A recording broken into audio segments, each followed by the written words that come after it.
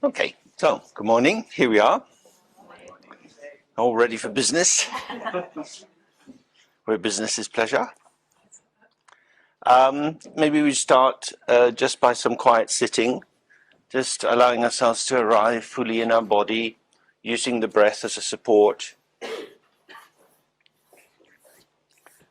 So make sure that your skeleton's supporting you properly, relaxing your muscles, and just allow your attention to focus on the breath flowing in and out very gently.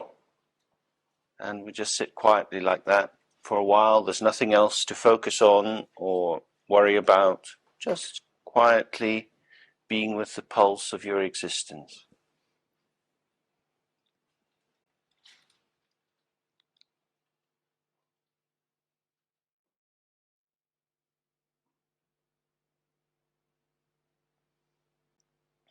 Okay.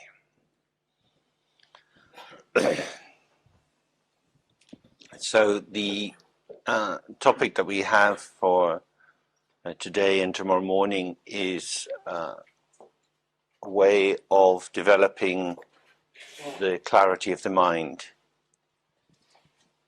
Can you find a place to sit?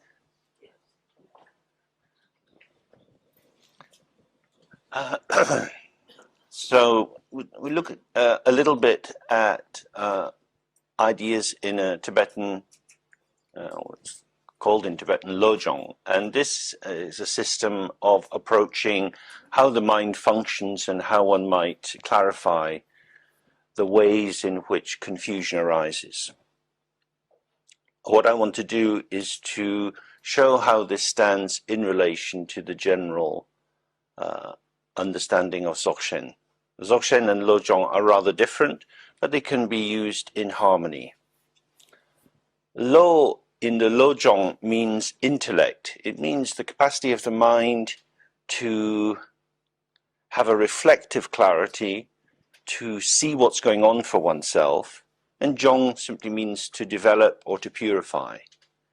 So it's really about developing an integration of an observing capacity and an executive capacity. That is to say, to be able to see how one is moving or situating oneself in relation to internal and external experience, and then how to mobilize oneself in a way that will make a difference with that.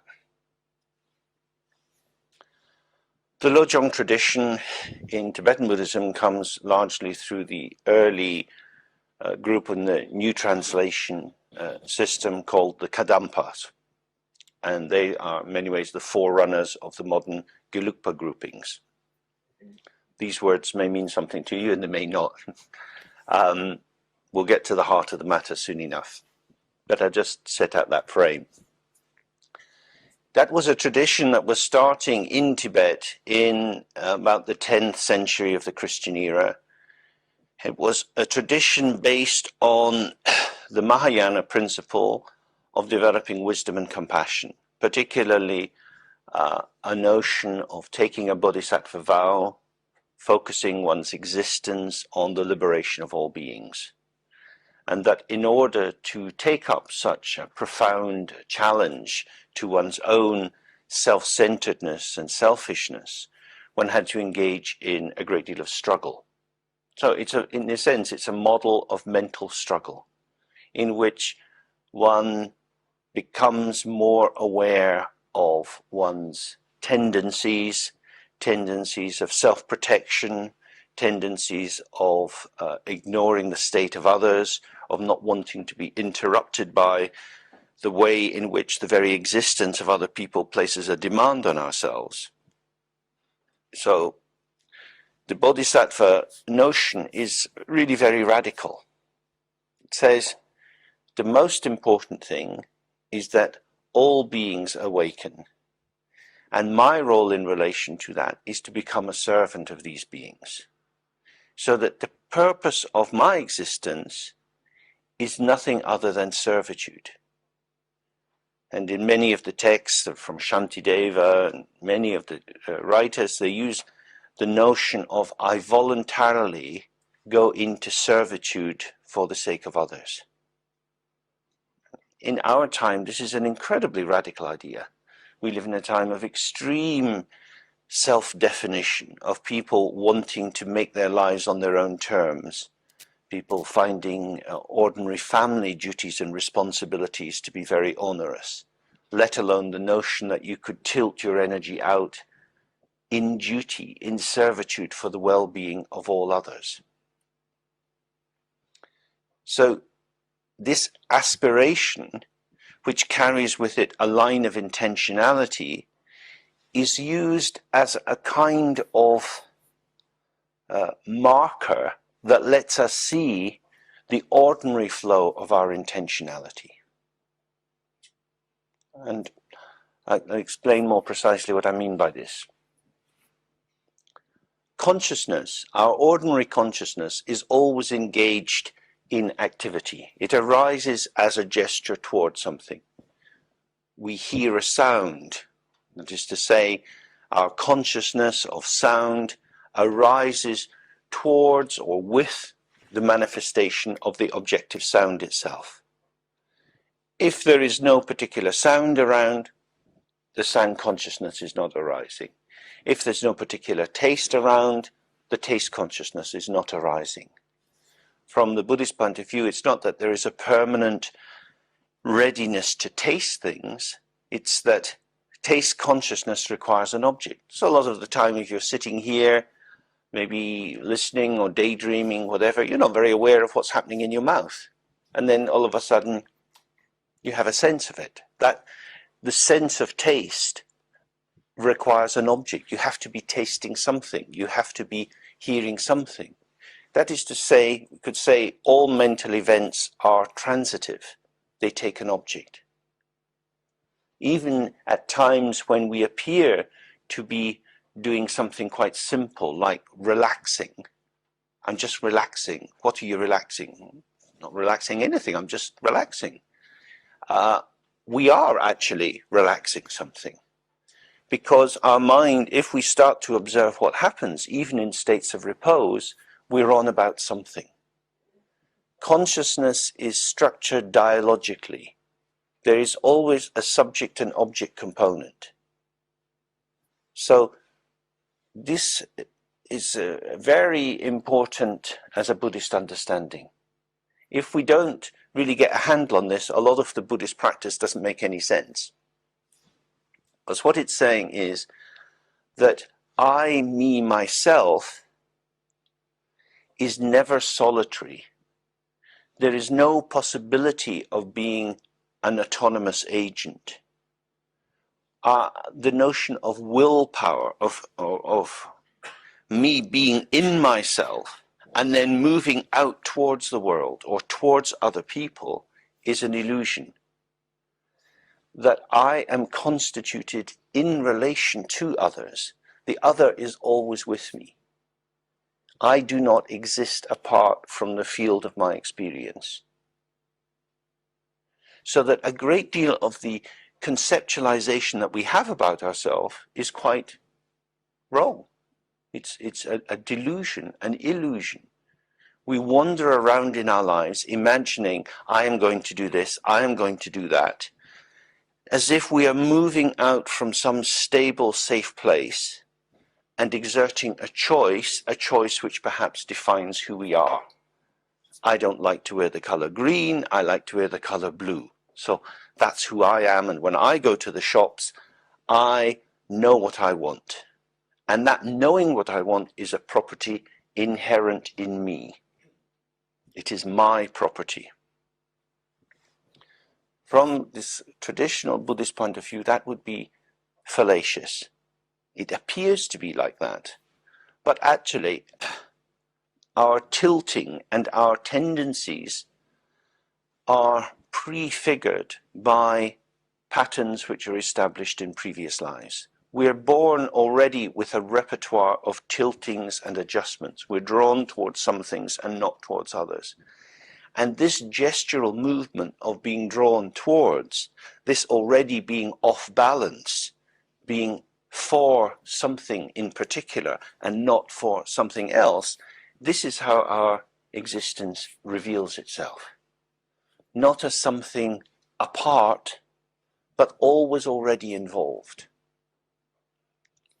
And as we start to recognize that we're always already caught up in the world with something or other, the question ceases to be one of shall I or shan't I, but rather how can I maintain a sense of balance in the midst of this flow of experience which I cannot stop.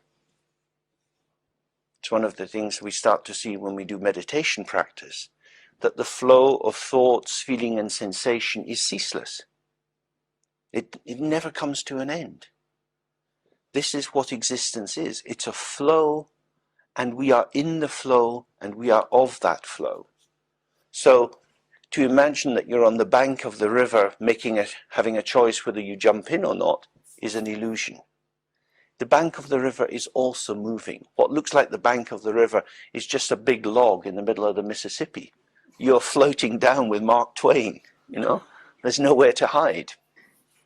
And so it's about recognizing and finding a way of being at home in the dynamic flow of experience. And both Dzogchen and Lojong have quite a lot to say about this. So at the heart of experience is intentionality. Intentionality is a very important topic in modern psychology, also in modern philosophy, through phenomenologists like Husserl and Merleau-Ponty, through other critical thinkers like Bakhtin, a sense that somehow we have an intention, and that intention defines our frame of reference. And it's very particular. Our intentionality is embodied. So if I hear a sound out on the road and I turn towards that sound, my lived experience is now of what is there. Now I hear a cough over here and I tilt over towards that. So my intention is tracking and is arising in relation to phenomena as they manifest. And in each of these turns, I am resituated in my being. That's why daily life is so exhausting, because we are being tilted around moment by moment as we respond to what's going on through the senses. Our intention is to check out what's going on, because we have to be about something. Consciousness is always about something. We're always thinking about something, feeling something, having a sensation. Something arises for us. This is the duality of our experience, a subject and an object. Sometimes the object is clearly outside, like a car driving by, and then we think, here I am in this room, aware of a car driving by. And sometimes the object is something inside ourselves. And some of the internal states, subject and object run very closely together, and they can feel as if they are all of a piece. For example, you might have a mood of sadness, a mood of depression, a mood of elation. That tends to be a very fused kind of state in which it seems to be just one thing. I am happy. There's now the state which I am now merged in. Or someone might have an impulse. I'm so angry about this, I want to smash something, and I just abandon myself into that urge and I break something. In that moment, it appears that the subject is unimpeded in its flow into the impulse, which is actually something it's aware of. And of course, we would say that's when people become very dangerous, when they find themselves unable to or are unwilling to stand apart from the temptation of confluence, of merging into an impulse. Because we're always tempted by lots of impulses. Impulses to be lazy, to be stupid, to get lost sexually, through alcohol, through gambling. People throw their lives in all sorts of ways. But if one really looks into the heart of an impulse, a mood, there is still a subject-object movement. It's always very interesting if one can help people to observe what it's like to be profoundly depressed. Because actually, someone has always been depressed. Who's depressed? I am. What's your depression like? I don't know, I'm just depressed. Well, you are depressed. Yes, I am just depressed. You don't understand, you don't know what it's like. But actually, if you can get closer to the person, they start to be able to see that even when they are profoundly in it, they are in something. That is to say, something is happening for me. And because depression itself is a flow of experience, as is everything, moment by moment it's changing, there are subtle, nuanced ways in which subject and object are interplaying and redefining each other. This is a central notion, and it's something that it's really worth inspecting, and we'll do some meditation to help us do that later. But to really be able to see that we are never apart from duality. And this has radical implications for how we think about the mind. This duality means that there is no boundary or border between subject and object. That subject and object are much more like an infinity loop. They're just ceaselessly interacting. It's a co-created system, a co-emergence, a co-creation, rather than two entities standing in relationship. So if you have a friend and you think, this is my friend, here is my friend is called Tom. Hello, I'd like you to meet Tom. Tom is my friend. I stand in relation to Tom. Tom is separate from me. But what is the Tomness of this Tom? Lots of things about Tom you will never know. Maybe he's your best friend. You might have been at school with Tom, but there will always be things about Tom's experience that you have no access to. And the Tom that you describe to another friend, oh, I saw Tom last night. His life's a bit difficult at the moment. He's doing this, he's doing that. These are elaborations, confections, ways in which you edit and create a narrative about this person as if this person was somebody who could be defined.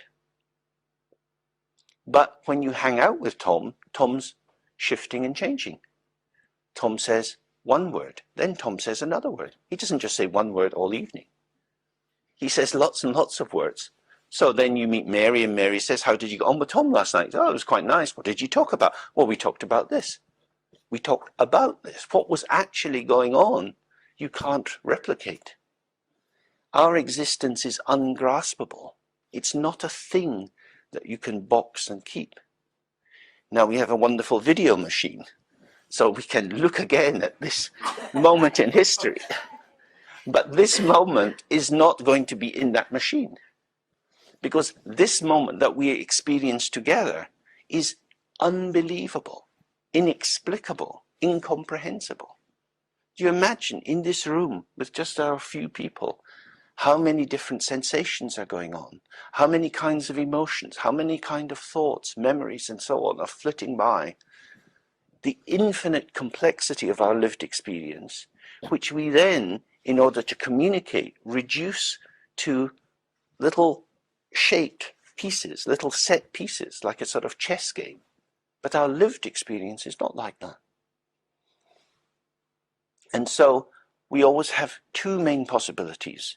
One is to try to find a way to be at home in the richness of complexity and to experience the way in which one doesn't need to know what's going on in order to have a rich and full life. That knowledge in the sense of a rational overview, a comprehension, an understanding, a stabilization of the situation is very overrated. Actually, we're just bopping along. And the main thing about life is hanging in there and being where the action is. And the action is always just whatever's going on. What can you say about it? Not much, or a lot. There are so many books now. But books are not the thing itself. We know this, and yet we get very frightened because we feel somehow we should be able to give an account of ourselves. What's the value of your existence? Who are you? What are you worth? Why shouldn't I shoot you in the head? Well, I'm quite a nice person, and I do this and I do that. And we've got our CV. We've got a way of showing our existence through an arithmetic tabulation, a building up of events, a summative view. This is who I am. Our actual experience is radically different from this. In the Dzogchen tradition, which is a tradition concerned with directly experiencing our own nature, we're concerned more with spontaneity. In the Lojong tradition, we're concerned more with trying to improve the quality of the contents of our mind. So one is about trying to understand the kind of dynamic of existence itself, and the other is trying to make a better quality of furniture in your mind. If the chairs in your mind are very comfortable, then you will be able to offer hospitality to more people. If your house is a tip, you don't really want people popping by. In the same way with your mind, if you're full of shit, if you're full of anger and irritation and selfishness, it's quite difficult to hang out with other people. You want to have an old-style front parlour, a facade, a false self, to convince other people that you're doing better than you are. But if you really want to give people a heartfelt welcome, you have to have a sense that your heart is a reasonably healthy place, that it's nothing to be ashamed of. And that's the essential movement of the Bodhisattva path, to try to shift the content of one's mind so that one feels able to open oneself in generosity towards others.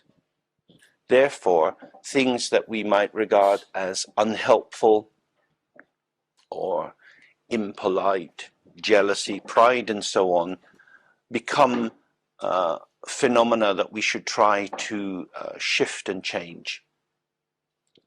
So, very important to try to see the difference between these two. One view is seeing the infinite dynamic flow of experience, an experience which is ungraspable, which when you try to find out what it is, it has already left. In Dzogchen tradition, this is called the self-liberation of all phenomena. That we don't need to be busy adjusting our mind, because whatever is in your mind, whatever is your experience, will vanish just by itself. Just be gone. You woke up this morning, you had some breakfast or a cup of tea or something, and that time is gone. We started just after 10 o'clock, and 10 o'clock's gone. Time's moving on. What we were doing at 10 o'clock is no longer what's happening. We didn't need to say, for God's sake, stop 10 o'clock. I can't bear 10 o'clock anymore. 10 o'clock just went by itself. And all the king's horses and all the king's men couldn't bring 10 o'clock back again. Life is like that. The most liberating of all the Buddha's teachings is impermanence. And impermanence is not some mystical formulation. It's something that's there in front of your nose 24 hours a day. It's not a concept. It is the actual lived quality of our existence. That everything is a ceaseless flow. There is nothing to grasp. What we grasp are concepts. Concepts grasp concepts and create the illusion of a stabilized field of experience. I am here in Macclesfield. I have been in Macclesfield before, so I am back in Macclesfield. Where is this Macclesfield? It's in England. It's quite near Manchester. So, what is Manchester? Manchester is a name. Let's go to Manchester. Okay, where do you want to go in Manchester? I don't want to go in Manchester, I just want to go to Manchester. But you can't go to Manchester, you have to go into Manchester. Because where is Manchester? Where is Macclesfield?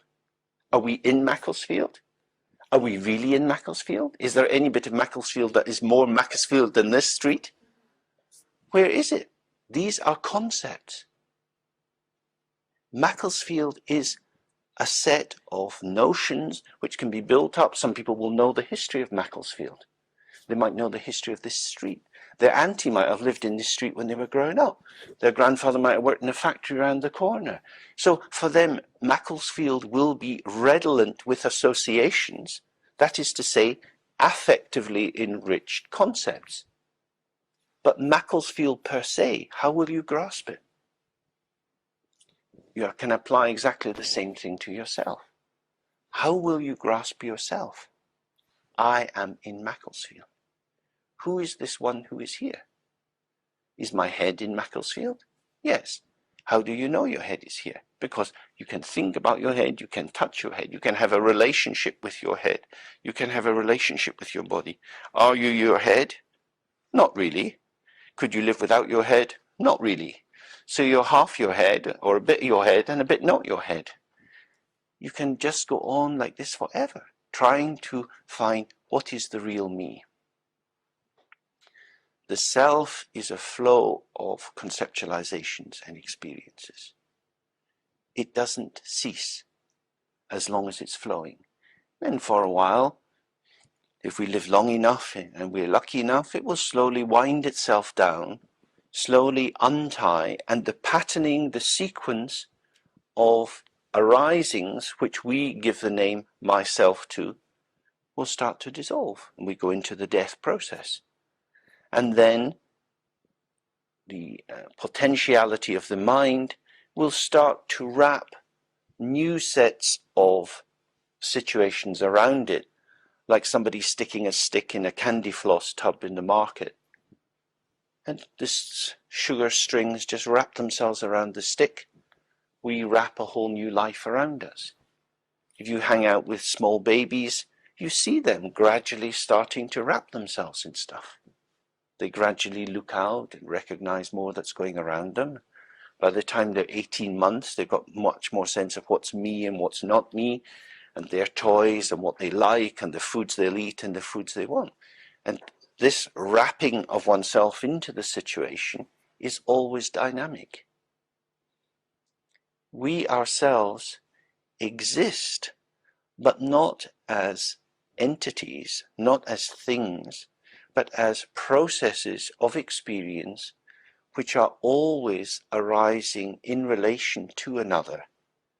That is to say, for each of us, the center of ourself is outside ourself. The center of ourselves is on our skin, not in some profound mandala in our heart, but it's just the surface. There is only surface. Moment by moment, we are surfacing into a world whose glistening surface is changing and transforming. And as we see the world change, we change. And as we change, we see the world change. This is a very important view, because it suggests, and there's a lot of meditation that can increase our sense of this way of experiencing things, it suggests there is nothing to hold on to. The will to power, the sense of mastery and domination and control is an illusion. Our way of existence is, whether we like it or not, one of participation. We are always participating. We are always already involved in something. It's already happened. We can't stop the machine. It's always just moving on, moving on.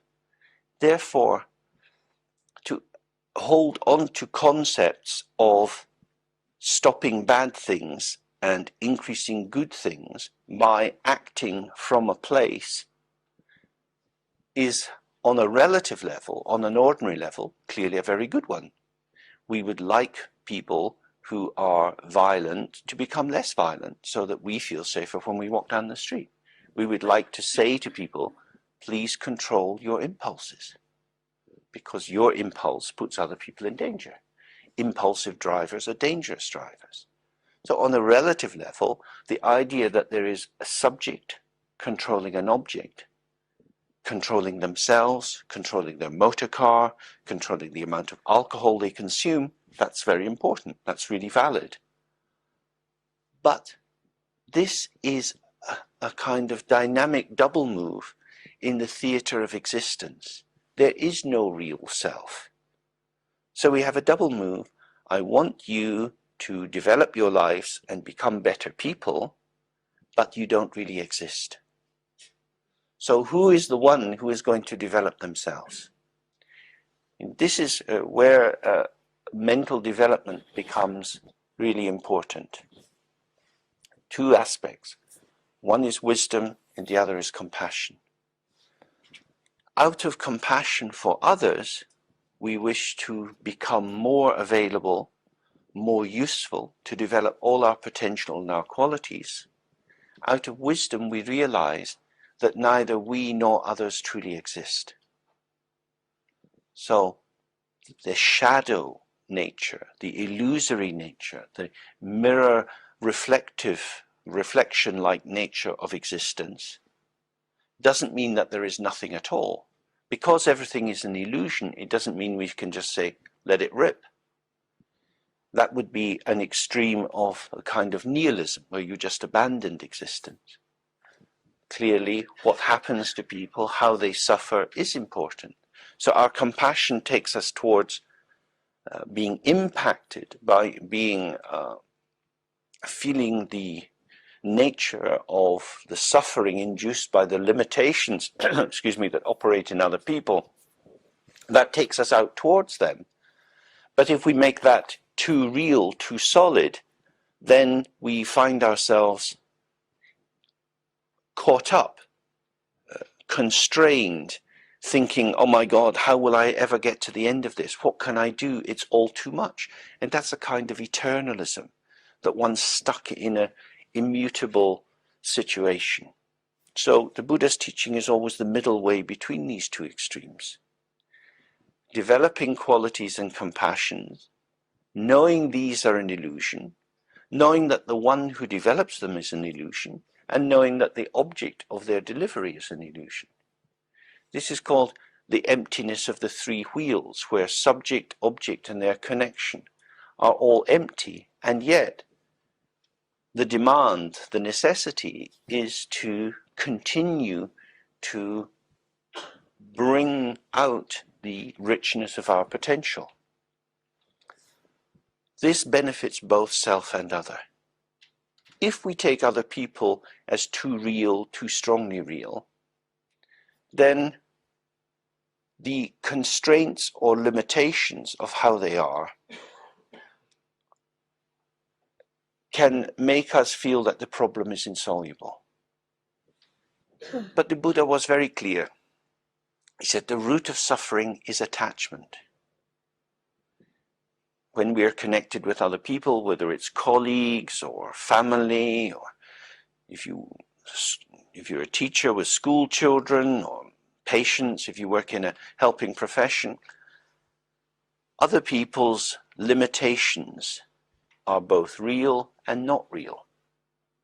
A child in school who's very distracted, annoys other children in the class, makes the teaching function of the teacher very difficult.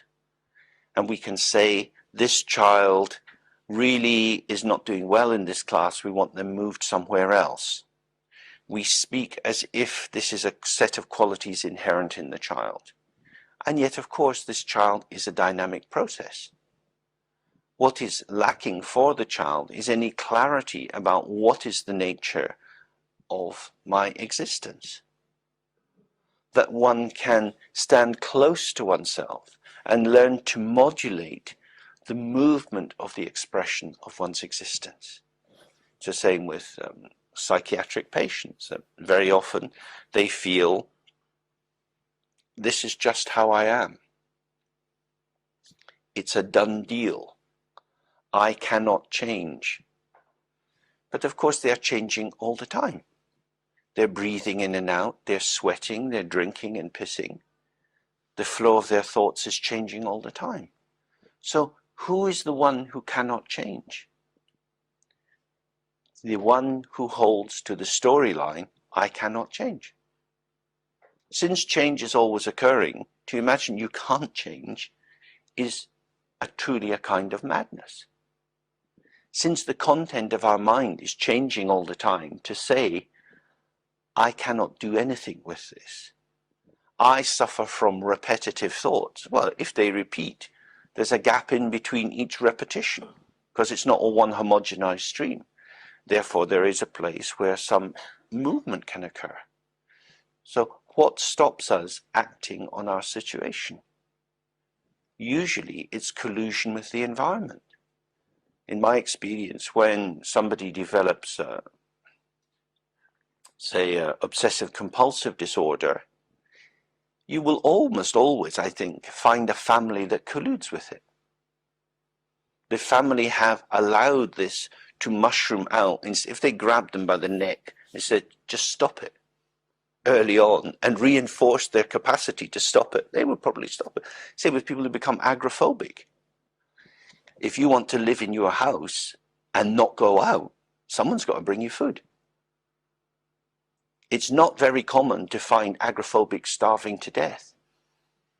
Usually there is a whole system of people who are in a collusive situation helping that person maintain their pathology.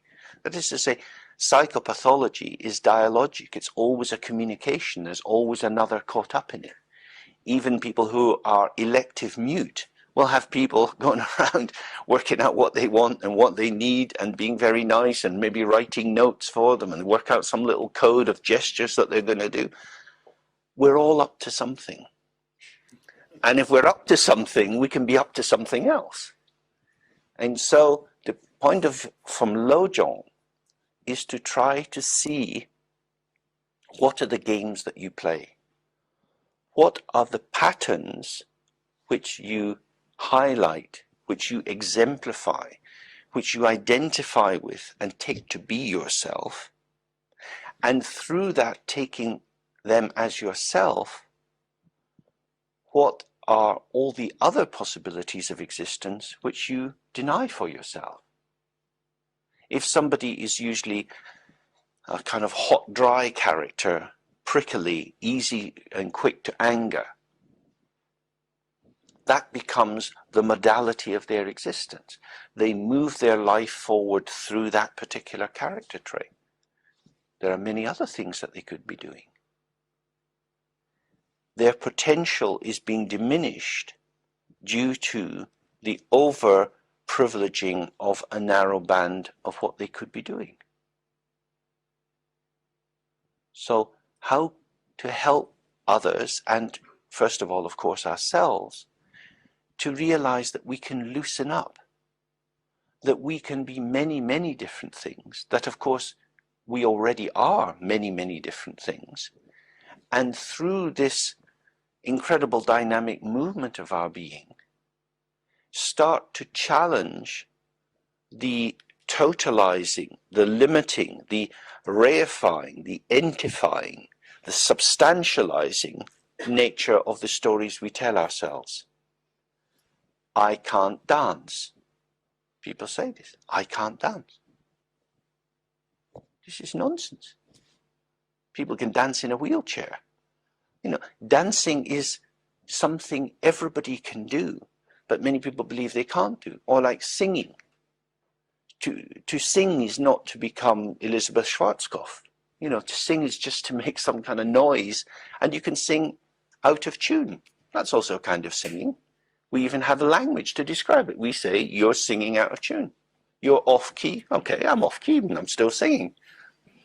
It's a kind of singing. It's not a very good kind of singing, but nonetheless, we fit it in the generic category of singing. If you narrow your category, you can exclude a whole lot of things. If you say, only Dasi Bustle can dance, then most of us can't dance. So narrow categories, knowing what's what, is often a profound murder of ourselves. Knowledge, when it precedes existence, kills off a great deal of existence. Because our existence reveals itself to us through our participation. And that participation covers a huge arc of graceful to non-graceful. I think it'd be fair to say we're all a bit clumsy with some things. Some people are socially clumsy. Some people are physically clumsy. Some people can't cook very well. Now, we could say these are mistakes, and it's important that you recognize your limitations and you don't put yourself forward as being able to do something you can't do. Can you do it or not? You have to tell the truth. Huh? So when you get into that kind of anxious, fearful thing, the world becomes very small. Because it means then, if I act outside of my box, if I show more of myself, I'm setting myself up to be humiliated. So shame becomes something very protective of myself.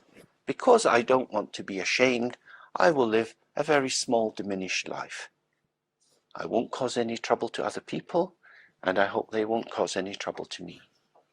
And when I'm dead, well, it won't have been too bad. Maybe there's a wee bit more to life than that.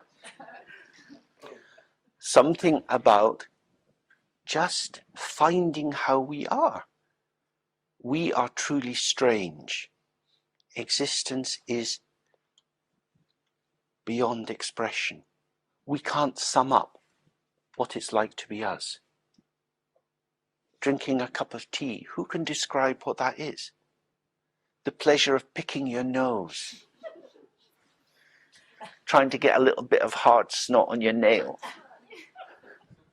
Isn't it? It's amazing, these sensations. What is that? That is your existence. And what does it mean? If you pick your nose, you're a dirty person. We allow that children might do that, but adults shouldn't do that. We have all these rules and conventions. So we become properly appropriate in our behavior because we know what to do. We know what is socially adaptive.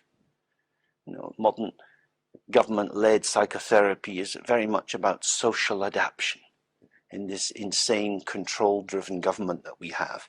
Absolute mad people in charge who imagine that their psychotic stance is rational and that everybody else is psychotic. This is profoundly dangerous for us because we are all psychotic. We are all irrational. The fantasy of rationality as the best place to be is profoundly dangerous for us. In Buddhism, in Mahayana Buddhism, we have a distinction between what's called relative truth and absolute truth. And the domain of relative truth is a domain really of rationality, where we can reflect and think about our existence, put whatever we do into question, examine its origins and outcomes, and through this making sense of, seeing the patterns of, we can apply our energy to make life better. In the absolute truth situation, we realize that everything is devoid of inherent self-nature. It's empty and radiant. There is just the immediacy of being here together. And we can't say anything about it. We have no access of control over it because we're just in it. For example, if you just relax a moment and have the experience of being in this room.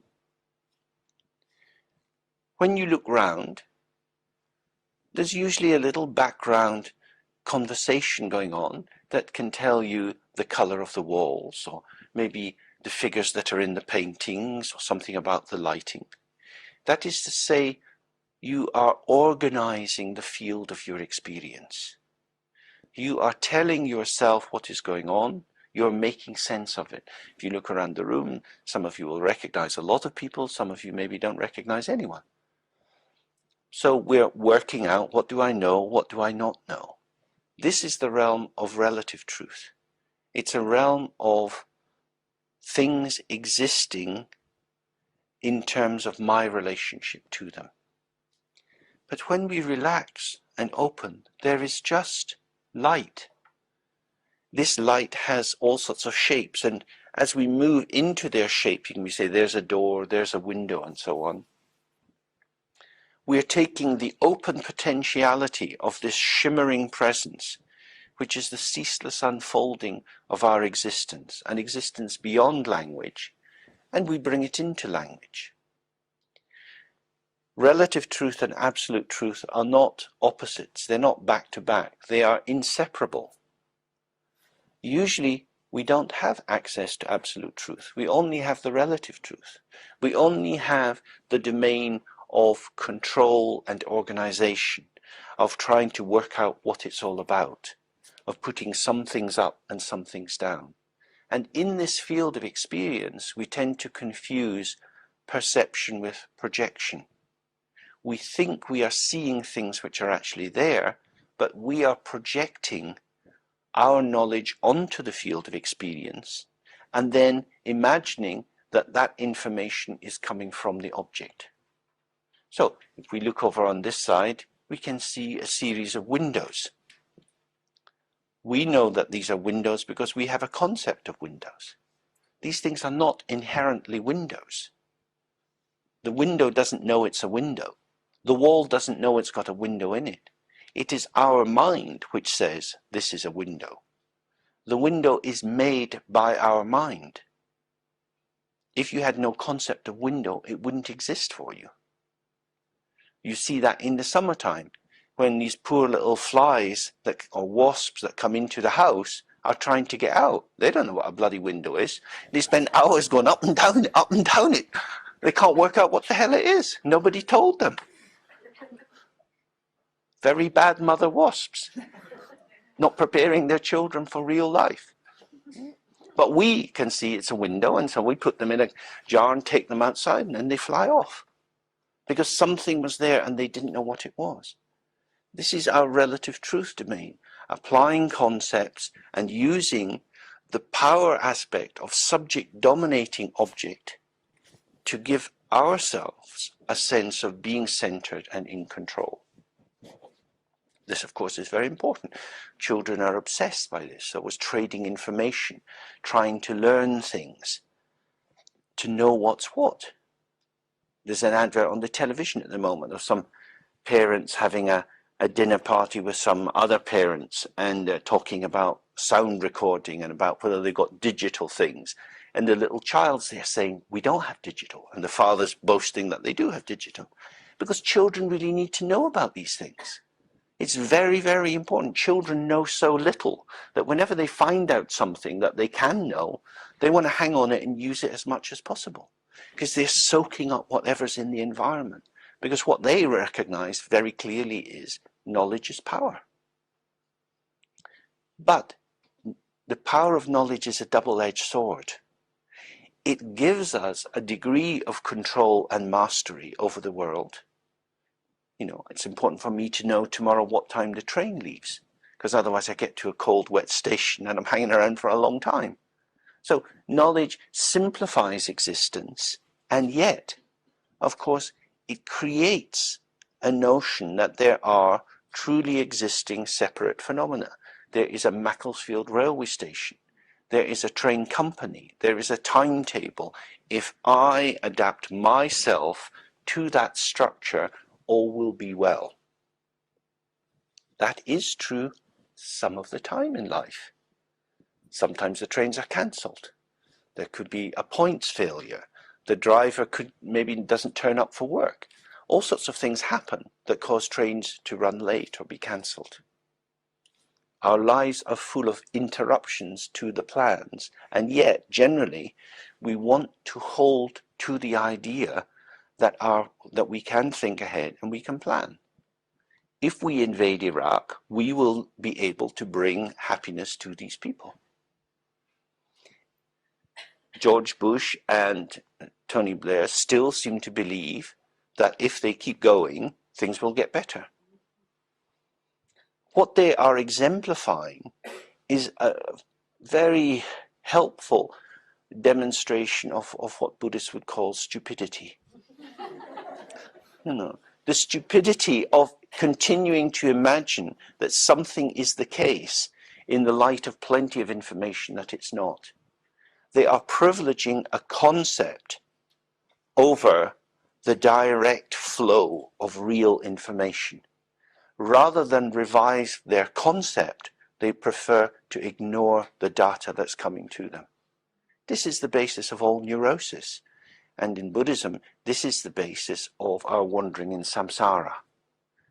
We believe we truly exist. We believe that this dimension that we live in is something under our control. We believe we know what life is all about. Paying off your mortgage, your kids getting a pension, trying to hustle and survive in the best way you can, thinking about Christmas.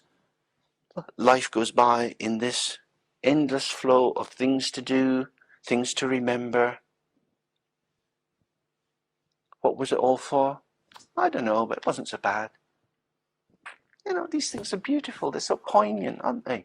If you hang out with old people and they're going towards death and tell their stories of their existence, they're remembering more about how things were when they were children, and it's so beautiful. But from a point of view of Buddhism, of Dharma, you really want to weep from your heart because they haven't woken up to what was gone on. The whole life has been spent in a dream of working hard, of taking the kids to hospital, of worrying, of difficulties in the marriage, and so on and so on. All of which has been very real. It's very poignant. It gets to us. We feel, this impact of their existence, and yet somehow the light never came on. They didn't see. This is an illusion. The illusion doesn't mean it was all a waste of time. It's more that the illusion lets us see that it has been much lighter. It has been much more sweet, much in the sense of something quite ungraspable. And that's really what we want to do in terms of absolute truth. We want to understand how emptiness and morality, or emptiness and our desire to be compassionate and helpful to other people, can be integrated, which is where the Dzogchen view of the natural purity of our existence, the natural openness of the quality of being that we all have, our existence as it's here moment by moment, is infinite, it's ungraspable. We cannot know who or what we are because we are not an object to be known. We are something just revealing itself from the inside out, something just so exquisite in its freshness. And at the same time, we're caught up in the worries and turbulence of our lives. So how can we understand that we are both limited, finite, and infinite? Most of the time we are so tilted towards our finite nature that we are working simply to modify and improve these finite structures and qualities. We want to be more generous. We want to be more diligent. We think we should lose weight, or we should do more meditation practice, or really try and learn French properly. People set themselves all kinds of tasks to do to improve themselves, all of which can be useful, particularly if the motive for developing these skills is tilted out towards the other, if it's concerned with connection with other people in the complexity of their real existence. However, the central question has to be, who is the one who is going to learn French? Who is the one who is going to learn how to make a good bechamel sauce? Who's going to do that? I am. Who is this one who calls themselves I? Profoundly looking into the nature of subjectivity, we start to see that there is a whole other dimension going on, not separate from, not above or below, but absolutely inseparable from the finite. So finite and infinite are not back to back. They're not oppositional. They're not binary oppositional categories, like big and small. They're not polarities. The infinite is the field in which the finite is manifesting moment by moment. All the limitations of our existence, which are true, which can cause us much grief and sorrow when we regret the fact that maybe we've been unkind or selfish to people we've known, we haven't done our best, we've betrayed people or let them down in various ways. All of these things that can make us very, very small are both real and not real. If we made them completely not real, just as an illusion, we would no longer be living in this human dimension and be able to connect with each other. But if we make them too real, they'll become a prison in which we feel somehow stamped by our past, marked by our past, defined and limited and imprisoned. And that is the real torture of neurosis. That's where we can't step out of our story. We can't see, oh, and it's gone. I've been a total fucking arsehole. I shouldn't have done it. I'm so sorry I hurt you. 100% true. And it's gone. So what now? It's important to confess. It's also important to be forgiven. Confession, forgiveness, confession, forgiveness. They need to be tumbling moment by moment. If we can't confess, we can't be in the lived honesty of our existence. We can't tell the truth about how we, protect ourselves and contort ourselves in order to get our way, and we do all the funny stuff that we do. And it's gone.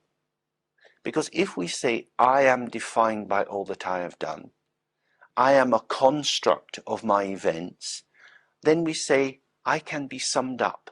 I am a thing. I can be known. But how? Where is your history? You probably can remember things you did when you were a child. You might have nicked your best friend's special marble. They're steely, Put it in your pocket, and then you play with it in your bedroom. Better not let anyone see. I remember nicking something from one of my friends and hiding it in the house under the carpets. As they go down the stairs, they would have these little places, and I would hide all my little treasures in there, which of course my mother knew very well. So I was like a little squirrel putting them where someone was taking them out. And we've all probably done little things like that. Now, what does that mean? I stole things. Am I a thief? I did steal these things, that's true, so am I a thief? If I had sex with a child, I would become a paedophile, and everything about me would be registered in that way. The newspapers would be onto me, reporters from News of the World or The Sun would be tracking me, because I would be that thing. If you murder someone, you are a murderer forever. Everybody knows, oh, he murdered that person. But if you tell a lie, are you a liar forever? So we have a world in which society is also determining what kind of activities mark people. You could be a gun runner. You could be an arms manufacturer. That's not marked the way a paedophile is. The people who are in Britain who are manufacturing landmines and sending them off for use in Vietnam and Africa, they don't get some sort of warmongers register. Tony Blair's not going to be on War Number International Register, is he? No. He's caused a lot more harm than most paedophiles have. In that way, we can see that what is seen as real or true or dominant is culturally developed as well. There is no inherent truth in any of these categories. They're fashionable. Things that were considered non-problematic 60 years ago, like beating children in schools, is highly problematic now. If a school teacher hits a child, social worker or police will be called in. That wasn't the case when I was a kid at school. So many of the categories we use to make sense of our world are constructs. And we, being born into our culture at a particular time, take this particular historically developed set of concepts as real and true. Living inside that box, we work out how things are, And that becomes the limiting truth of our existence. But it's not like that everywhere in the world. And it wasn't like that 50 years ago, and it won't be like that 50 years from now. It's just a passing bubble. Of course, we need to know what are the current conventions of our culture. But that's what they are. They are conventions. And if you take a convention, something which is agreed and comes into existence because people convene, they meet together and agree that this is how we will do it. If we take something which is a construct to be something which is inherently real, we're going to be cheating ourselves. It's not completely unreal, but it's not truly and inherently real. In the traditional examples in Buddhism, it's like the reflection of the moon on water. It's like a mirage. In the summertime, if you're driving on a hot day, you see the road shimmering in front of you. It looks like water. It's not water. On a beautiful, clear, full moon night, you see the reflection of the moon in a lake, and it just seems shining. It looks as if the light's just pouring out of this wonderful white disk in the lake, but the moon is not there. It appears to be so, but it's not so. The conventional is an appearance. Everything that we experience is simply appearance. It's skin deep. It has no solid substance to it. It's not nothing at all. It's not profoundly, inherently real. The Lojong teaching helps us to move in that direction, particularly through working out the relation of wisdom and compassion. So I would suggest we take a short break now, maybe have a cup of tea and a pee, and then come back and do a little bit more of the ideas and some meditation.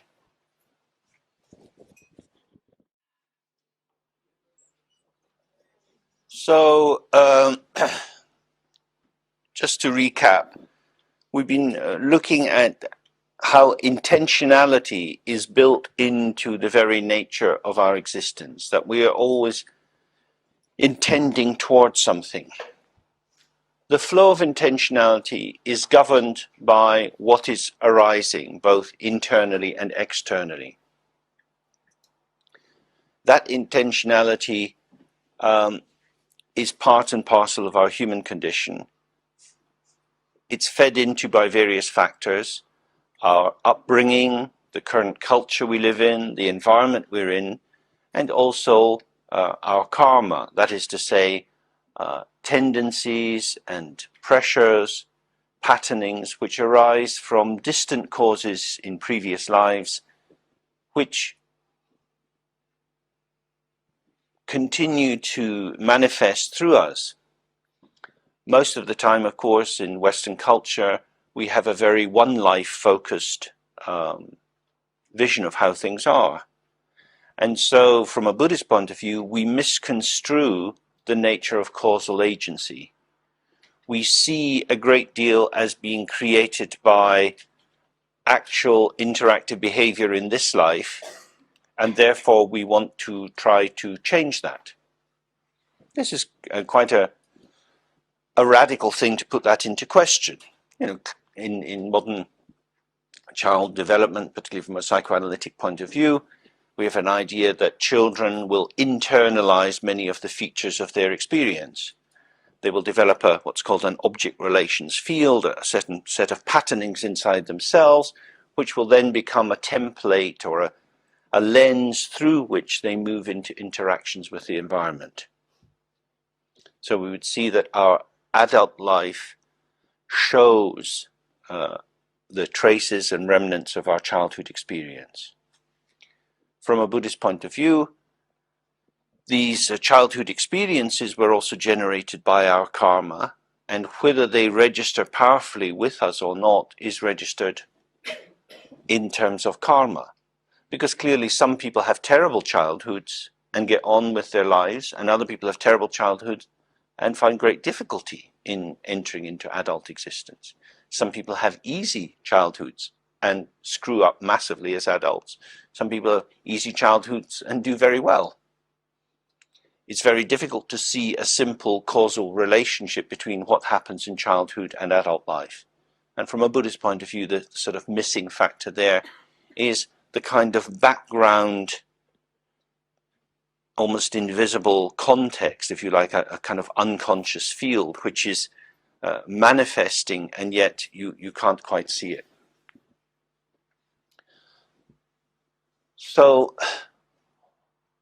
if we tend to be reactive, if we tend to be caught up in impulses and the immediacy of a situation, what can we do to stop that? One method, which is very much the method of Mahayana Buddhism, is to develop a profound intention, a conscious intention, which will act as a kind of will and a sense of force of direction, which one reinforces by developing more understanding of Buddhism, which becomes like a map. And the more you can develop a meditation practice that supports you in the carrying forward of your intention in the light of the overall map of existence provided by the Buddhist teachings, then you have a possibility of not being so much at the mercy of the toing and froing of the immediacy of lived situations. So, if you take the Bodhisattva vow, if you say that in this life and in all my future lives, I vow or I intend to work for the benefit of others, then at each moment of the day, you know what you're doing. That becomes the primary motivation and intention for everything. So you get up in the morning and you clean your teeth, you have a pee. I'm having a pee for the sake of all sentient beings. Why am I having a pee? For the sake of all sentient beings. Why am I having a cup of tea? For the sake of all sentient beings. The motive behind every activity, the maintenance of your body, the development of your skills, the relaxation that you need, all of that, you know why you do it. It is arising and organized on the basis of the vow. Which means at no time do you not know what you're doing. This grand intention becomes the organizing point of all life experience. You would then never be lost. You would never know what you were doing. So if you find yourself waiting at a bus stop or you're stuck in a traffic jam, what are you doing? I'm working for the service of all sentient beings. So how will I do it stuck in a traffic jam? I can do some practice. I can recall all sentient beings. I can remember that although my journey is being impeded by 20 minutes on the motorway, the lives of many beings are impeded by great suffering in torture camps, in prisons, in cancer wards, in the hell realms, and so on. So you can use your own situation through the amplification of the power of the vow, of this primordial or profound intention that you take up, something really from the root of your being. It means then nothing will knock you off course if you remember what it is. This is a central notion in Mahayana practice, the power of the vow. In the old days, when the great bodhisattvas were making their bodhisattva vow, they did it with a profound thought that when I become enlightened, I will use the power of my enlightenment to help people in a particular way. So that, for example, the Buddha Amitabha, when he took the bodhisattva vow, promised, I will undertake whatever difficulties are necessary on the path, and by accomplishing the fulfillment of enlightenment, I will use its power to make my name so powerful that if somebody just remembers my name, they will be able to get enlightened instantly or easily. Therefore, my effort, my suffering, my diligence, I dedicate as a means of making other people's life easily. make it flow without so much hassle. So that gives us a flavor of the sense of an intention, that I will overcome all obstacles, nothing will get in my way. So now something is very big. I mean, the key thing that we can see when we encounter our own limitations and neuroses, that often the spirit is willing but the flesh is weak. The impulse takes us over. We decide to do something and then we find that we haven't actually done it. What is it that's causing this to occur? Usually it's that our felt sense of ourself, instead of being panoramic and expansive and being able to see whatever is going on, starts to become connected into what's in front of us. And we get our blinkers on and we collapse into it. So why are we doing that? We may know that we don't need to do that, but we find ourselves doing it. So who is the one that is doing that activity? It's a collapsed part of ourselves. We could call it a self-state or a sub-personality. But having lost the articulation into the wider sense of ourselves, all our energy of this wide self gets mobilized into something rather narrow. And in that narrowness, there is clearly a lot of push and volition, in a simple hydraulic sense, that if you've got water flowing down a pipe that's a foot across, and then the pipe diameter gets shrunk down and it's now only 6 inches across, as the water goes into that, the pressure is going to increase. And that's what happens inside ourselves. When you get caught up in something, you get more oomph, whether that's lust or anger or jealousy or greed. That seems to be the case. So clearly, becoming small, forgetting the wider context, abandoning oneself into a narrow vision is rather dangerous. It's dangerous because it's a bit blind, it's over-focused, and it's over-intense just because of this pressure build-up. So one of the functions of a Bodhisattva vow is to say, I will hold in mind all sentient beings at all times. When I walk down the street, when I make a cup of coffee, when I chat to a friend, always I will hold in mind all beings. I will not forget others. That's a very radical decision, because it means I, from this day on, give up a private life. My life is now always public. It may be invisibly public, but it is still public, because I bring all beings to be with me at all times under all conditions. This is a great protection against collapsing into narrow, over-focused activity, both because if one's attention is out to all of these beings with this great intention to help them, you've got a protection against collapse. And at the same time, if all these beings are there watching what you're doing, you're probably going to be shamed out of over-intensifying things too much, because we often do our worst activities in the privacy of what we regard as just our private sphere. To take the Bodhisattva vow is something enormously challenging. It says, I will be a servant for beings. I will give up mastery, and in particular, I will give up putting myself first. I will give up what's often translated as self-cherishing. That is to say, holding myself dear usually involves holding other people not so dear. If I make myself very precious and special, then other people will not be so precious and special, because I've put me first. So if I put other people first, then I put myself below them. Why would I want to do that? Usually we live in quite a hierarchical kind of world. We offer things up to big people and we put things down onto lesser people. We praise people with wonderful qualities and we want to control and denigrate people who seem to have lesser qualities.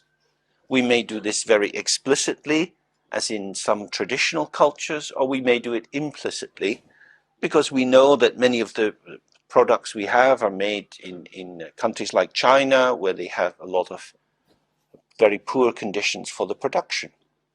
But we can buy our commodities cheaply and then use our extra money to praise the people who we like, to buy them special presents, because the daily things that we need come to us cheaply because someone else is having this screw put on their head. So we're in this hierarchical world. What this is saying is we should be the servant of everyone. That the basis of my servitude is the other being's potential for awakening, not their qualities. Now, most of the time, we relate to people in terms of their qualities, whether they're interesting or not interesting, rich or not rich, young or not young, attractive or not attractive, intelligent, and so on. We all have our own particular criteria, and we think, well, I like more of that and less of that. So we make our choices in the world. To take a Bodhisattva vow is to radically put that into question. It says, I will make myself available for people just because they exist. And the root of that existence is the mind. And the nature of that mind is the Buddha nature, is their possibility to awaken. Therefore, seeing this precious jewel in the heart of all beings, I will place them above me. Which means I will place torturers above me. I will place butchers above me. I will place murderers above me. I will not punish others.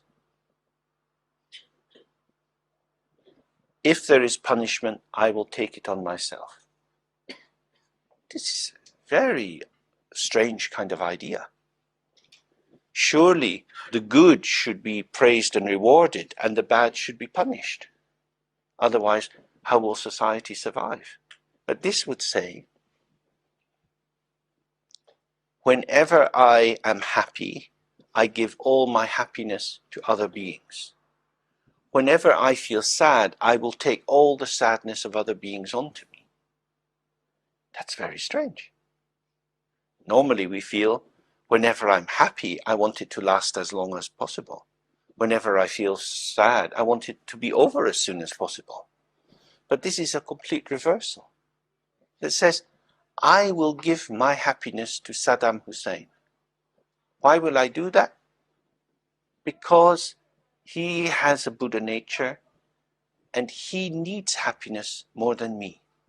Because the root of my happiness is my meditation practice and my understanding of the profound nature of existence, the unification of wisdom and compassion, of emptiness and manifestation. Saddam Hussein doesn't have that, so I will give him my happiness. Happiness comes and goes. Whoever had stable happiness. So I will give him my happiness. And I will take the unhappiness of all beings onto me. When that unhappiness lasts forever, it will also dissolve. Understanding emptiness and impermanence, I can become truly heroic. This is not about becoming some kind of masochistic. It's not self-punishing. It's not an ascetic practice. But it's to say, I will develop the capacity to deal with infinite suffering, because infinite suffering is moments of suffering, but the infinity of the mind has no limit.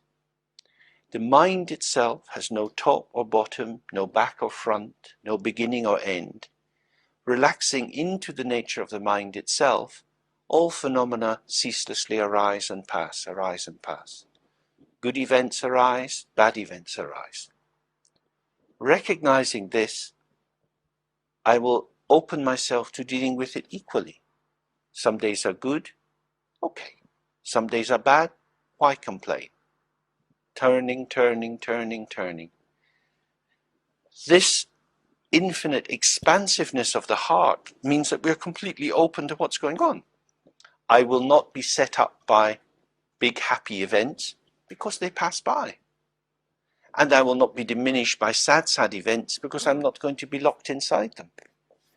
Resting in the mind's nature, we recognize my mind is not created by good events. It's not destroyed by bad events. My mind is indestructible in its open root nature. And out of this openness arises these moments. Some are up, some are down. Being present with them in their illusory nature, we can participate more freely in the world. Because the root of our being is spaciousness, not manifestation. Whenever you try to stabilize a situation, it will come under pressure because nothing is stable. When I got to the train station yesterday, the train before had been cancelled, the train afterwards was cancelled, so there were a lot of people on the train. So I was going to sit quietly and read a book, and there are people shouting and pushing and banging. There was someone sitting next to me, and she was typing in her laptop with her elbow out in my face. So I tried to hold my book up, but her elbow's going like that. That's what happens. So if you have a grand plan, on the train I'll have 2 hours and I'll just have quiet reading. It's not like that. On the train I'll find out what's going on in the train. And tomorrow I get the train back and it's Sunday and there's often delays on the train. So I can't think, I'll be back home by that time. I'll be back home when I get back home. It's like that. So how can we hold our life in a light way? If we overinvest patterns and plans and phenomena, they're always going to be banged by other things. As I think I've addressed a previous time I've been here, if we just think very briefly about the 5 elements, earth, water, fire, wind and air. We are very materialistic in our orientation. We are over-privileging the earth element all the time. We think we will have security.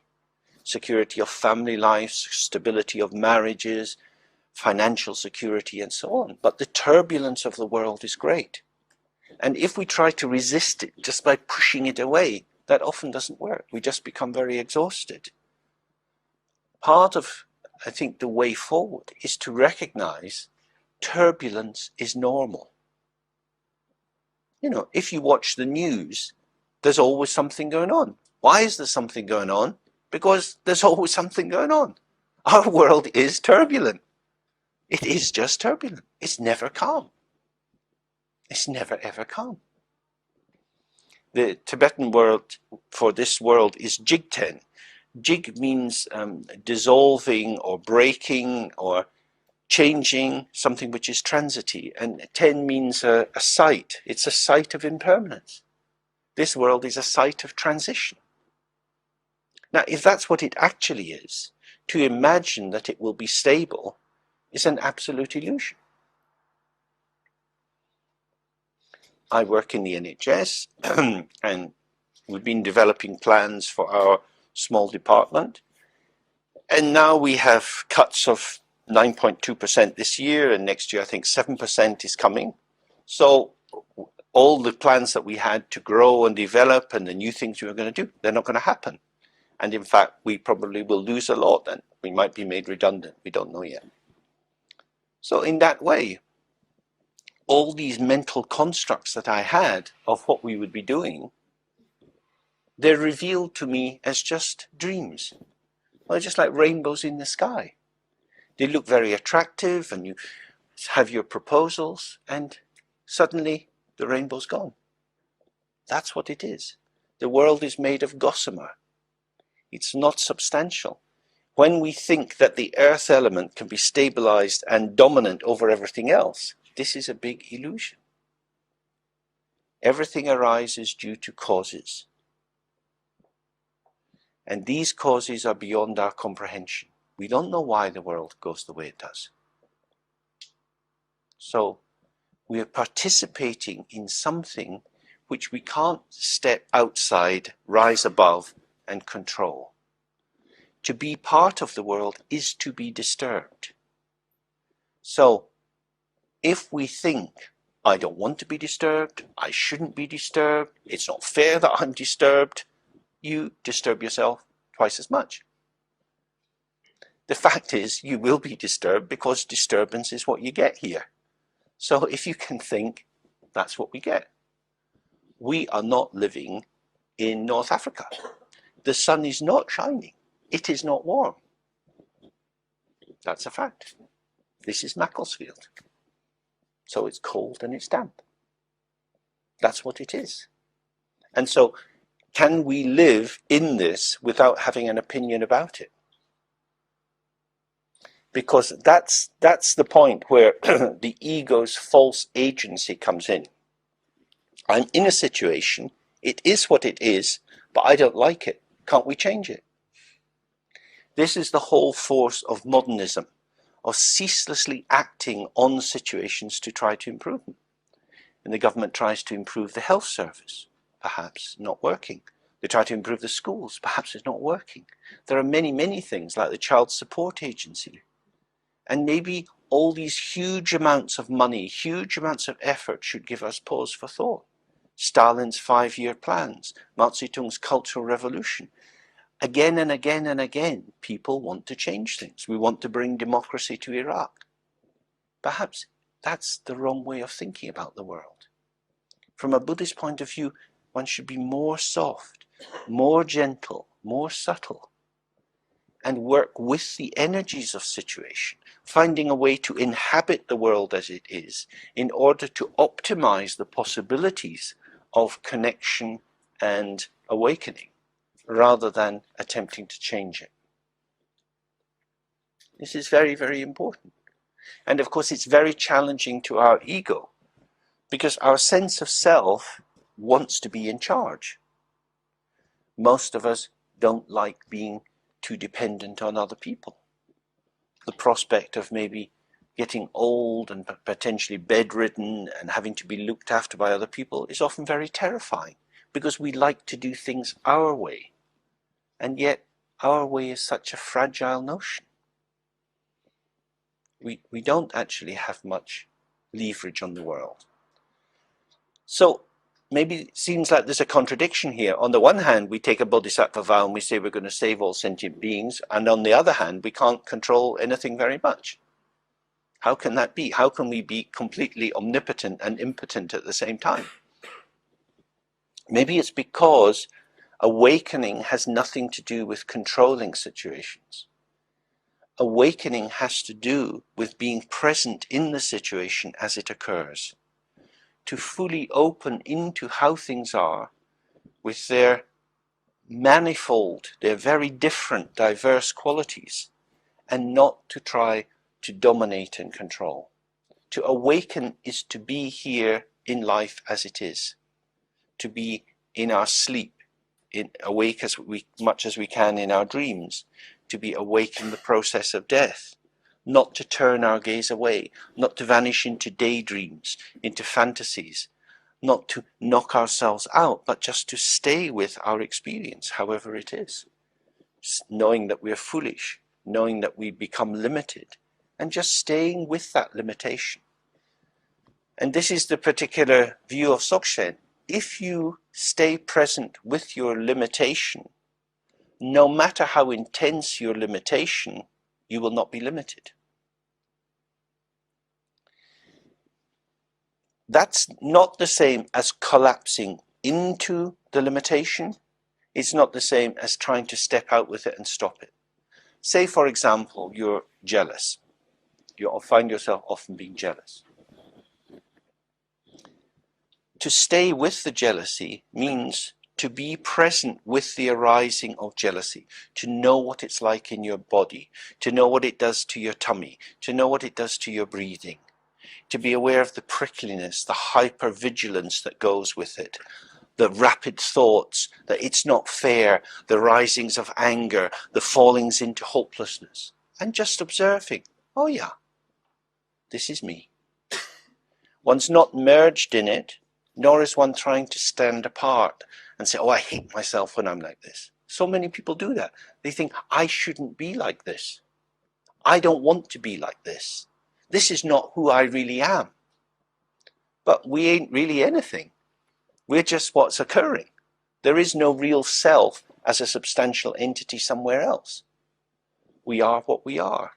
Now, if we can be with ourselves as jealousy, the jealousy comes and goes. So here was a shape that was arising, and you stay very close with it, present with it, not merged unconsciously in it, not just jealous, but not trying to distance yourself from it and stop it happening. And if you stay close with it, it will be there, and then it will clear, and you will still be there. And then something else arises, you stay with it, it goes, and you will still be there. And in that way, we start to be more seamlessly, continuously present through all the fluctuations of our existence. And in the Dzogchen tradition, that is really what awakening is. It means not to be asleep into dreams of confluence or flight. Running away from things doesn't take you anywhere except into mental busyness. Collapsing into a thought as if it was your true identity doesn't take you anywhere except into disillusionment. We are not anything. We are not anything. So, for example, I work in the hospital as a psychotherapist, and I have a title and an office and so on. This stuff is entirely contingent. It's dependent on all sorts of factors. There is nothing that guarantees me to be able to do that job for a long period of time.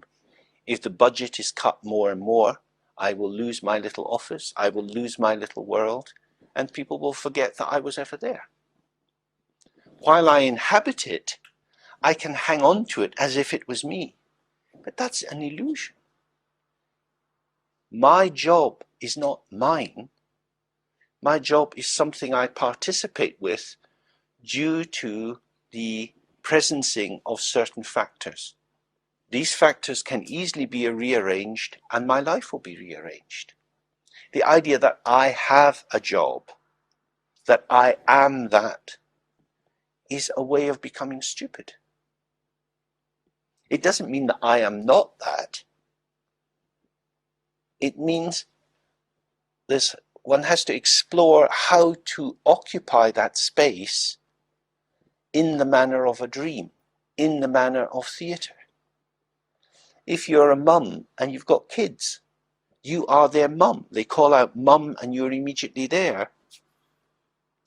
And then they grow up and they're not so interested. So what was that mumness?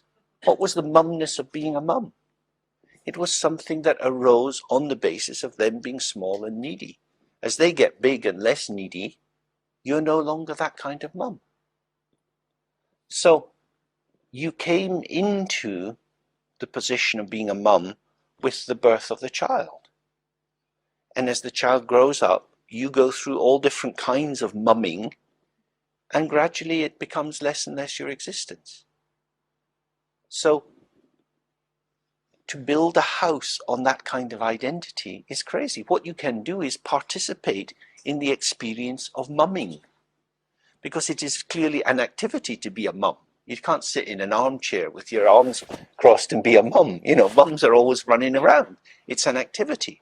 But being a bus driver is an activity. All our identities are active. There is no identity that we have in our ordinary world which is not something which is done. Either we do it or something does it to us. If we stop doing things, who will we be? This is the central question of meditation.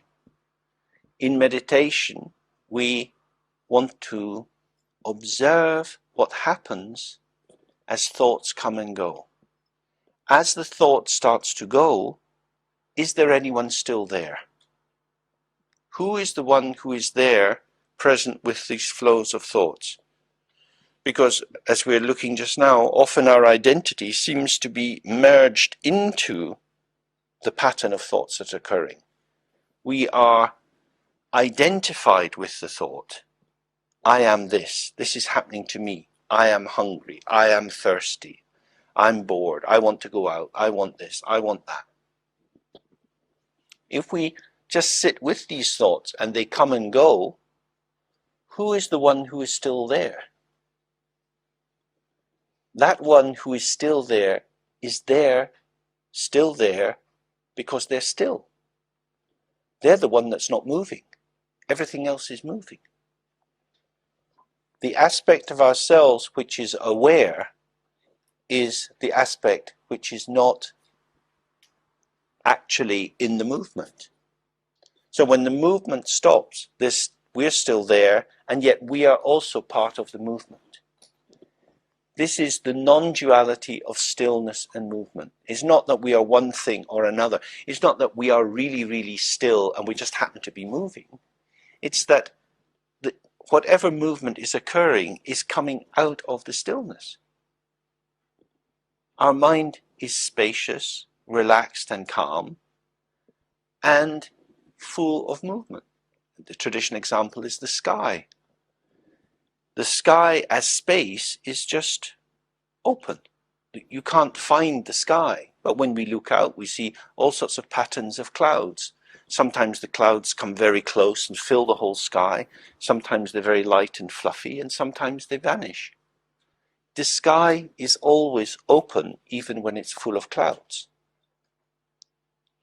In the same way, our mind is always open, even when there's a lot of activity going on.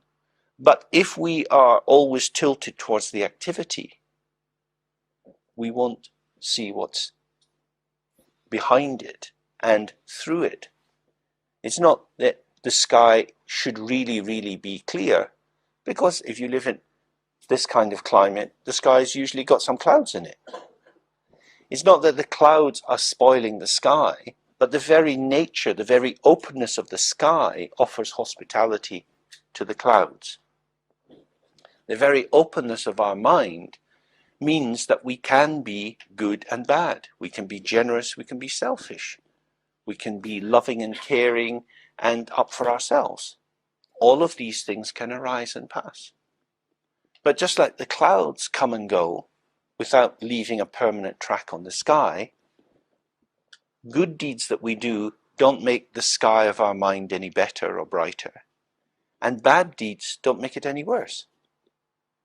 That is to say, the domain of manifestation of how we are has relevance only in terms of its contingency, of how we are and who we interact with. It doesn't define who we really are, which is why we can say the most horrible people who have ever existed have Buddha nature.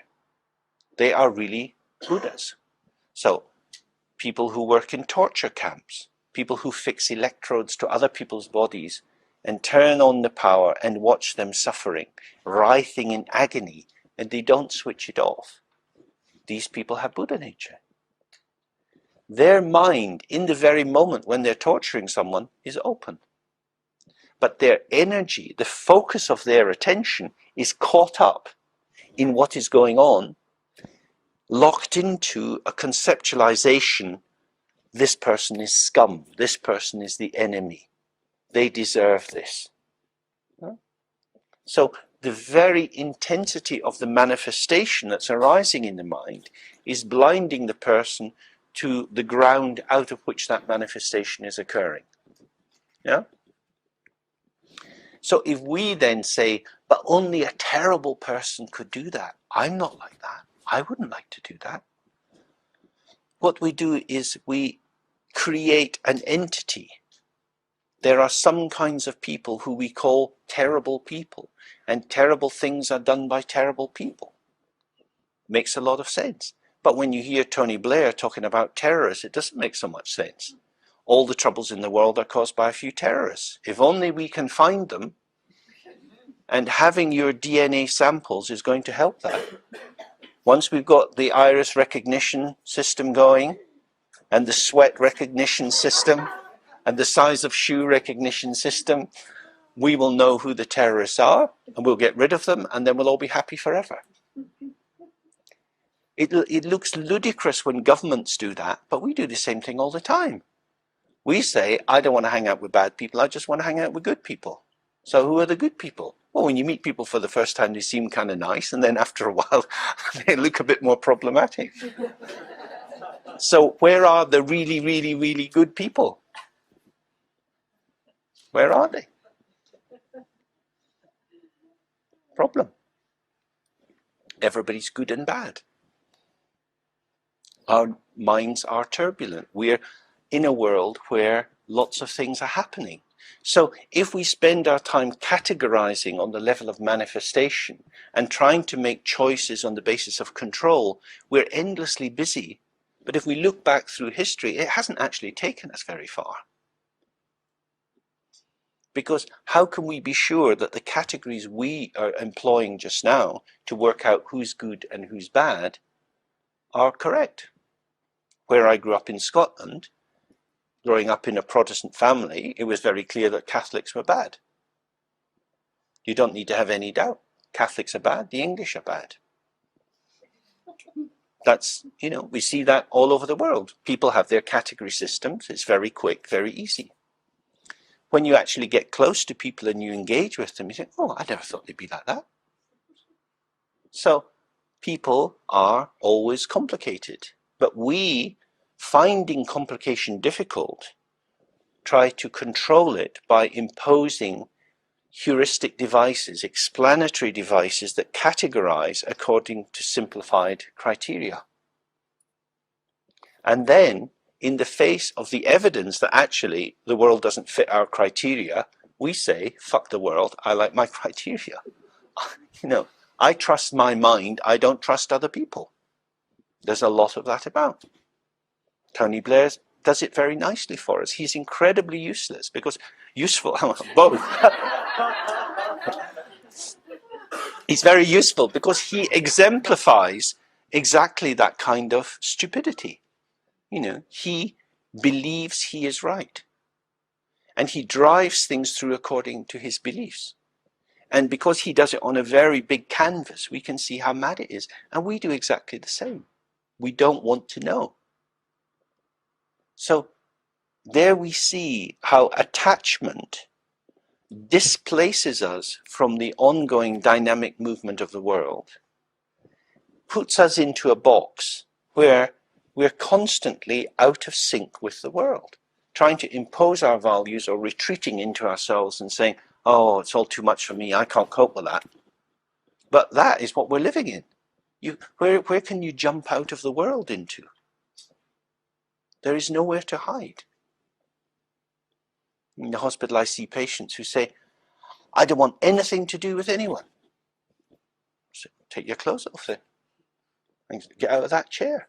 It's not your chair. Why are you sitting there? That chair was made by someone. You don't want anything to do with anyone? Go and find a place to walk that's got nothing to do with anyone. All the landscape in Britain has been affected by human beings. What are you going to stand on? A stone in the sea? It's completely mad. You want to live life on your terms with me paying my taxes to feed you and clothe you. What is this? I don't know. It's a madness. It's an absolute illusion.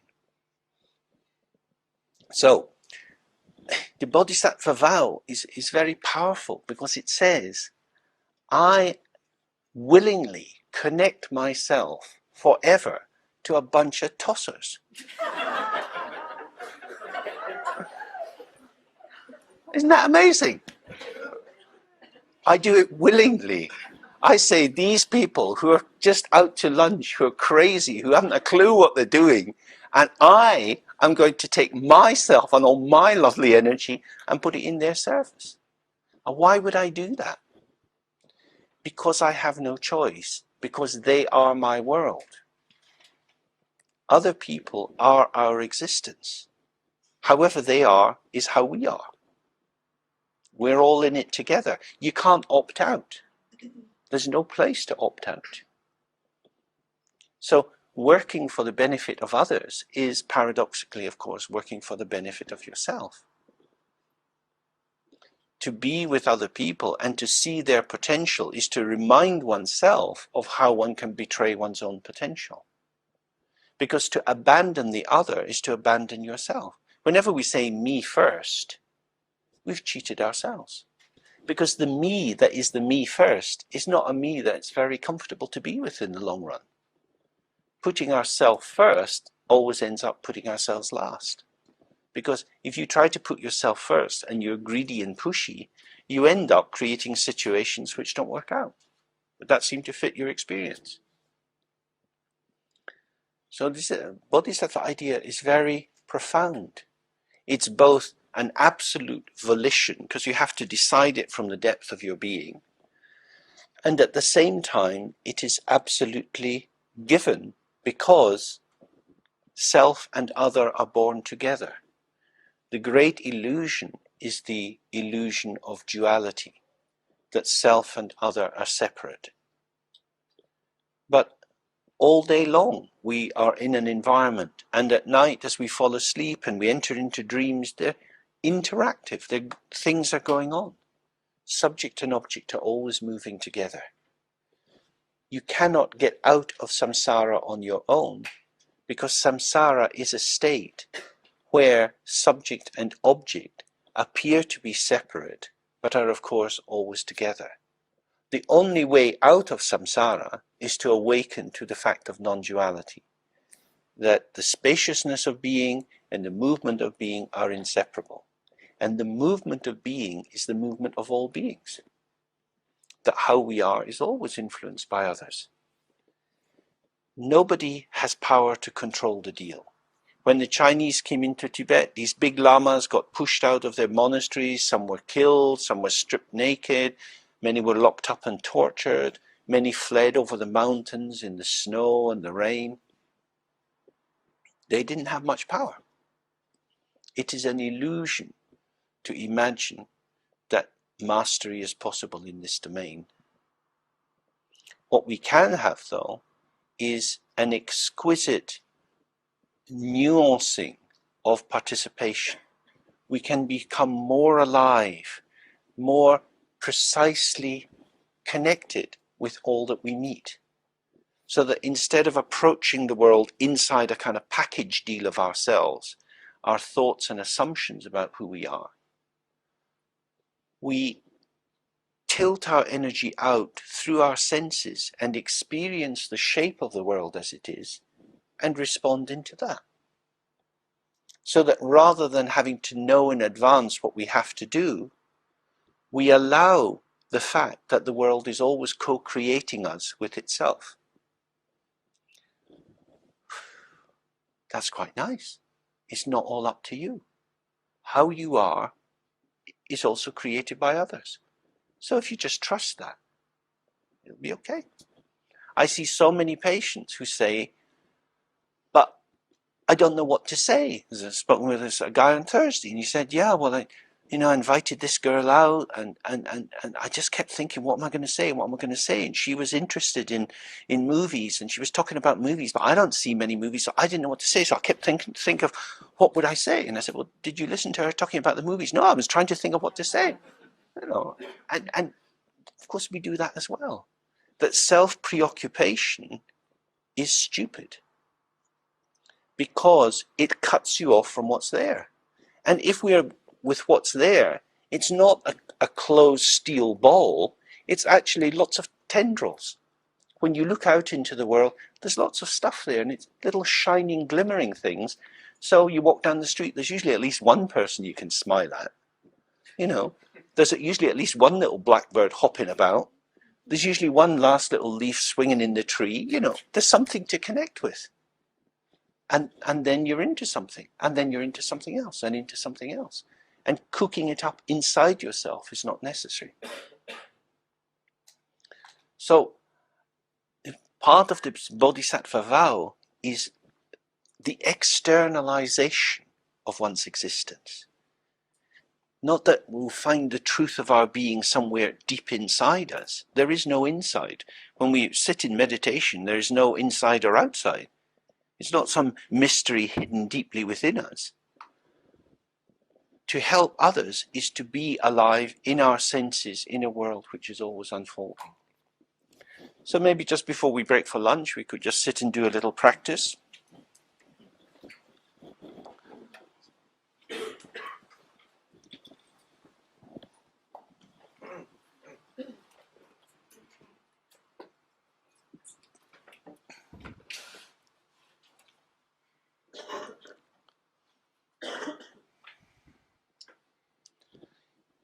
What we can do, just sitting in a relaxed way, just with our gaze open into the space in front of us.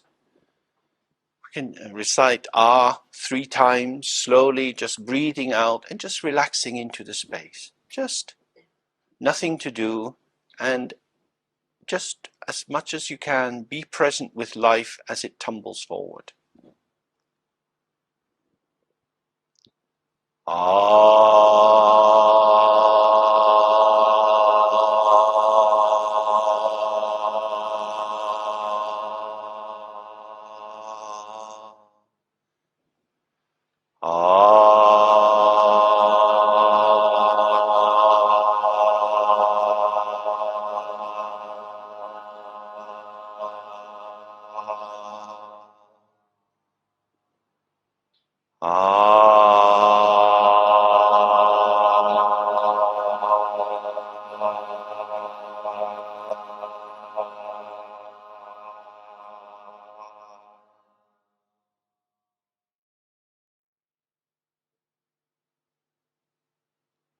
Okay.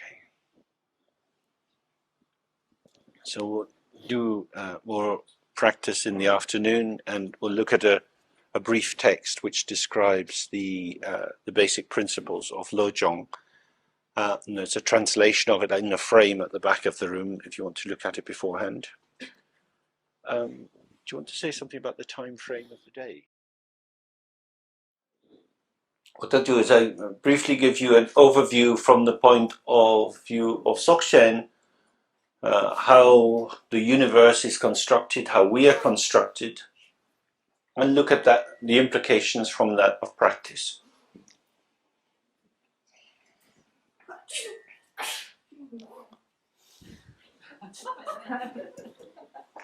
Very natural to see.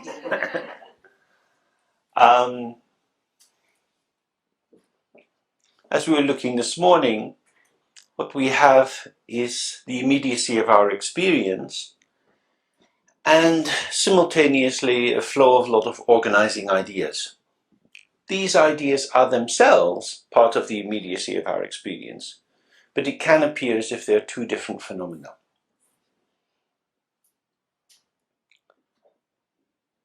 In the tradition of Dzogchen, the first and most important thing is to see directly or to recognize what is our own nature. Nature here means what is already given, that which is not a construct. As the Buddha said, all created things will move towards destruction. Everything that has a beginning will have an end. No matter what we build up, sooner or later it starts to collapse. We see that externally with kingdoms from the past, with huge powerful regimes like the USSR. Gradually they start to implode. Nothing lasts for very long. The British Empire used to be vast. Now this is quite a small country. Everything which has come into being through the use of effort will remain for a while and then gradually will just dissolve. Which means that whatever you effortfully construct will not survive in the long term. That which survives is that which is not constructed. Is there a part of us which is not constructed? We live most of our lives in culture rather than in nature. That is to say, we are always interpreting our existence. We make plans for things that we might do. We have frames of reference through which we make sense of things. Is there anything which is just there just given. As we were looking before lunch, when we inspect the mind, we find that thoughts, feelings and sensations are changing. So what is this change occurring in? So here we are, sitting here, having experiences of various kinds. Hearing sounds, seeing colours, our own bodies moving, being aware of the movement of other people's bodies. This is continuous. Stuff is happening. Central question is, who is this happening to? Who is the one who has this experience? Our mind is both presenting itself in terms of our personalities, the mode of our engagement in the world with others, our choices, the things that we're drawn towards, the things that we shy away from. And our nature and our mind is also something which is just an awareness which is not the personality. For example, if you like chocolate, that can be something that you might know about yourself. I like chocolate. But we're also aware that we make a statement, I like chocolate. I like chocolate doesn't remain very long. You have to say it again, I like chocolate. You may feel, yeah, but that's just the saying of it. I always like chocolate. But of course, if you've eaten a lot of chocolate, you don't want any more chocolate.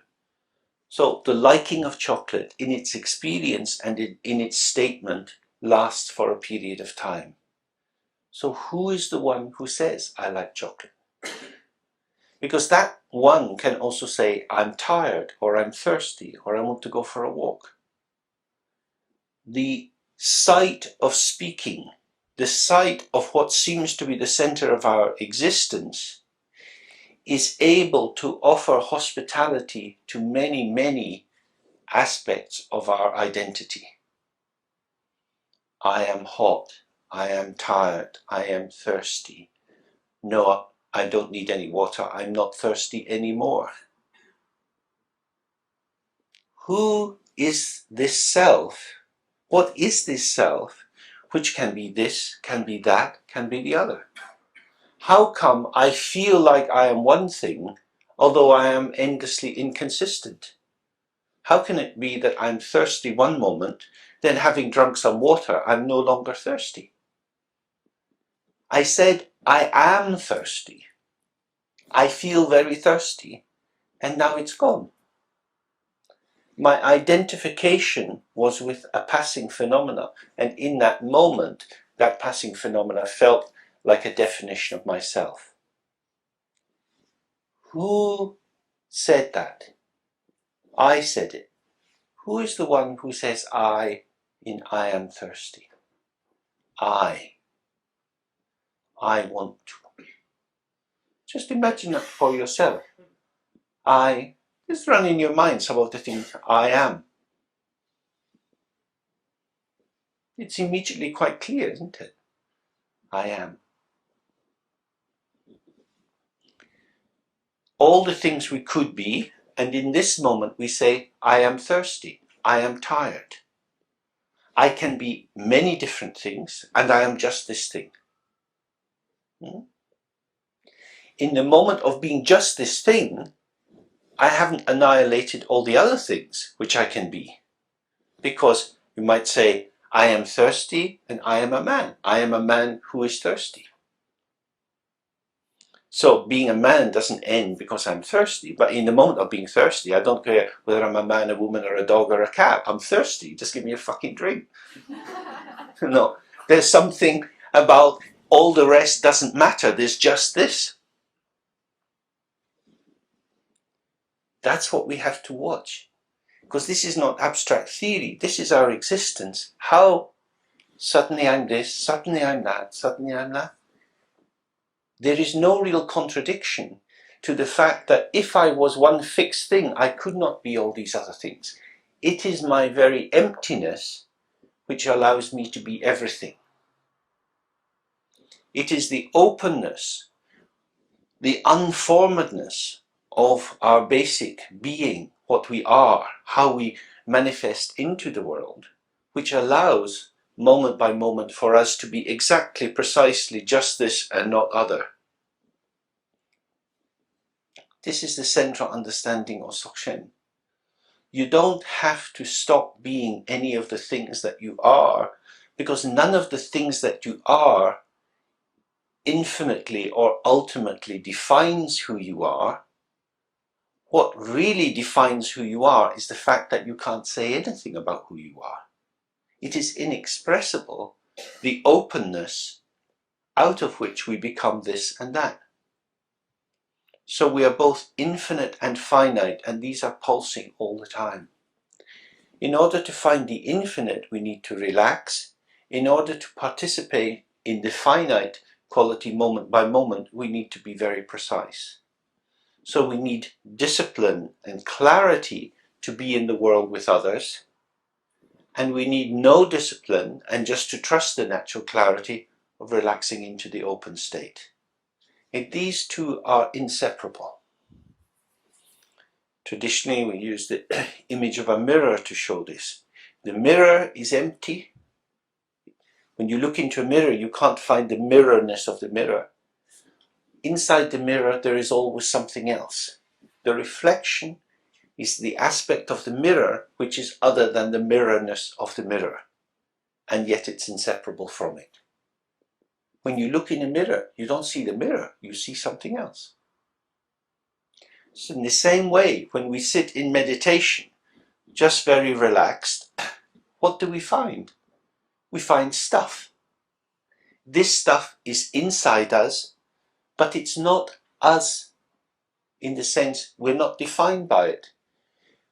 You look in a mirror and you see the different reflections. You tilt it so that it shows all different parts of the room.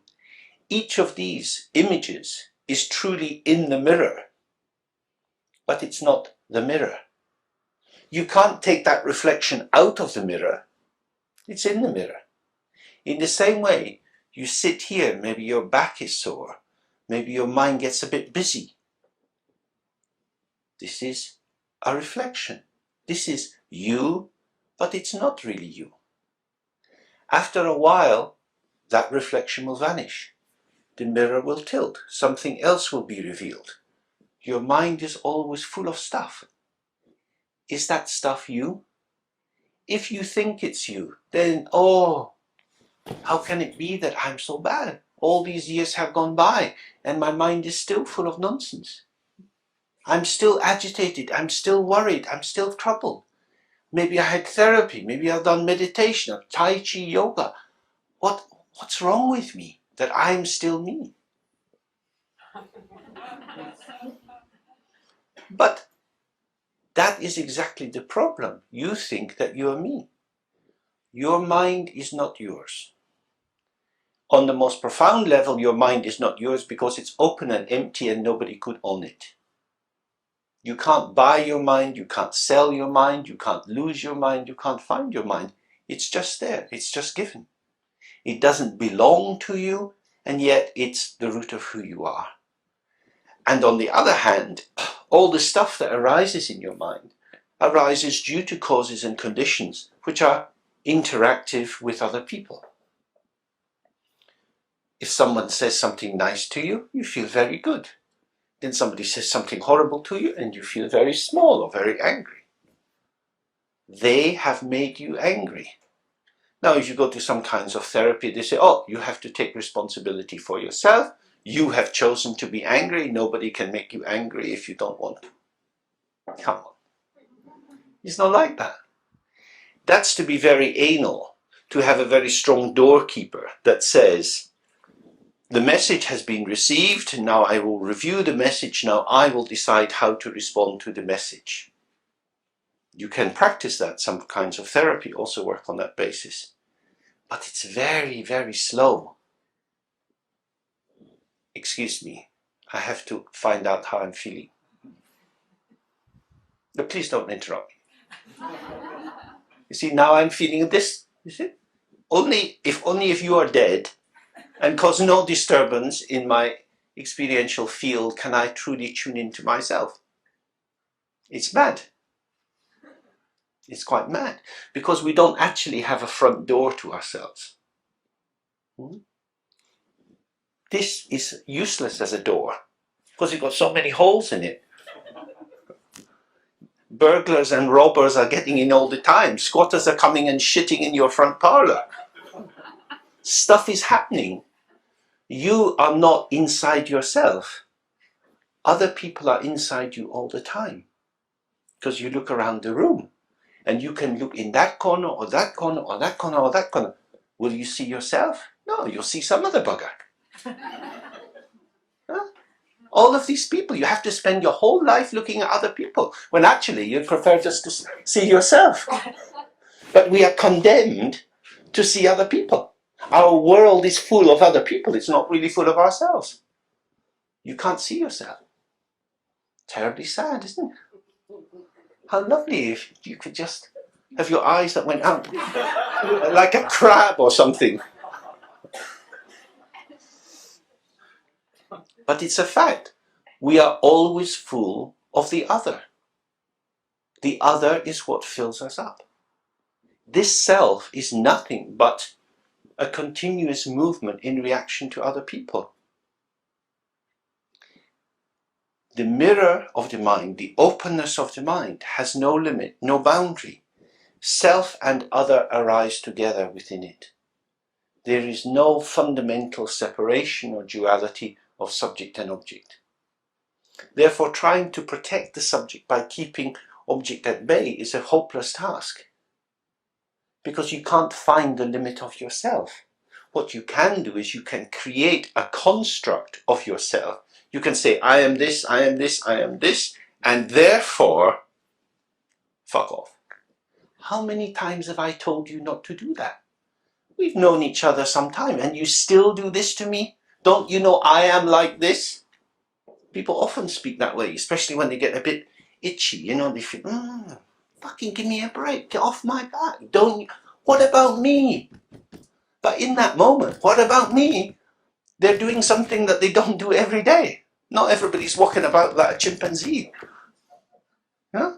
So suddenly, I'm willing to define myself, and I think you should know how I am defined.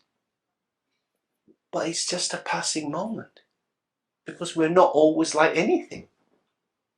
We cannot define ourselves. Sometimes we're happy, sometimes we're sad, sometimes maybe we eat a lot of food, sometimes we don't eat a lot of food, sometimes we like sweet things, sometimes we like savory things. What is predictable about us? We go through phases. We go through periods when we're really into something and then we're not. And when we're in that phase, that seems to be how we are, and then it shifts and we seem to be some other way. This is what makes it so difficult. The definitions of self are concepts arising in the mind. They do not provide an accurate definition of how we are. Because everything that we can say which is true about us is not true about us. So, for example, I can say I am a man, and there's a kind of givenness to the fact that I'm a man. And yet, of course, the concept of man is very uncertain. And most men are not quite sure whether they're proper men. And they're not quite sure how should they be in order to be men. Should they be more powerful or more controlling or aggressive or tender or this or that? Because as long as everybody believes that we all know what man is, yeah, it's very simple. But as soon as you start to examine what it is, it crumbles away through your fingers just like sand. So when we assert things, it's a kind of hypnotic induction. Let me talk in a way that you can believe you know what I'm talking about. And then I can believe that I know what I'm talking about because I'm a man. But I don't know what it means to be a man. I'm not the same as my dad. I thought when I was small my dad was a real man. But I'm not like him, so maybe I'm not a man because I'm not like my dad. And if I was more like my dad, maybe I would be more of a man. How will I be? I don't know. How should I be? I don't know. We don't know how to be doing. How should we speak? What should I say to my children? What should I say to my old mum? What should I say to my patient? We don't know. We say something, that's what we find ourselves saying, but we don't know definitely how to do anything very much, except for the simple technical things like making a cup of tea. But being human with other human beings is not technical. There's no rule book as to how to do it. We find ourselves doing it, and we find that the way we do it is influenced by bits of our history, our hopes, our fantasies, things that we've read. We're always constructing and making something into the flow. So, the mind's nature is empty and open, ungraspable, and at the same time revealing moment by moment shapes, patterns, which we identify with or don't identify with. We like some things, we don't like some other things. As long as these reflections or movements are occurring inside the openness and they're just coming and going, we can stay fresh in the moment. It doesn't mean that there's a great deal of order or coherence, because spontaneity will always have different moves in it. The goal of the practice is not to be perfect in a formal sense, like a show jumper that can clear every hurdle. It's not having a perfect round in that way. Rather, it is to be present in our lives however they are. To be unbroken, unfragmented in the face of confusion. To be accepting of confusion, pleasure, happiness, sadness. Then the continuity of the openness is there. We relax into that, and the turmoil bubbles on, and we are not so identified with the turmoil. Buddhism says suffering comes from ignorance. Ignorance is not a fixed point, it is a practice of ignoring. When we ignore, when we don't attend to, when we don't rest in, when we're not present with the openness of our being,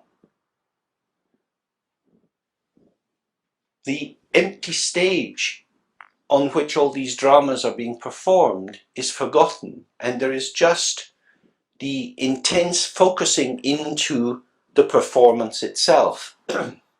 This performance then takes on a particular reality, because all I've got is the show that I'm trapped in. I don't know how to get out of it. That forgetfulness is called the beginning of samsara. This is primordial ignorance.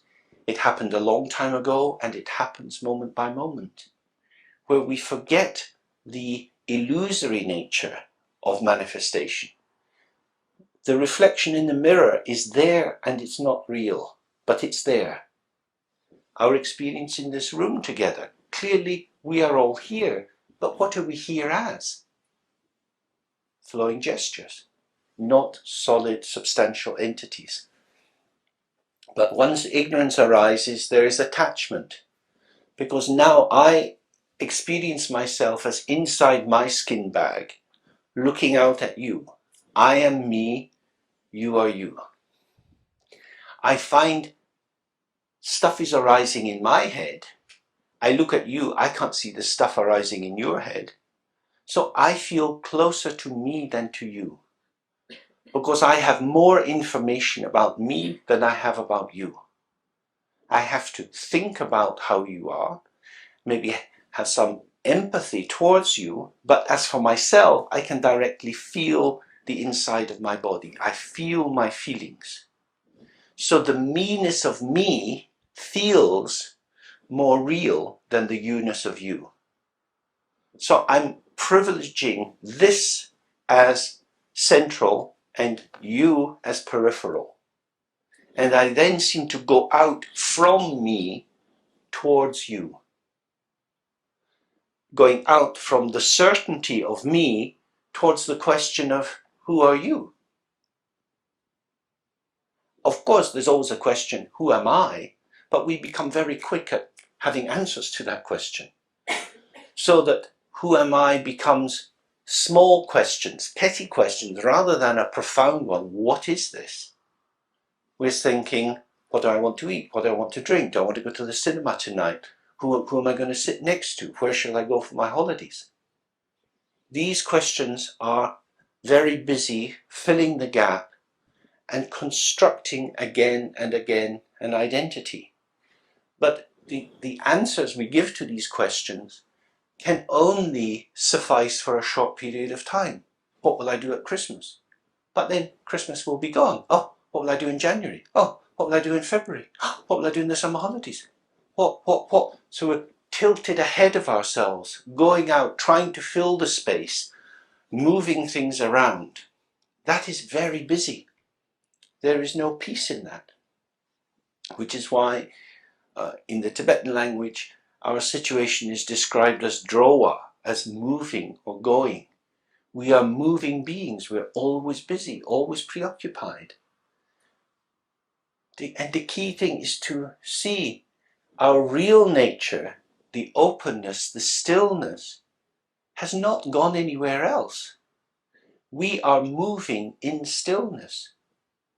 It is the very fact of the openness of our being that allows us to move. But by being intoxicated by the movement, we don't attend to the stillness.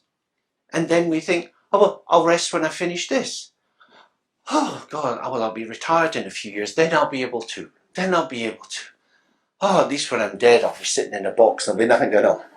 Some little maggot will start moving about. It's always displaced somewhere else. When the movement stops, I will be at rest. But it never stops, not by day or night. Always there is something going on. Always busy. Hopes and fears, happiness and sadness, disappointments, confusions, intoxications. Always something. The answer doesn't lie in improving the quality of the stuff. The real point of liberation is to integrate movement and stillness, to recognize that from the very beginning, you have been a ballerina dancing in this exquisite open space, endlessly making these marvelous gestures, moving in space. And that space is your own nature. The unformed infinity of awareness perfectly matches you in every gesture you make. That's why you're present in your existence. We don't have to think about our existence. Somebody might say, well, what are you doing here? Oh, well, I'm here because I'm interested in Buddhism, blah, blah, blah, blah. So you start to create a whole story, but you're just here. What are you doing? You don't know. Who knows what they're doing here? I don't know what I'm doing here. No, I'm just doing something. That's how life is, isn't it? On a good day, you don't think about it. It's just bopping along. So the question of being is solved by being. As soon as we make being problematic, because we think, well, I'm not doing it right, I have to correct myself, the very act of correcting yourself always hides what it is that you have to do in order to just be correct, which is to relax and do less. Less is more. Which is why we have meditation, which is just about relaxing. Relax into space, mobilize with clarity in the movement. And these two forces can just keep pulsing together all the time. That's all there is. Opening and closing, opening and closing. You say to someone, oh, let's have a chat. You give them your full attention. They say, bye. And then you're off into something else. Then you're off into something else.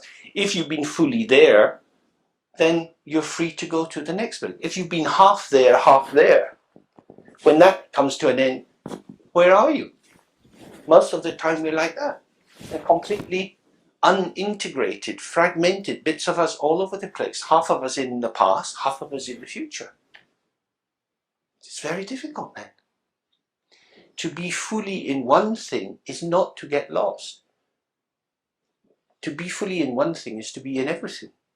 Because it's the quality of presence and being centered that each thing reveals that it's always part of the stillness out of which it manifests. So that's the real heart of this Dzogchen teaching. It's not enormously complicated. What is complicated is the fact that we're all buzzing. We're all doing this drug called ignorance. It's very strong. It's like Coke. We do it all the time. Hyperventilating, breathing badly. You know, getting the adrenaline going, getting the frontal lobes a bit out of it. We're buzzing on chemicals all the time. Relaxing. If you don't do anything, if you are no one, who will you be? If you stop being important, if you've lost everything, who would you be? Which is why in the meditation, what we want to just keep doing is letting go. So if we do this simple practice of saying these 3 R's, releasing the tension and just sitting, what is there? There's stuff. Now, if we can just let the stuff be stuff, some of it seems out there, some of it seems in here, somebody is there. The patterns of the stuff are changing. Thoughts and feelings and sensations are arising and passing. What our perceptual field shows us is shifting. Who is there? The center of our existence is to be nobody, and yet somebody. Not somebody in particular, but an awareness which is pure from the very beginning. Pure means it's not this or that, it's everything. That's a very amazing thing, to think that we, with our small little lives, our anxieties about this and that we are everything. How can we be everything? Well, when you walk down the street here, you can look out, and if the sky's still open, you can see the hills. Where are these hills? Well, you can say they're outside Macclesfield. If you look at the hills, where are they? They're with you. They are your experience. The hill is you. This is you. You look at the moon. Where is the moon? Is it outside your mind or inside your mind? If it's outside your mind, how does it get into your mind? Because now you're thinking about the moon. So where is the door of your mind? Does the moon have to pay to get into your mind, or do you pay the moon to get into your mind? How does it get in? The moon's very big. If your mind is in your brain, you have a problem. When you look at the moon, it's immediately there. When you hear the car is in your mind. It's very strange. I often fly about, so I sit in the aeroplane. This aeroplane's in my mind. I'm in the aeroplane and the aeroplane's in me. It's very strange. Life is very strange. It is just very, very strange. It doesn't fit the organizing box that we have, and yet this is how it is. So maybe my boxes are not so useful. Maybe the things I learned in school are not really telling me how it is. Maybe actually allowing the world to be weird as it is okay, because basically it just keeps moving. The world was here before we were born. It'll be here after we die. We take our place for a while in this ongoing drama. Who takes a place? The aspect of ourselves which is manifestation. Now, according to the Buddhist, traditional Buddhist teaching, we come in contact with the Buddhist teachings, which means we have a precious human birth. It means at this time in this life, we have a chance to recognize the openness of our existence, which is inseparable from the movement of our existence. That's called awakening. If you see the two, there's nothing else to be done. There's nowhere else to go. Because the movement of life will never take you out of the spaciousness, because they're just together. it doesn't matter then if life is happy or sad. Often we think happy people are better off than sad people. But the spaciousness of the mind is not made of happiness. It's not a gingerbread house. It's not destroyed by sadness. We think from our dualistic position, goodness is wonderful and bad things and sadness, that's terrible. We want to get rid of the bad bits and have the good bits. But the good and the bad come from the same source. This is the essential teaching of non-duality. It means there is no true difference between good and bad. There is no true difference between happiness and sorrow, because they have no inherent self-nature to them. They are contingent. Somebody tells us a joke and we laugh. Somebody tells us a sad story and we cry.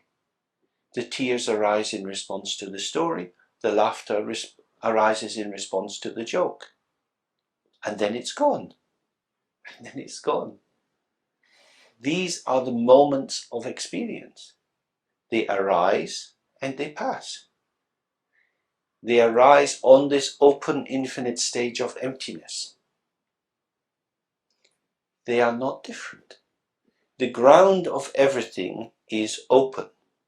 That is to say, there are no entities, no things, nothing fixed, and all sorts of causes and conditions move within that, bringing about the various things which arise. We have two possibilities. One is to focus just on what is arising and try to create the patterns we like. And the other is to see it's the ground. Human beings are very powerful interferers. If you're lucky enough ever to go to a place in nature which human beings haven't done too much with, you'll always see a lot of mixture. Because nature, ordinary environmental nature, has lots of winds and currents in it which bring seeds and all sorts of things. So in the high alpine valleys, when springtime comes, there are so many different flowers growing. Some of these things that are growing will be called flowers, some will be called weeds. If you bring that into a human garden, you start to discriminate. We like these flowers, we don't like these weeds. Out in the valley, it's just stuff. It's just stuff. The ground, the earth, supports stuff. It doesn't discriminate. The seed comes, the causes and conditions are right, and it comes. We in our garden say, I want the roses, I don't want this other stuff.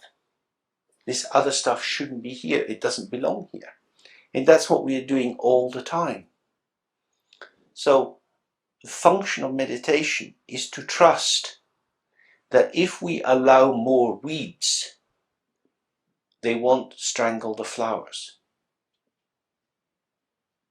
This requires some courage, particularly if you have a tendency, say, to anxiety or to depression, where you may feel that a mood can take you over and there's an anxiety, oh my God, if I don't try and control this, it'll be like this forever. I can't bear it. That is the point where we really have to trust the Buddha's teaching on impermanence. All things are impermanent. Stay with what is arising and you will see that it is impermanent. If you conceptualize it, you start to think, God, I'm still depressed. This is not helping. This is not helping. This is really not helping me. I can't, no, I'm stopping this. See that you build up these ideas in which you are not looking at what is there. You are telling what is there what it is. You are taking what is there and putting it into your template, into the patterns you have in your head. There is nothing fresh. How will you get enlightened? How will you get something immediate, direct, naked, fresh, when all you do is layer it into your own category? So, in the practice of meditation, we want to just Stay with whatever is there. Of course, we have the habit of telling ourselves what is there. We know what is there. This is stupid. This is not meditation. I can't do this. This is a waste of time. I've had better ways of doing it than this. All sorts of messages arise. Just stay with them. As soon as you fall into a thought, into a concept, it will take you on a little journey. And then you get off that train, and then another thought will come, and that'll take you on a journey. You get off that bus, and another little thought will come. Then you'll be in a taxi, and you just sit doing half an hour of international travel. That's not meditation. Meditation is just calm and relax and watch the traffic. Just watch all this stuff going. You don't need to travel. You're tired of traveling. Just relax. Let it go. Oh, but it's important. And I need to remember that. That is very poisonous. That is attachment, which says the object is the answer. The reason for my existence, the nature of my existence, is going to be revealed to me by an impermanent passing phenomena, and if I don't grab it now, I'm going to lose out. So I better grab it. And when you grab it, it grabs you. And then you're gone for a bit, and then you're back again. The answer's not in the object. Whatever we need is already there. This is the central teaching of Dzogchen. The Buddha, over there in the corner, is called Kuntuzangpo. Kuntuzangpo means always good, always already good. It means it's fine, it's sorted. We don't believe that because we've got so many things to do. Christmas is coming. How many more bloody things have you got to do? Shopping, presents, wrapping. Have you got enough wrapping paper? Got the right sort of sellotape? Did you send cards to these people? Why do people send me cards when I don't want to send them cards? Running out at the last minute. If you're a human being, you cannot stop that busyness. But what we can do is practice taking it into illusion. It's not either or. It's not either it's real or it's just an illusion, so never mind. It's just what we do. And we do it in spaciousness, in emptiness.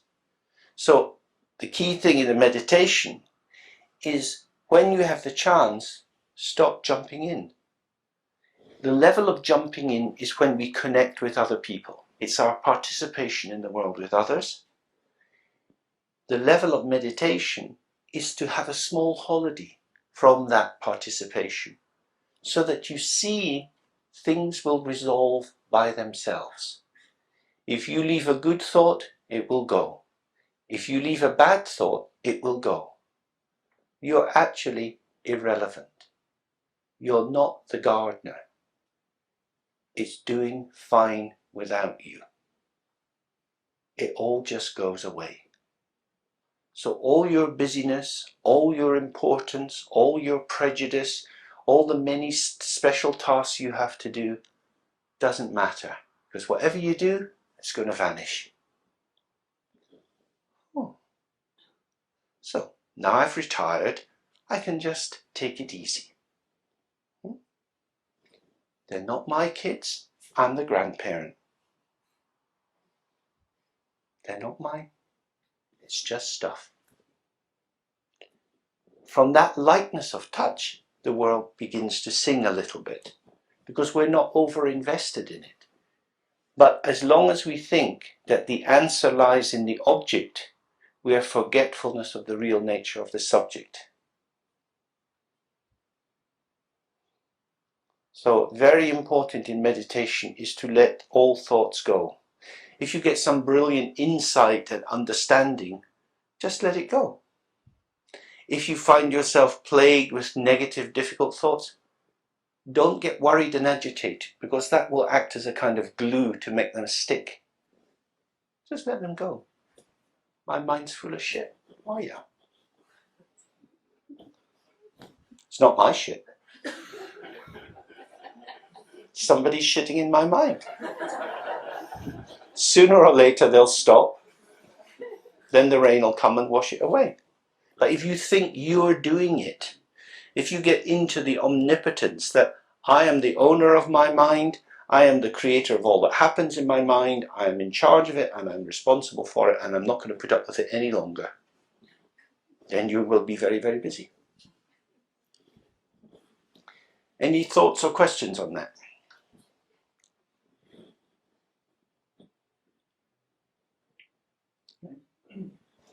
What you're saying about letting thoughts go, it does feel right when thinking inside, but one of the things that I have anxiety about is how far that would go and how much that would change my behaviour in the world. Mm-hmm. That feeling would change so much. That's going into a place that isn't feel comfortable. Mm-hmm. That holds me back a bit, I think. What's your worst fantasy? What might happen? I don't know. I don't think it's anything that you can sort of make, well, nothing I can be precise about. It's just that feeling that it's going to be very different. Mm-hmm. It's totally different.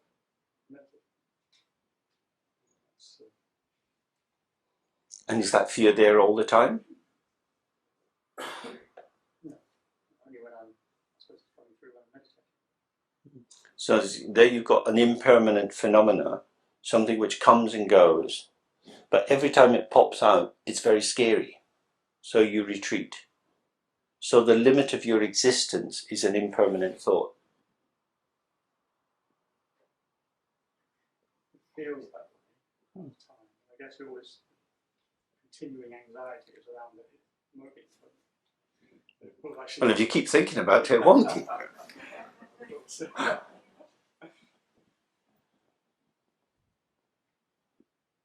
there anything else? Is it just to keep with it? Well, it sounds to me as if you're facing this fundamental question, which is it up to me? The thing about the ego is that it is an aspect of our existence which experiences itself as autonomous, as separated off, as in some extent self-existing, and as an agent, as one who is acting. And of course, in our day-to-day work in the world, if we don't do things, they won't get done. If it's your checkbook, you have to sign the check. Nobody else can sign the check. So there are things which only you can do. Therefore, if you don't do them, they won't get done. Then something will happen. We can use that experience as a way of saying, my existence really matters. Which it does and it doesn't. Because if we died today, someone else would take over all the things we do. Even when big, powerful people die, life goes on. So we are fairly small people, not so much is dependent on us. Some people will weep salt tears for a while and then life will go on and they'll have a story, oh, my daddy died when I was this age or that age, but their lives will go on. So, of course, many things will change if we vanish, and yet life will still go on. It will go on as it goes on, not according to our plans. But of course, our plans don't often get carried through anyway. So there's a story in our head that we are able to make a lot of things happen, when actually we're just rather good at moving with the forces. Just like a politician, changing their position according to circumstances, but doing it with confidence. So part of it is in the meditation, when you get close to that point of anxiety, just stay as relaxed as possible, very close to the anxiety, not falling into it, but not trying to get rid of it as something negative, and see what happens. Because right all the way through your existence, you've been losing yourself. Who you were when you were 5 doesn't exist now. It's gone. You were 5, you did all these things, you had these toys, you're not really playing with them too much now. So it's gone. you've lost yourself 1,000 times. Isn't that amazing? All these people that we were, all these obsessions and things that we were really into, is gone. So if you're still here having lost yourself, who is the one who is still here? Because it can't be the self that you think you are now. I mean, that's the heart of this. That we are both the emptiness of our situation and the fullness. But the fullness says, yes, this is me, this is me, this is me. But actually it's always vanishing. It's only the emptiness that is reliable and stays.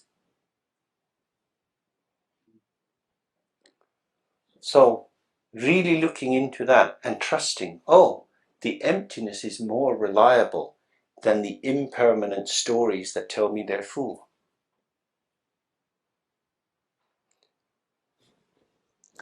Any other thoughts? I want to ask a question about the relationship between the flux of experience and memory, which is built in the sense that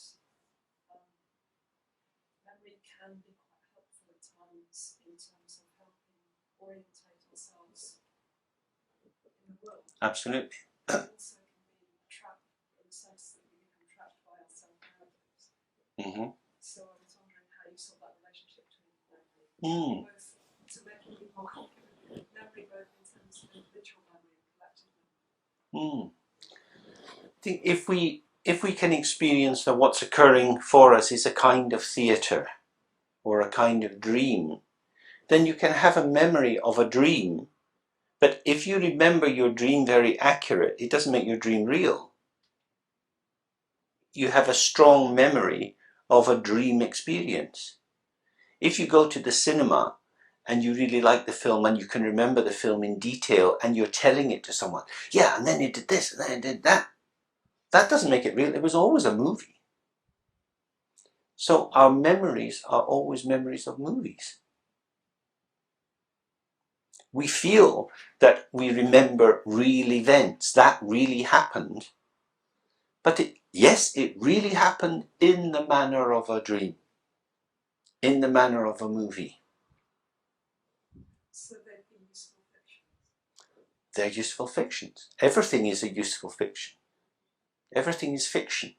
It's confectionery. It's artifice. It's a construct of some kind. So telling ourselves, holding ourselves in place by our memories is wonderful because it gives us a way of having an interface with other people so that their dream world and our dream world can somehow meet together and you have some communication. But it doesn't make it real.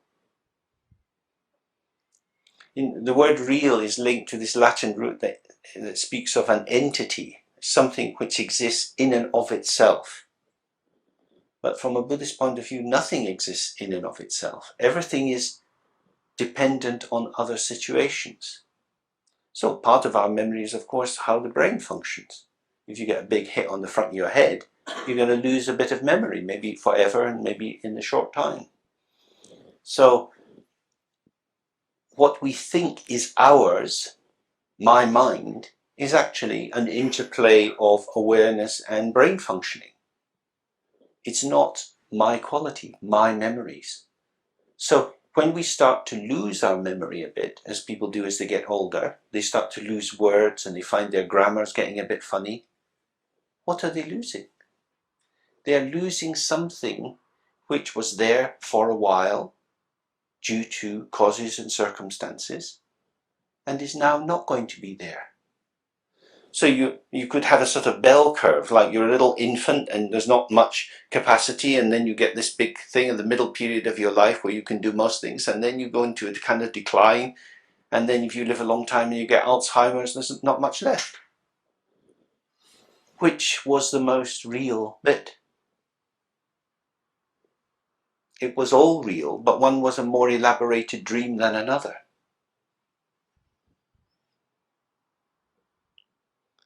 And so what is the function of being in the richness of our dream? It's maybe to connect with other people and to recognize that it is indeed a dream. So memories are useful, but many people become persecuted. They think, oh, I used to be young, I used to be like this, I used to be so beautiful, I used to have all these opportunities, and now what's happening to me? That doesn't really help anything, because I like the person I was when I was 30. That was the best year of my life. And in remembering that, I give myself a true definition of what I should be, but I can no longer be what I should be. So I've lost myself. But we're always losing ourselves. And so if memory makes us retrospective, then it becomes very disorganizing, because actually the only place we can live is now. And the question is, if I am fully in wherever I am, I've got the best chance of having an interface. But if we use our memory to tell us I'm in the wrong place, my life hasn't worked out the way it should have. A lot of that work is done by memory. So memory, in a sense, is something we have to hand. It's like in a kitchen, you've got different kinds of knives, you've got chopping boards, different kinds of pots and saucepans for cooking different things. We have all sorts of experiences in our lives, and part of it is how do we bring these together in the moment to cook what's required now. But if we have memories which insist and seem to dominate, then we're not free to make use of all the utensils, all the ingredients.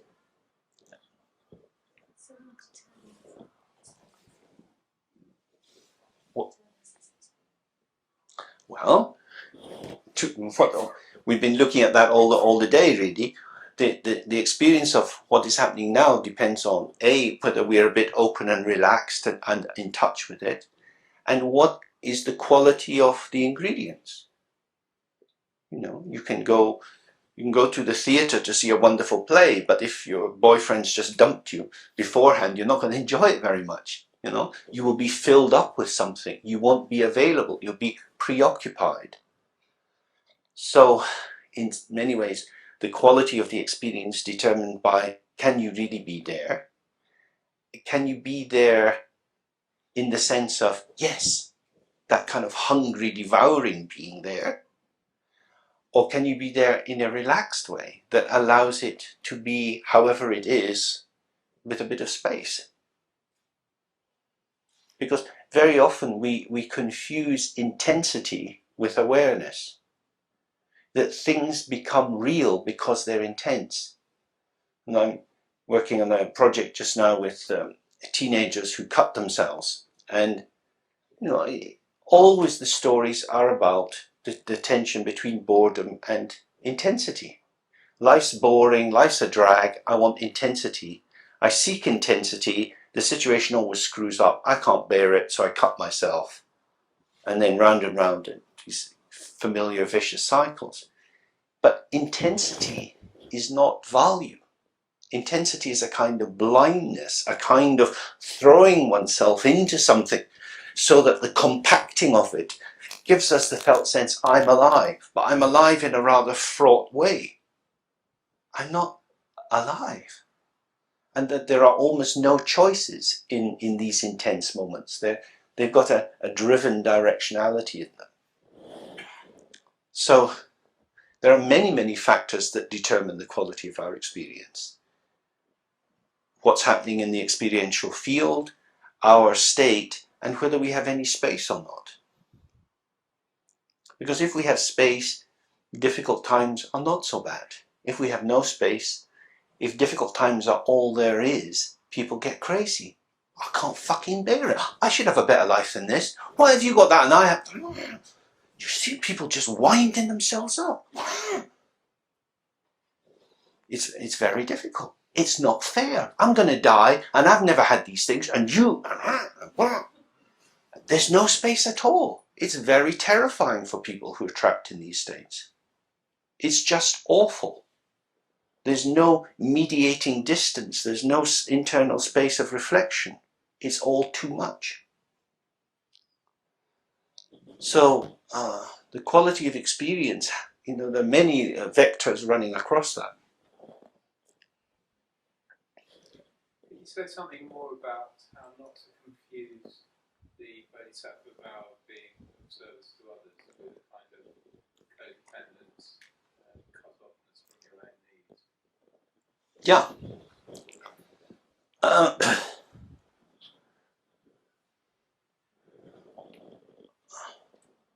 What people want and what they need is not always the same.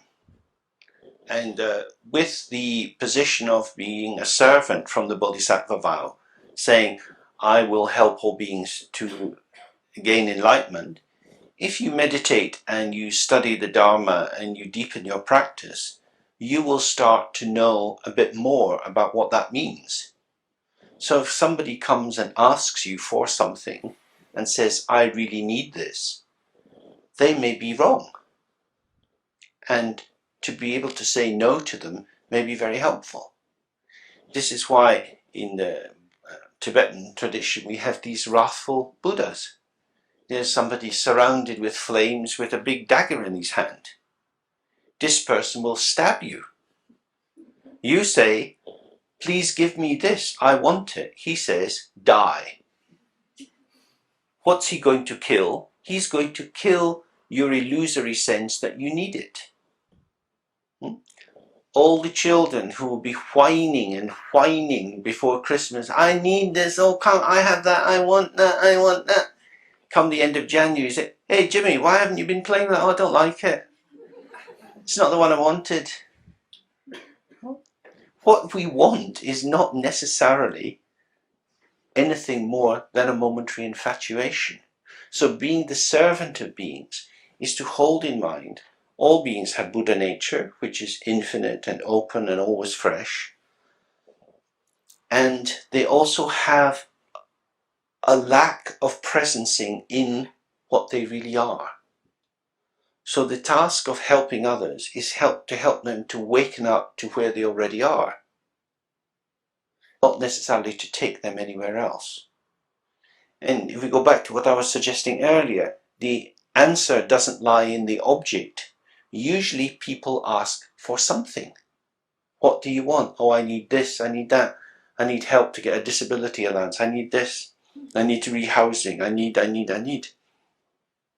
On one level, all these needs are true, but the reality is the person hasn't a clue who they are.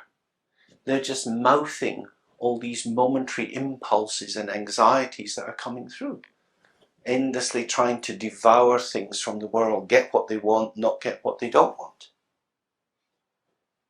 If you give them what they say they want, that won't necessarily help them. Perhaps what one can do is try to give people what they want and stay with them as they experience the fact that it's not what they wanted, so that they can start to see that they shouldn't trust themselves. In fact, the best gift you can give to people is to help them doubt themselves. Self-doubt is not the same as low self-esteem. Self-doubt here means switching the light on and thinking, what am I up to? I've been round the block a few times and I'm still banging my head on the wall. Something funny's gone on here. I can't trust myself. That's a wonderful thing to realize. I'm a bit nuts. I'm off. If I'm off, the best thing I can do is slow down. Why am I doing this? I don't know why, but I want to. Oh. Why? I don't know. I'll just do it. Fabulous slogan, isn't it? Just do it. Can you imagine? This is the point where the race of Homo sapiens became lemmings. Just do it. Here's a cliff. We're running. Let's do it. Whoa! That's it. That's what we did. Just do it. Invade Iraq. Just do it. Afghanistan. Just do it. Burn up all the pension money. Just do it. Close the hospitals. Just do it. Why not? Just do it. We won't get blamed. They're all cowards. Just do it. Throw your life away. Just do it. At this very time, people will be sitting in rooms opening bottles of pills. Just do it. Can't bear it any longer. I'll kill myself. Just do it. Cut yourself open. Just do it. Just do it. Why? Just do it. There's no thinking involved in just doing it. There's no tension. There's no nothing. What we have to do is to say to people, think, be with yourself, try to see that life is much more complicated. I can't bear it any longer, so I'm going to kill myself. Why? Where do you think you're going when you die? I don't care. You're daft. Well, it's like, it's people really don't know. They don't want to think.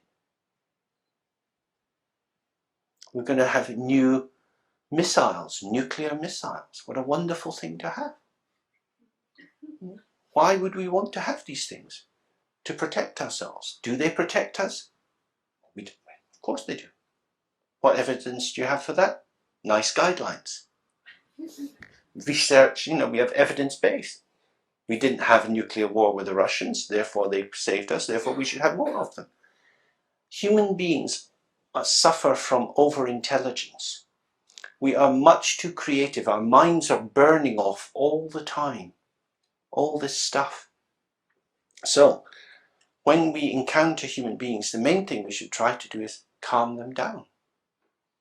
Calm them down. It's okay, sweetie. Don't worry. It'll be fine. You don't need to do that. You don't actually need very much. What you do need to know is, what is the basis out of which the thought comes which says, I need this? Who is the one who needs? That is the real gift of the Bodhisattva. To help the person to see that the ground of our being is infinite, is always satisfied, and yet impulses arise which indicate we are not satisfied. Who is the we? It is a thought. So it's quite an important thing to think about, well, what really is the task? What is awakening? What do we need to do to ourselves to be more awake? Do we need to try harder? We might think, oh, the people of Macclesfield would benefit from having a stupa on top of one of the hills. So what we need to do is to collect money and then go and buy the land and make it flat and build a stupa, and then we can go there every week and burn some lamps and walk around it. This is a good way to pass the time between birth and death, but it's not very necessary. You won't find the nature of your mind in a stupa. You will only find the nature of your mind if you look at your mind. So if you think that the thoughts in your mind, your holy Dharma thoughts of how you can help things to develop are important, you will fall into the thought, and the thought will take you through the land of your mind, but the blinds will be down. You'll be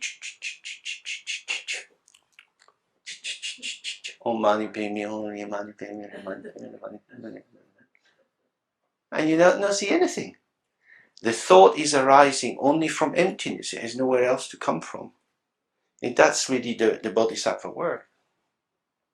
There's a famous story it's a Kadampa story, of a monk who went to his teacher saying he was troubled by bad thoughts.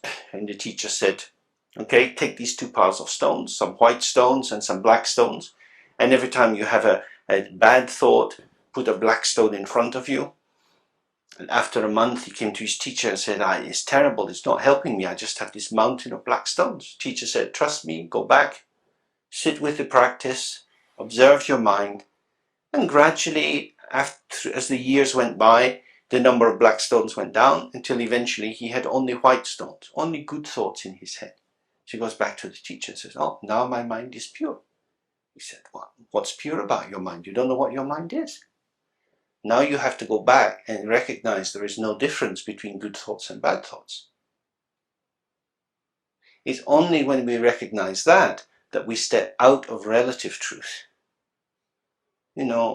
Christianity, Islam, Judaism, they're all about the same in saying it's better to be a good person than a bad person. It's better to try to have good thoughts. You should be hardworking, you should be courageous, you should be generous. There's no religion saying you shouldn't be any of these things. The big difference with Buddhism is it says, and it's all in the manner of a dream. So although on the relative truth level, it's better to be a good person than a bad person, from the absolute level, there is no difference between them. There is no difference between a Buddha and an ordinary person. That's really important to realize. You can make yourself a better person. You can't make yourself a Buddha. You are already as full of Buddha nature as you need to be. You simply need to awaken to your Buddha nature. It is not constructed. It's not made. Your deeds are made. You can practice being more generous. You can think on a daily basis, I will be more generous to people. I will smile at strangers in the street. I'll give people more of my time and so on. You can consciously do that. But that thought will not make you a Buddha. Buddhahood is awakening, which is to say, to recognize the empty nature of all phenomena. Any other thoughts or questions? It just seems to me that everything about Western culture is to be revealing thinking itself. Mm-hmm. So from the minute children are born, we're encouraging them to seek stimulation and think. And Mm-hmm. when they're 5, the parents want to know if they're going to get to university and all the rest of it. And when you personally realise the kind of the reason for one's suffering is this mental madness, it's a great revelation and a great privilege, I think, to actually discover. But it's when you become much more aware, even though you're only working on yourself, perhaps in a very small way, you just become much more aware of how other people are suffering in this madness. But actually transferring to them the idea that to look at what they're doing is not easy, because it's so alien, isn't it, to Western mind. Mm-hmm. So sometimes you might very gently or subtly say to somebody, maybe if you just kind of sit with it, and they just it's almost like they're addicted to thought. One has been oneself. It's a big shift to make, isn't it? It is indeed a very big shift. And of course, it's not that thoughts in themselves are bad. It's exactly the addictive quality. It's something about how can we play with thoughts. And also the fear of thinking they're under the mastery of thoughts, because people will say, I can't stop thinking. And that's their burden, isn't it? Mm-hmm. And indeed, we can't stop thinking. And this is why it's very, I think these Dzogchen teachings are enormously important, because to stop the arising in thoughts on your mind is generally to make yourself stupid. It's not that thought is a problem. What is a problem is being immersed in thought as if it was the only game in town. It's the same, like, say, with alcohol. There are some people who can have a drink, and there's some people who drink to get drunk. Drinking to get drunk, someone sitting in their lonely bedsit, with 2 bottles of white wine from the supermarket, that's not having a drink. That's drowning. And it's the same way, thoughts arise in the mind, and they are part of this creativity and freedom of expression of ourselves. They're part of this movement of these reflections in the mirror. But if we are intoxicated with our thoughts, if we are addicted to them, if we are drowning in our thoughts, merged in them, then we're just bumping around in these things and we're never getting out of it. And then we think, God, stop this fucking noise in my head. I can't bear it. But it's not the thought that's the problem. It's the fact that you don't know how to be at ease with the thought. The thoughts are coming and going. The thoughts are just coming and going. But what happens with people in that state is they're all attending to the impact of the thought, and they're not watching that it's going. It's like the game that kids used to play, running up and banging on someone's door, and then when they come to open it, you run away. The kids have already gone. There's no point in shouting. The street's empty. The thoughts have gone. But if they come back here, I'm going to get them. Well, they're gone. You've lost it. Just let them go. Thoughts are self-liberating. Oh, I don't need to get rid of them. So who is it who is experiencing the thought? I am. And that's the glue. That's the false identification that says, I am the thinker of my thought, rather than the shining, radiant clarity of the empty aspect of the mind illuminates thoughts, feelings, and sensations as they manifest. And when we do that, then we start to get some relief. But it's, as you say, in our Western culture, it doesn't give any encouragement in that direction. Okay, shall we take a break there? And we'll come back and do some sitting.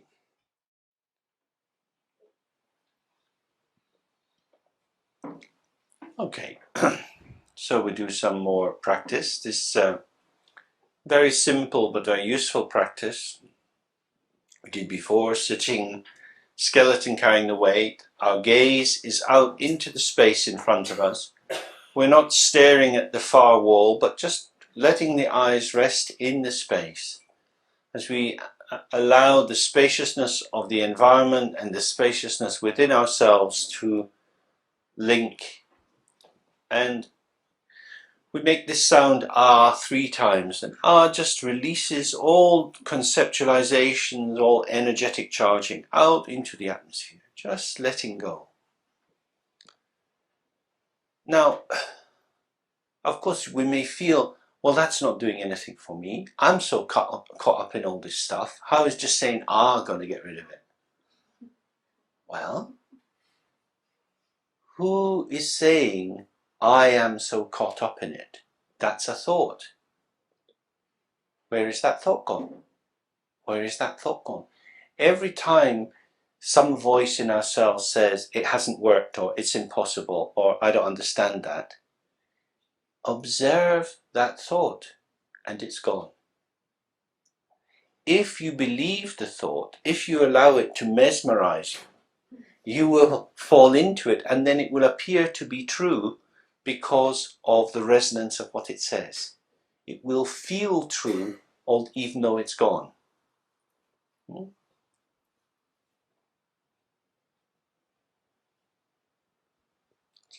We have a royal family.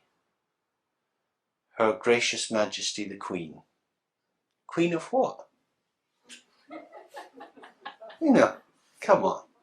She's still the Queen, but she's not Queen of anything except her private income, which is vast. She doesn't do anything in Parliament. She doesn't rule or reign over anything. The Australians don't even want her to come and visit anymore. You know, things can appear to be real, to have a value, because we're all suckers. Huh? We make them real. We see this with the whole cult of personality. You know? All these people who are empty and who are pumped up in all sorts of ways to appear very important, and then because they appear important, people take them as important and then think about them, although they're completely vapid. That is exactly what our thoughts are like. That's why reading magazines like Heat and Hello are very, very helpful. The more trashy the magazine, the more it shows you how mad things are.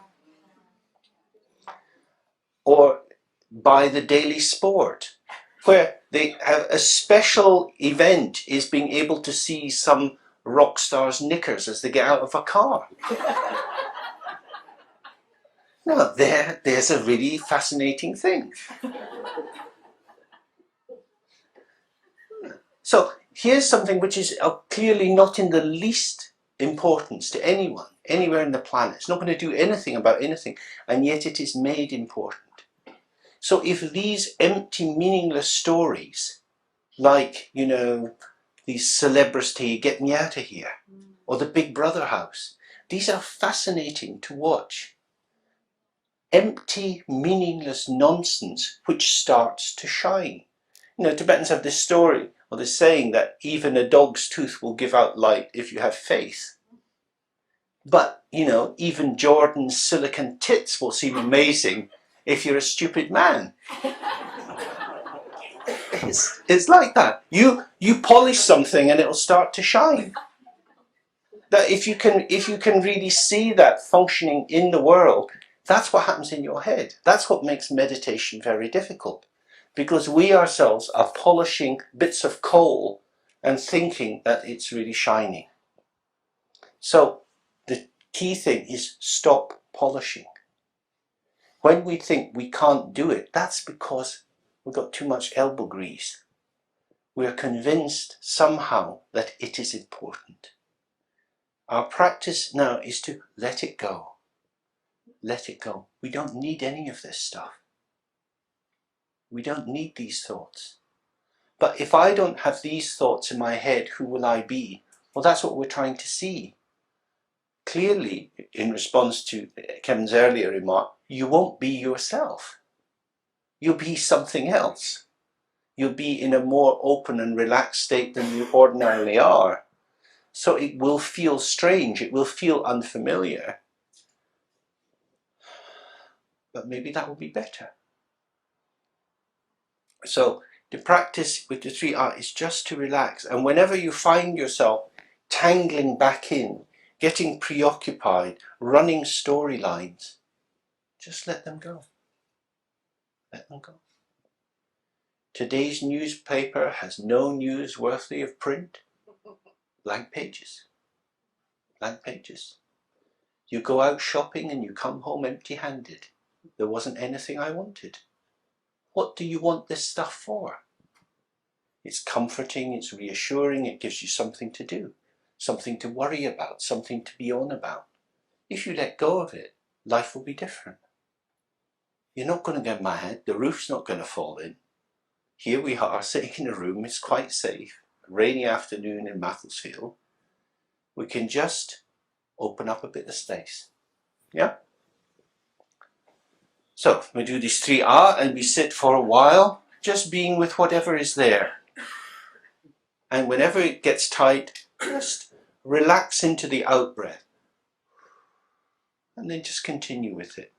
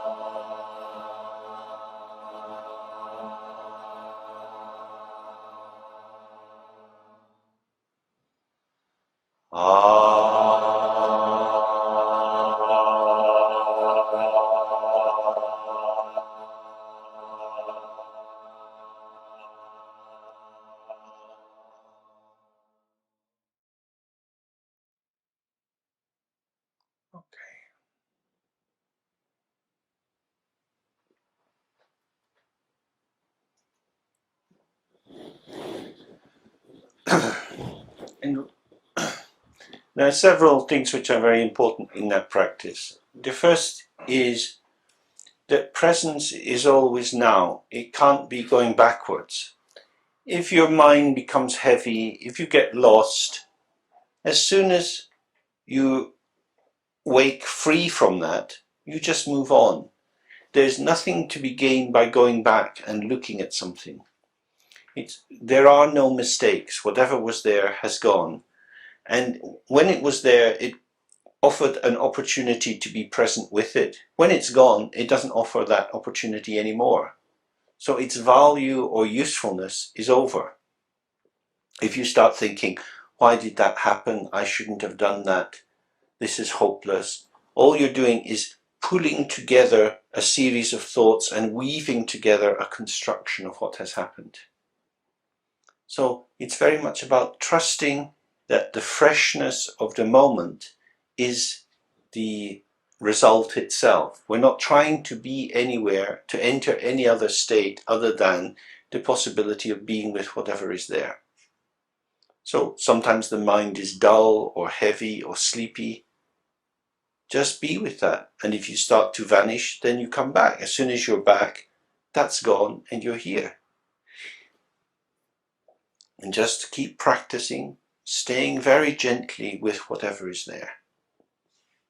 Remember, the content of the mind doesn't define your value. Therefore, don't worry about the content of the mind. It's just the content of the mind. But if you start to think it shouldn't be happening, I don't want it this way, if you start to become actively trying to change it, that, in some ways, good intention will itself become a bridge or a glue that will bind you into over-attention to the content of your mind, leading to a forgetfulness of the relaxed spaciousness. So, just again and again. Sometimes you can sit for hours in this kind of meditation, and sometimes it seems just like nothing's happening at all. What is happening is what is happening. It's not special. It's not like in a tantric practice where you would visualize a deity and there are rays of light coming out of the deity and you're saying prayers and making offerings. There's something to be done there. Something that seems very shiny and important and holy and special. Here, we're just observing the natural liberation of all phenomena. There is no catching. Whatever you try to catch, whatever tries to catch you, just slips away. It's very simple. Any thoughts about that? Any questions?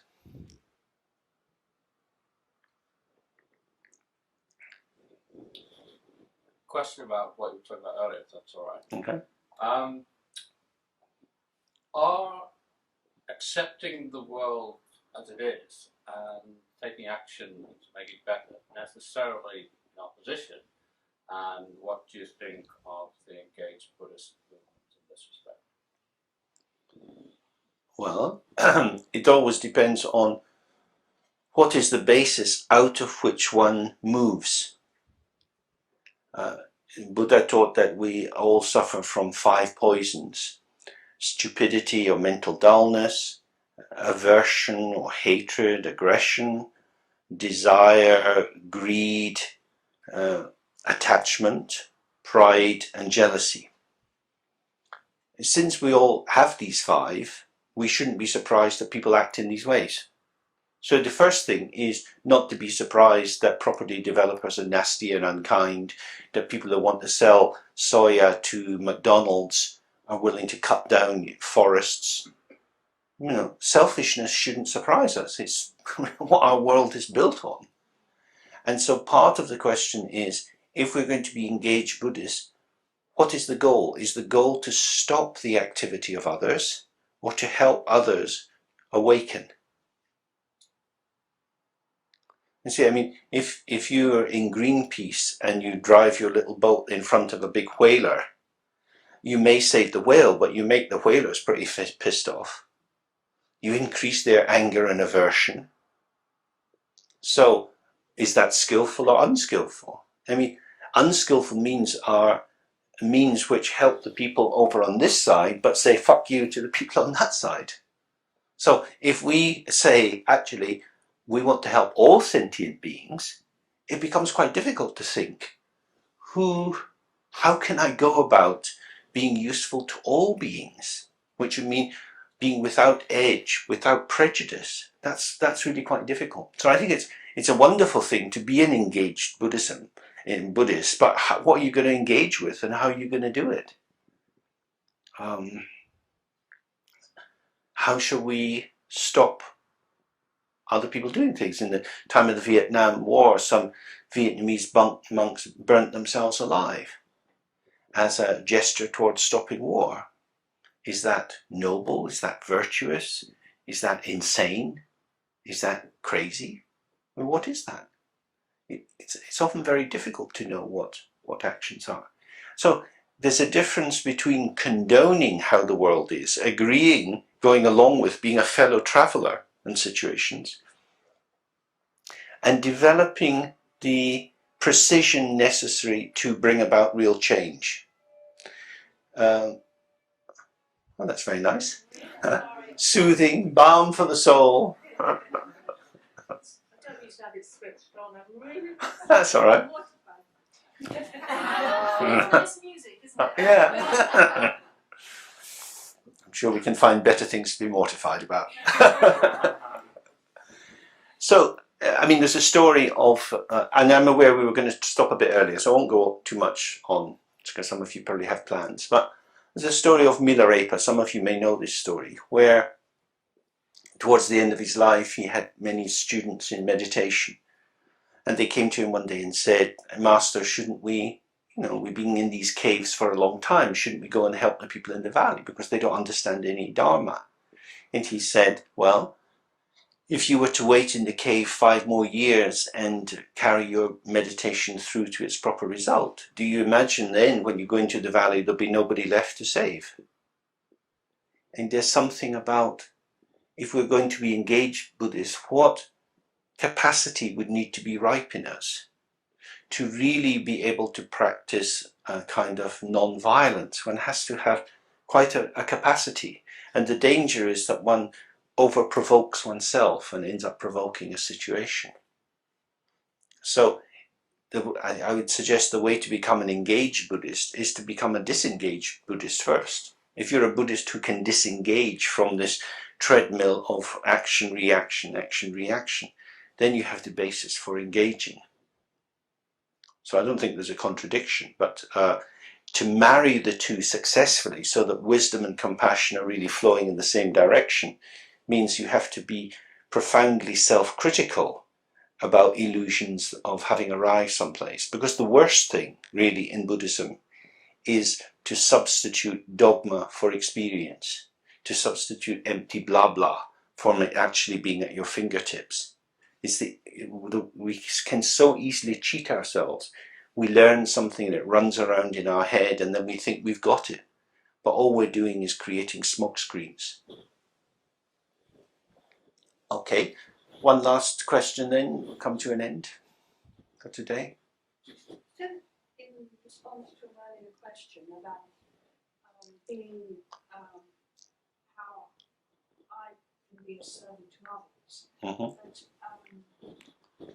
when you meeting others' needs, that people don't necessarily, their needs are not necessarily appropriate or right, but we can't make judgments about other people's needs. So isn't it appropriate to respond where we think we can help? Well, it's an interesting question. I think I was talking about the difference between wants and needs, or desires and needs. And often we don't know for ourselves the difference between a desire or something that we want and something that we actually need. You mentioned disability, yeah. Disability benefits. Yeah. And people needing a help or any kind of welfare benefit. I mean, that is about their survival. So surely. Well, not necessarily. I think in the therapy, well, it can be, but in the therapeutic community I'm connected with, I think the fact that they have a disability officer who comes around every week is probably one of the most harmful things in that therapeutic community, because it maintains people with the idea, I need to be taken care of. Society expects nothing of me. Society would actually like me to sit in my room and kill myself. That's what society would really like, because the therapeutic community costs a lot of money. I'm not a productive member of society. Now, it seemed to me, if you really want to help people, there are so many things that we could do that would involve lots of other people. So many people have been made irrelevant. So, what is the real need? These things can be done in parallel. Sure. With, as having the safety net, while then other things are done. Sure. Alongside these people to enable them to become more autonomous. That's true. But if you have a choice between working and finding some sense of identity through participation and being taken care of, many people will choose to be taken care of. And that being taken care of situation is not very beneficial, I would say. Now that's a judgment, and it goes back to your question, well, am I entitled to make a judgment about other people? Well, of course, one can be patronizing, one can feel that one knows best, but I'm willing to be patronizing and know best. I'm willing to say that to be made irrelevant when there is a lot to be done is a ghastly, ghastly fate. And that the invitation into participation has to be, sweetheart, wake up, there's something to be done. It's like Kierkegaard says, you know, the beauty of suffering is that it calls us to do something. There is something to be done. And if you anesthetize people, if you make them suffer in silence rather than scream, then the world goes dead. We can use people's screams. So your life's fucking difficult. Right? What are we going to do? What are we going to do? I'll be here with you. What are we going to do? There's an invitation to come in and get on with it. Rather than, oh, it's so hard and it's so difficult and just sit in your corner and don't cause any trouble. And I think we do abandon lots of people in that way.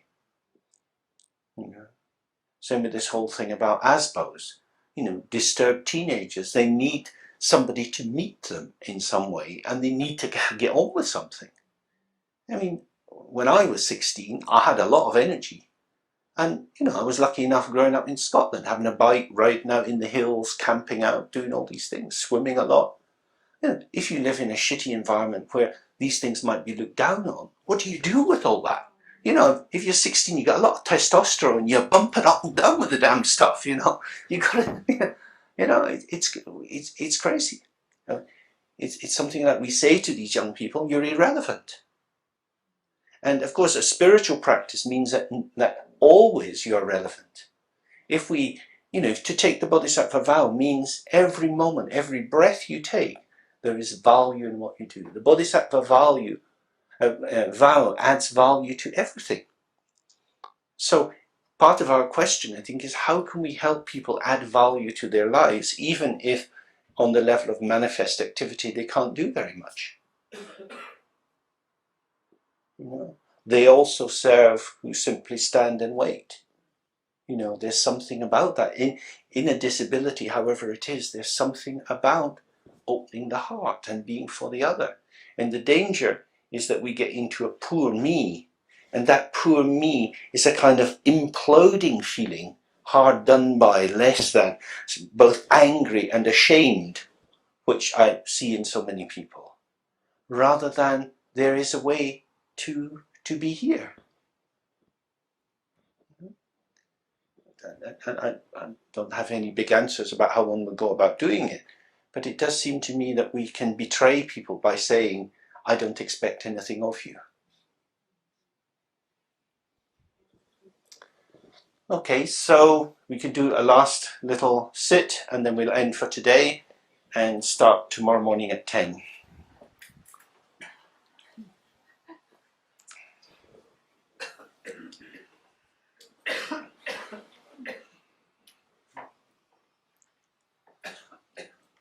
We can just do this for quite a short period of time, because this kind of relaxation is very useful just to enter into it, to open and then continue with the movement of your life.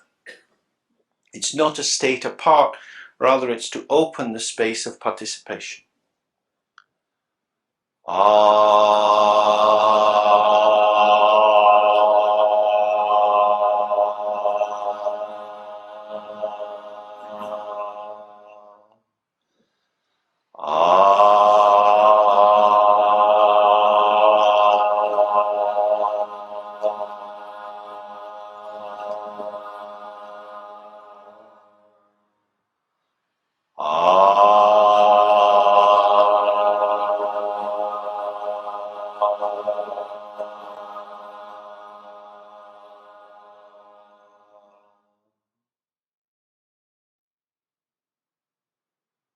Gewandi nyatanda ejen lama drchune drowa chichama lupa de sala ke pasho.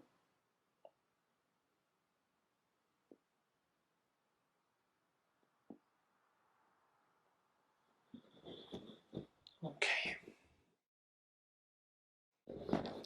Okay, if we begin just a little quiet sitting, just taking a simple focus of attention, your breath, or a simple point in front of you, and allowing the mind to relax peacefully on that.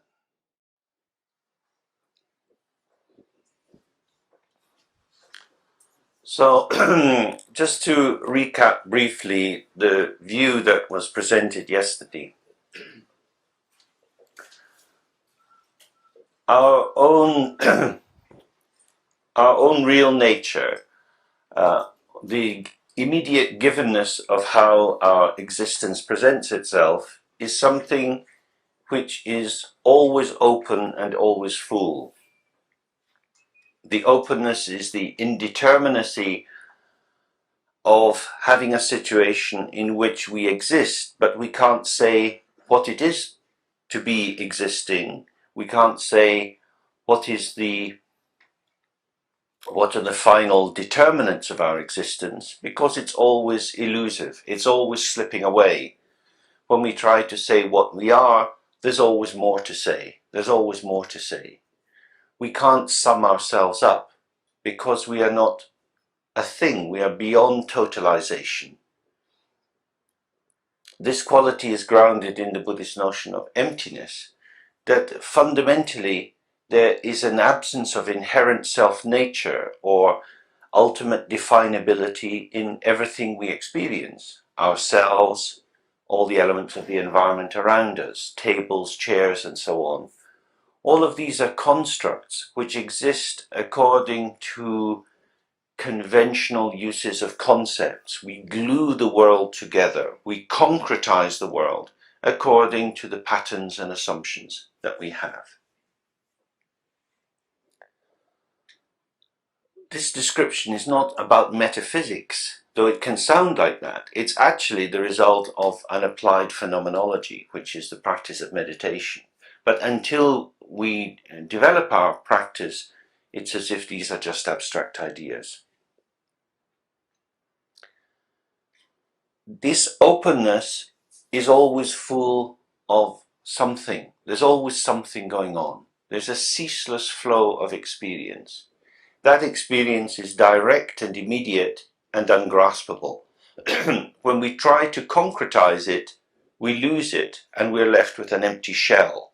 That shell is the traces of memories, thoughts, and feelings through which we construct the narrative of our lives.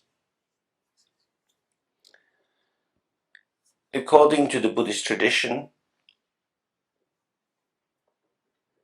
long, long ago, in the very beginning, and moment by moment, ignorance operates as the wavering or delusion or mistaking of the indestructible integration of openness and the flow of experience, mistaking this to be a sequence of real separate events which present themselves to a real concrete subject. I, me, myself, live in a world which is like this and this and this, and as a consequence have this and this kind of experience. I am this, that is that.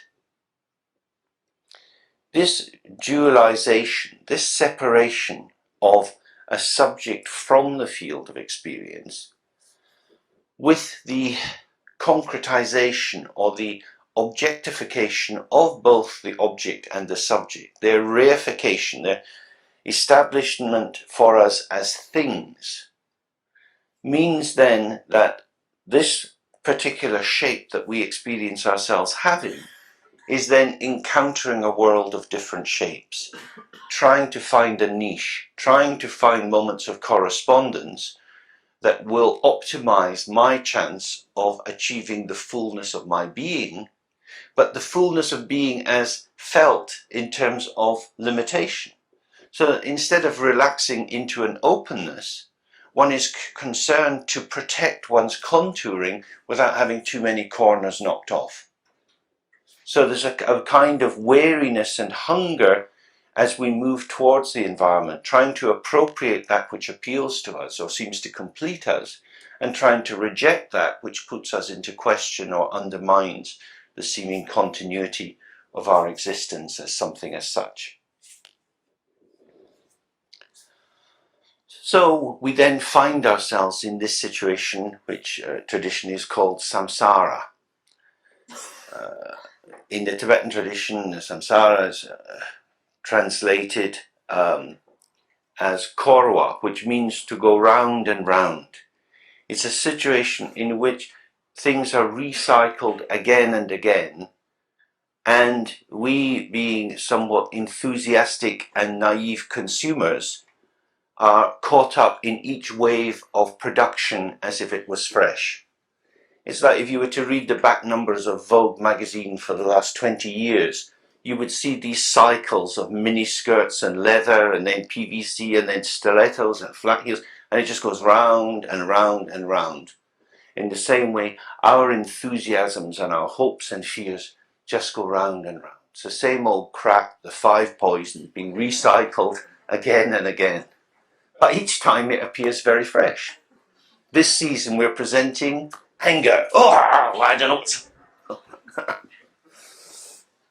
So in that way, there's a kind of intoxication, an intoxication or attachment, which is the glue whereby we become fascinated by things which we know are actually devoid of inherent value. We allow ourselves to be deluded because of the basic proposition, anything is better than nothing. Nothing is the big fear, that there will be just some empty void, a desolation, an abyss, the abject condition of falling out of the dreamed of hope, the paradise, falling through a gap in which all that seemed to contain and reassure and validate our existence is experienced as a bunch of empty signifiers, as insubstantial as the fluff on a dandelion at the end of its life, and that the winds of fate just blow us hither and thither. And in that fear we cling. We want to hang on to something, and it doesn't really matter what it is. And that is truly desolate. That we sell our soul for a mess of pottage.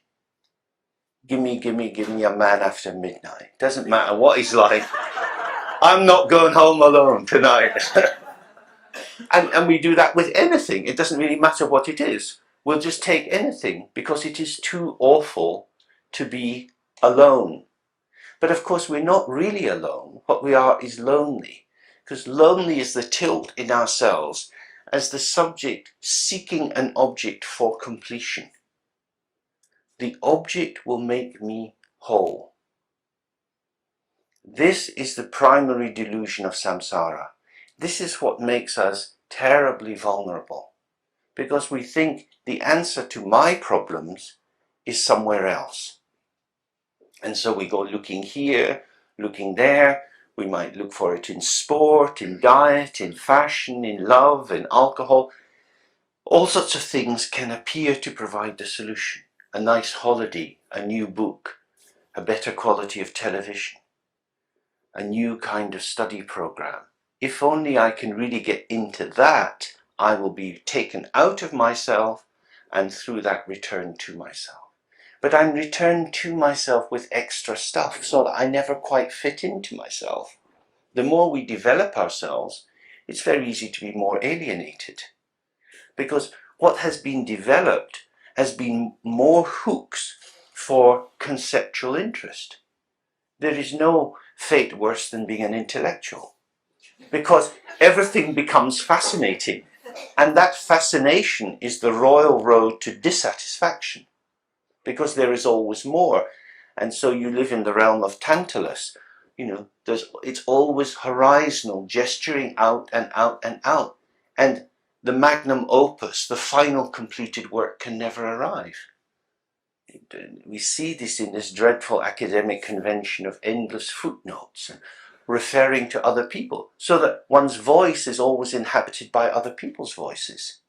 It's a bizarre dimension that the simple act of speaking meaningfully in a way that other people can hear is not enough. You have to add value to the immediacy of direct human contact, to the very moment of aliveness. And by adding that value, it's devalued and turned into something turgid and deadly. For example, if I'm talking here, it's very nice if I can see people's faces, because I'm talking to you. I'm not talking to myself. I've no need to say these things to myself. I'm talking to you. This is not like an academic conference. In conferences, people rudely go in and out all the time. They get bored and they go for a pee or a fag or something, and the person just keeps reading their paper. They're not talking to anyone except their hope of publication and some points for progression in the academic system. A lot of talking is not directed to anything, to anyone. Or in Bakhtin's terms, it's to some super addressee who's never in the room, this mysterious other with a big O, who is the real person that we want to connect with.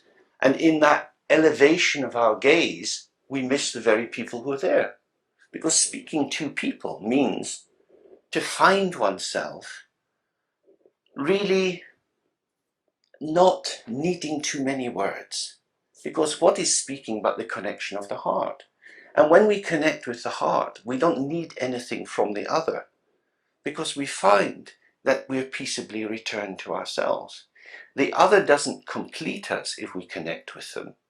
Actually, we have nothing to give each other. But when we connect with each other, we can find ourselves at home. What is the home of the mind? It is infinity.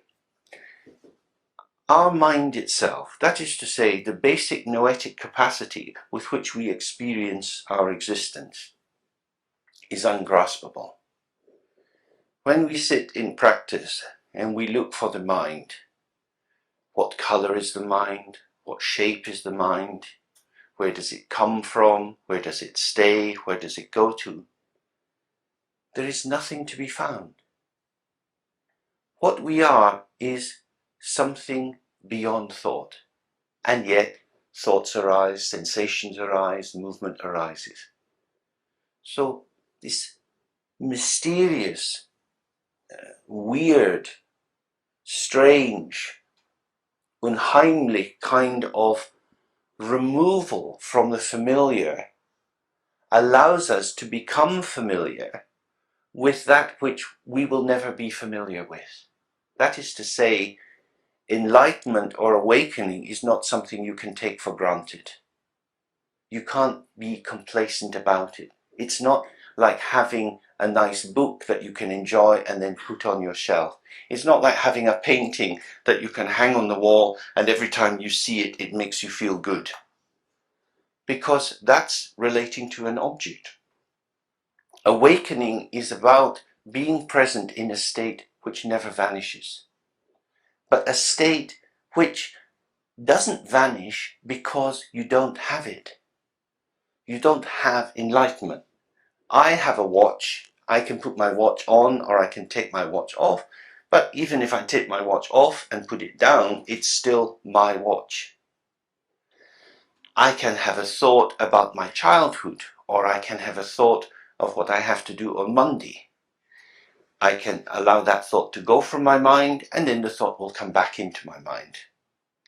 Objects come and go, and we move them around, and they seem to have roughly the same value as they come hither and thither. But awareness is not like that. Everything that we call the subject is actually an object. We are not awakened to the true nature of subjectivity because we live in the state of false substitution of momentary entities for true openness and awareness. Awareness itself is not active. It's not doing anything. Yesterday we were talking about intentionality, which is the direction of the self-subject. I as an individual, something individuated, cut off from the field of experience, tilted towards something else. In that state, there is something to be done. I have to be about something. But even in the process of being about something, there is a meta-awareness. of what is going on. Unless we're very drunk or very aroused, usually the light is on. The light is often in the form of an internal dialogue. Many people live their lives with a continuous commentary about who they are and what they are. That's a rather dull light, but it is nonetheless a sense of there is the performativity of existence, and then there is an observer or an awareness of that. When the observer is already inhabited by a voice which has reified itself, turned itself into a thing, then you have in your head a critical judge who is passing a commentary on yourself. So I am doing this, but I could be doing it better. Or fuck, why did I forget to do that? So there's a kind of internal zooming around of these positions. This is not awareness. Awareness is calm and clear and never moves. The mind itself is not a thing, it's not an energy, it is the integration of awareness and space. It's like the room itself. This room exists as a space, and in this space many things can come and go. The furniture can be moved around, people could dance and sing, they could lie down as if they were dead. All sorts of things could be done in this room. Because space offers a hospitality.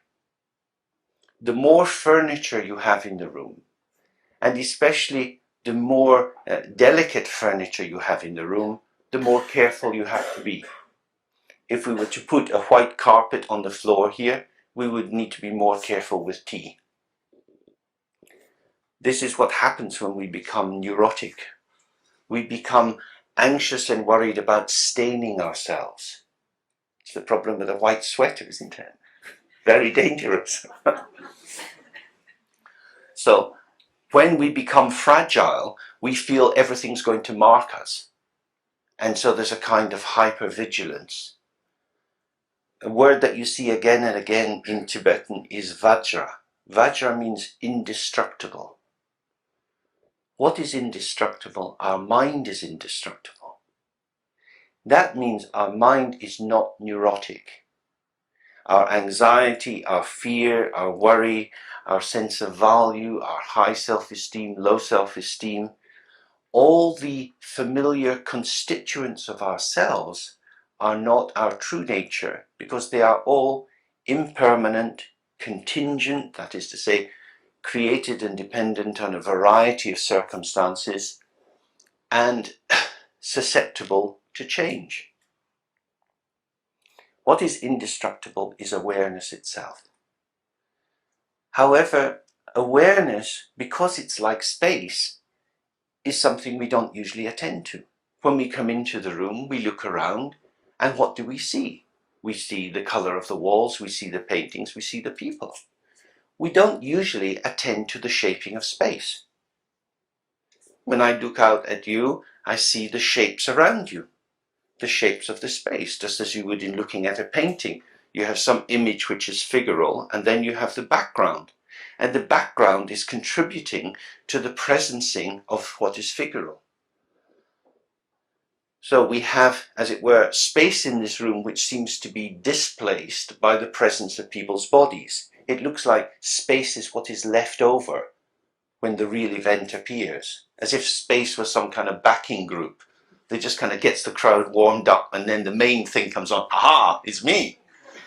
So we take up space, and space we expect to just sort of back off and not cramp our style. That's not really what it is. This is the madness of ignorance. Because actually we are the children of space. Our real nature is space.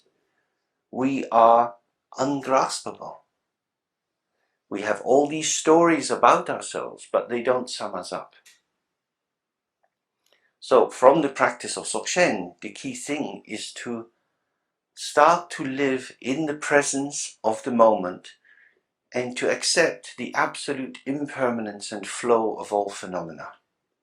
To move from control and avoidance towards a lived, vibrant participation, which means never being sure, never being settled. Why do we want to be settled? What is the value of safety? Things are always occurring. What can you secure? What are you going to nail it to? Samsara is a state of terrible amateurish DIY in which we're all trying to nail ourselves onto secure territory with drills, and we're putting it through our toes and through our eyeballs, you know. We're all pinning ourselves to things which just doesn't work. You put something on the shelf and it falls down. You create a sense of who you are. You think you've now got a good relationship, and suddenly it's gone. How the hell did that happen? You think, I put all these hours into working it out. I thought it was going to work out this time. Where the hell's it gone? We're not trained. We're not skilled tradesmen. We're just you lousy British, untrained, useless. Isn't it? That's why we need all these Polish people coming here to put our shelves up. The Buddha is the pole of the mind. So, we find ourselves in a situation where we have lots of energy, lots of plans, lots of enthusiasm, but it doesn't quite work. And that's often because, with the best will in the world, our parents, teachers, and so on have given us maps which don't quite fit with things as they are. That the cultural maps, the philosophical maps, the religious maps that we often inherit are dogmas or constructs. That is to say, they are rich and beautiful creations. They are the fruits of enormous creativity. But they arise and blossom like huge summer clouds, and they don't actually show how things are. So we can follow many different paths, which have some value and open our hearts in some way, facilitate the flow of life, but they don't actually do the business, because they tilt out in terms of how we should be, what we could do. And that gesture is always a movement away from ourselves. So I am going to become more myself by doing more things. The logic of that is, I am a construct, and the constructed or fabricated nature of myself can be improved. It's basically a materialistic notion, as if we were a Lego set and we just needed to get a few more bits from Dad for Christmas, and then we could make a more fantastical model of ourselves, and then we'd be at home, we'd be comfortable. But perhaps it's not like that. Perhaps we are not things. And if we're not things, then doing more things won't make us closer to ourselves. So, from the point of view of Dzogchen, the most important thing is relaxation, doing less. That doesn't mean that activity shouldn't continue. Activity happens all the time. We breathe in and out, our bodies move, we hear sounds. Activity flows by itself. The problem is that we, in our ego busyness, think we are adding value by adding ourselves. Actually, we add deformation to the immediacy of the moment by making it overcomplicated by thinking, I have to do this about that.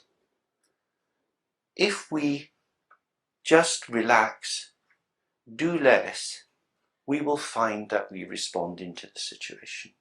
Responses arise out of openness. Without planning, you can know what to do. You know, if there are little children around, adults, when they get anxious, often think, well, what will I do with them? Well, all you need to do is sort of sit down at the level of the child and say, hi, what do you want to do? And they'll tell you. And then you do what they want to do. You know, you don't have to think about playing with children. With most things in life, participation will show you the way. So, expert planning, preparing, creating structures in advance of the situation acts as a violence onto the immediacy of our capacity to respond. So that instead of trusting that what we need will be to hand, that we will arise fresh into the moment, we start with an anxiety. I will be judged if I get this wrong, therefore it behoves me to practice well and get it right. Therefore preparation is the basis of security. But what am I preparing for? This event which is coming. Now, the event hasn't yet come, so you don't know what it is. So your preparation is entirely a mental fabrication based on your projections about how the situation will be. So you arrive fully formed, and then you have to deform yourself to fit the actual situation. How many people want to deform themselves? No. So we often then insist, which brings about the conflict of the situation. You know, the main thing, if you do business consultancy, the most important thing in any kind of consultancy is to work out who in the organization is inviting you in. Because organizations always have internal politics, and whoever is inviting you will have an agenda which is probably not shared with the rest of the organization. It's only by being able to read the complex field of organizational politics that you can start to situate yourself in a position which is no position within the organization. And only then can you have a fresh gaze that will illuminate what's going on. The dynamics of subject-object dualistic interaction is that other people will always try to place us in a place that is familiar to them. We always want to be the object of desire of the other. So we try to work out what is the desire of the other and turn ourselves into that object. Freedom begins when we realize I am not an object to be shaped. According to Dzogchen, our nature is threefold: the openness of awareness and its ungraspability, the ceaseless richness of the pluralistic, multiform, endless array of creativity of the mind, thoughts, feelings, sensations, ceaselessly flowing in an endless majestic stream. And from that, from the openness and the richness, our moment by moment participation into a world with others, which is always exactly this or that and not another. As soon as we are in contact, as soon as we are present with others, it's always precise. It can't be a mess. Each moment of a mess, a messy situation, an argument, a confusion, is exactly precise. It is this, it is that, it is that. Because time is serial on the level of participation. On the level of openness, there is no time. And on the level of richness, this middle area, sometimes called Sambhogakaya, time is everything there present in the same moment. So different modalities of time co-present themselves. But to return to the notion of Lojong, we find ourselves in our ordinary examination, in the sort of audit we can do of ourselves, as lacking in certain factors. We might think we lack courage, compassion, we lack endurance, we find ourselves being rather selfish, we find that the thoughts that arise for us are self-referential, perhaps persecutory, and we want to be alleviated from this. The Buddha taught many different methods for doing this. But what is really important is to recognize the difference between meditation practices which are about integration with the natural given condition and methods of practice which are for developing the capacity to move along a path. In general, the Buddhist teachings are divided into two main groupings. One is called the vehicles of the cause. That is to say, these are methods of study, reflection, and practice which generate the causes of being able to awaken or become enlightened at a future time. This includes practices like Lojong or mind training. The second are called vehicles of the result, which are vehicles which bring us into a state in which we practice with the result already present. In the method of Tantra, that is the practice of as if. We act as if we are living in a mandala of deities. We act as if we are divine beings and that all the beings we encounter are divine. And through that as-ifness, through that imaginational intentionality, we transform the sphere in which we operate. In the practice of Dzogchen, we directly integrate into the ground nature, and we practice with the absolute openness of trusting that now whatever is arising from the ground. So these are two very different practices. One says the door to paradise is already open and you have stepped through. You don't even need to move. You're already there. And the other is saying it's a long way off. Courage, pilgrim, and here's something for your rucksack. So we're now going to look a little bit at rucksack territory. Lojong says the main thing that keeps us far from our goal, from where we want to get to, is our obsession with ourselves. Self-protection and self-aggrandizement. Feeling that we are more important than other people, we put ourselves first. Of course, we often don't do that in a sort of grand narcissistic manner, but just in a simple manner. What do we need? Shall I get first? So if you're in the supermarket and you're looking to the checkout and there's various people queuing up and you've got your trolley full of stuff and someone's coming with 3 items in their hand, should you let them go first?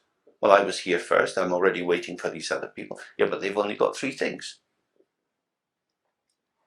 How will you work that out? Should you sacrifice your 2 seconds for them, or should you insist on the letter of the law? God bless the Pharisees. No. How shall one proceed? It's a big question. So all the time, if you're an ethical person, you find yourself tortured and spinning on these points. What shall I do? I want to be useful, but there's a cost. Do I want to pay the cost? In order to kind of free ourselves from this turning and turning and turning, that we have the teaching of Tonglen in Buddhism. Tongwa means to give.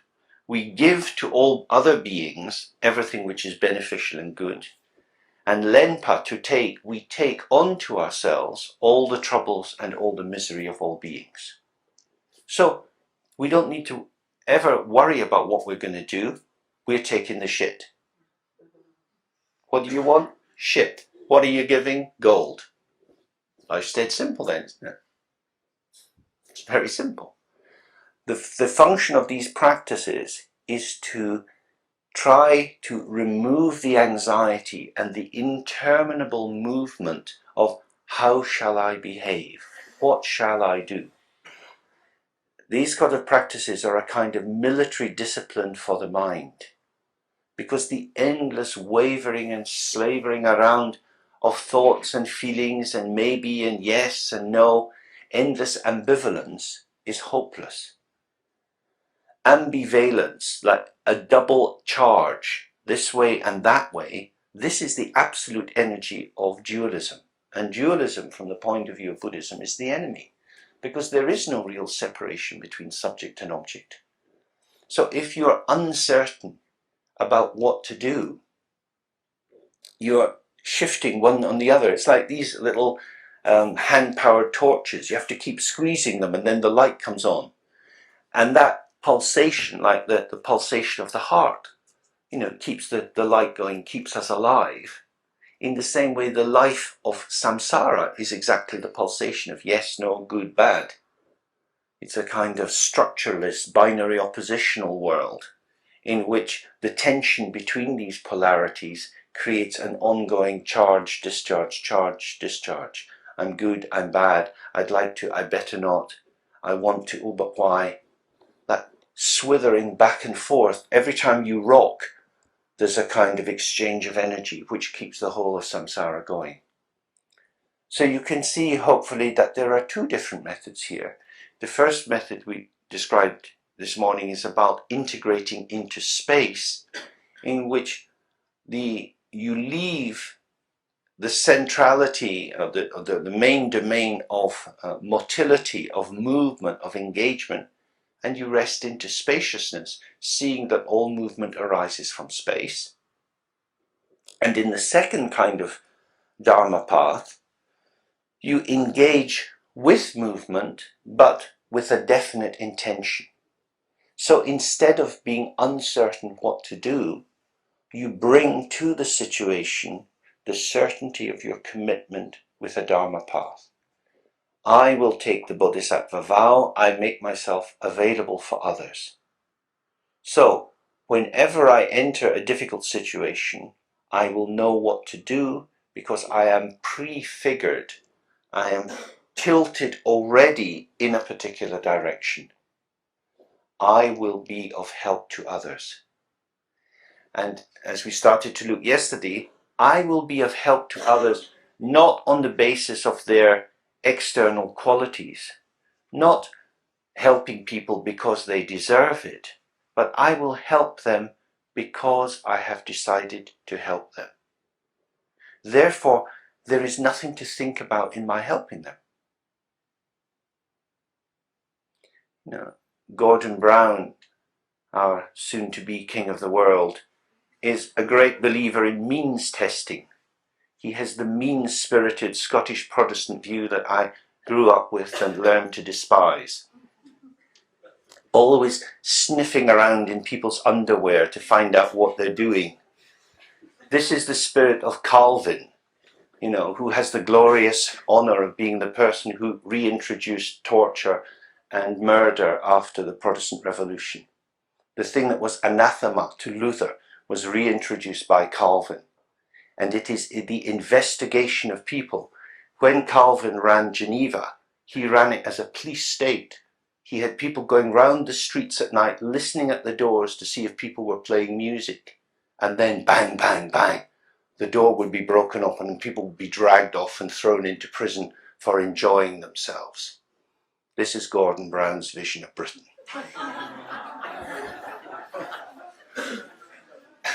Truly dreadful. Everything will have to be known. Everything will have to be revealed, not for its own sake, not for the pleasure of speculation, but in order to be weighed and called to account. But of course, you can't weigh the human soul. Human beings are beyond arithmetic. Human beings are this mystery of ceaseless revelation. And so as soon as you start judging and measuring and weighing, you miss the whole thing. You've entered into a bloody objectification, a mistaking of the very meaning of existence. And of course, we have these Gordon Browns in our head. All of us will have a judge somewhere that weighs us up, that hates ourselves, that thinks we screw up, that worries that our life isn't going right, that would like to be better but doesn't know how. And that grinding and grinding is terribly dangerous because it uses up a lot of energy, it misconstrues reality as it is, and it creates an emotional charge which operates in our belly and fills up all the energy channels of the body, floods the frontal lobes of the brain with obnoxious chemicals that keep us in hyperarousal, and makes us terribly wary of ourselves and others. We don't trust ourselves and we don't trust other people. So the Bodhisattva practice is to get away from that. It's as it says in the Bible, cast your bread upon the waters. Just launch yourself into life and see what happens. Don't count. Turn off the meter. Stop judging yourself. Stop weighing yourself and just think, I'm for the other. That's what I'm for. Decide that when you wake up in the morning. Decide that when you go to sleep at night. When you walk down the street, every person you meet, you can greet them in your heart or with your voice. Welcome, welcome. I'm for you. I'm for you. I'm for the rich person, which means I don't envy them. I'm for the poor person, which means I don't pity them. What is it about these people that we're for? It's for their awakening. That is to say, our belief and our joy for others is not that they have long, happy lives. They can have that as well. But in a sense, that's just the dross. That's not the real thing. That's not the icing on the cake. That's the dross. The real thing is that people should be fresh. They should be in their eyes, in their senses, alive and connected. What is it that causes us to glaze over? It's preoccupation. It's sinking into anxiety, the foreclosures of memory traces, worrying about the past, being anxious about the future, which tear us out of the fullness of our presence towards mental realms. We're rolling around as if we're in a science fiction movie. So the practice of Tonglen that says basically, I give all my happiness to others, I take all their pain and suffering, is a very, very present activity. All their suffering is coming towards me. What am I going to do with it? Where am I going to keep it? If you said, okay, this is a very nice Buddhist center, I think we should have a kind of fete to raise some money for it. We're going to see if people have got any old clothes and stuff that they would like to bring, and then we're going to have a little market in here. If you were lucky, people would send lots and lots of stuff. They might send mountains of stuff. But then you've got to have a space to deal with this stuff. Where are you going to put it? In a similar way, if you invite everyone to give you all their sorrow, all their misery, all their suffering, where are you going to put it? If you took a whole load of junk for your flea market, you have to have a hole. Well, we've got a hole, that's fine. But is your ego big enough to hold the suffering of all beings? Is your heart big enough? You need an extension. Luckily, we have some Polish builders. So we are going to build out more and more rooms so that we can accommodate the suffering of all sentient beings. How do we get such a big room in our heart? Emptiness. Wisdom and compassion have to go together. The road to hell is paved with good intentions. There's no point in saying, I want to help all sentient beings, but unfortunately, no vacancies. You know, I'm already a bit too busy. I'd like to, but you can't do the but once you say I will. It has to be without buts, without commas, without any punctuation. I'm for you. Which means, first of all, we have to work out who is this I that is making the grand gesture. Because a small I making grand gestures is just another term for Tony Blair. There is a political agenda to all of this. I come here to free myself from my political bile. You're doing a marvelous job for me. I feel much lighter already. So, how do we make our heart bigger? It's a real question. Whenever we define ourselves, whenever we know ourselves to be this or that, when we know our capacity, I couldn't do that, I don't like that, I couldn't give a talk in public, I get so anxious. These freezings are like walls which cramp us. They limit the flow of our energy, and they tell us that we know who we are. Therefore, they protect us from the adventure of finding out who we are.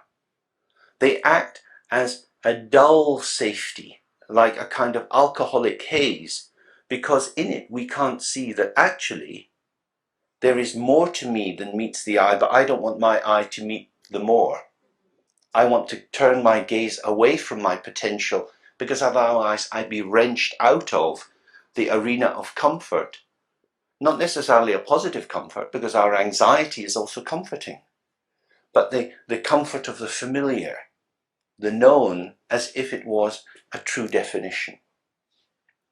So the beginning of developing wisdom is to start to inquire, to put things into question, which means in a sort of phenomenological style, we have to bracket off, we have to place on one side our familiar definitions. All that we know about ourselves, we have to suspend, place that in abeyance so that it is not insisting and determining the arena in front of us. So whenever we find ourselves saying, I can't do this, or I always do that, we want to catch that and think, oh, that's a wall. I've just put up a wall. Take down that wall. No planning permission. The court of Bodhisattvas doesn't allow these constructions anymore. We want wide open territory. So observe how you limit yourself. That's the most important thing. It's a kind of contemplation or reflective meditation, and you can do it all day long. You can keep a little diary in your bag, and whenever you find yourself limiting yourself, you write it down. I have to. Sometimes these things will come in a cognitive form, like a series of words, and sometimes they come in an impulse from the body. Like you suddenly find yourself wanting to eat something, or open a bottle of wine, or go to sleep, or phone a friend, or send an email. In that moment, something is closing down. You find yourself driven by something, that you're encapsulated in something narrow. Without trying to resist that, observe its function. The openness of a minute before has now been lost, and you're encapsulated inside a particular positioning. Just observe what then happens. How does it affect the posture of your body, your breathing, your gaze, your availability for connection with the environment? And then we start to see, oh yes, moment by moment through the course of the day, I am limiting my existence. That's what I do all the time. And therefore, when I meet the world, I meet it from a very small place. This is tragic. This is absolutely tragic.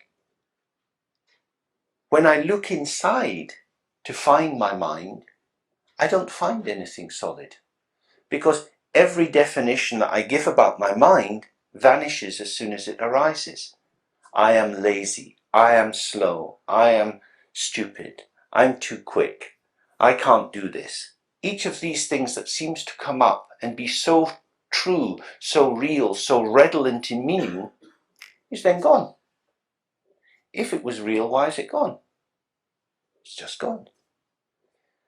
The endless intoxication with these beliefs as they arise and pulse keeps us on this journey across a long, long river. Each one of these thoughts is like a stepping stone. We're always treading on these ideas as if these ideas were defining the true nature of the situation. But each is ephemeral.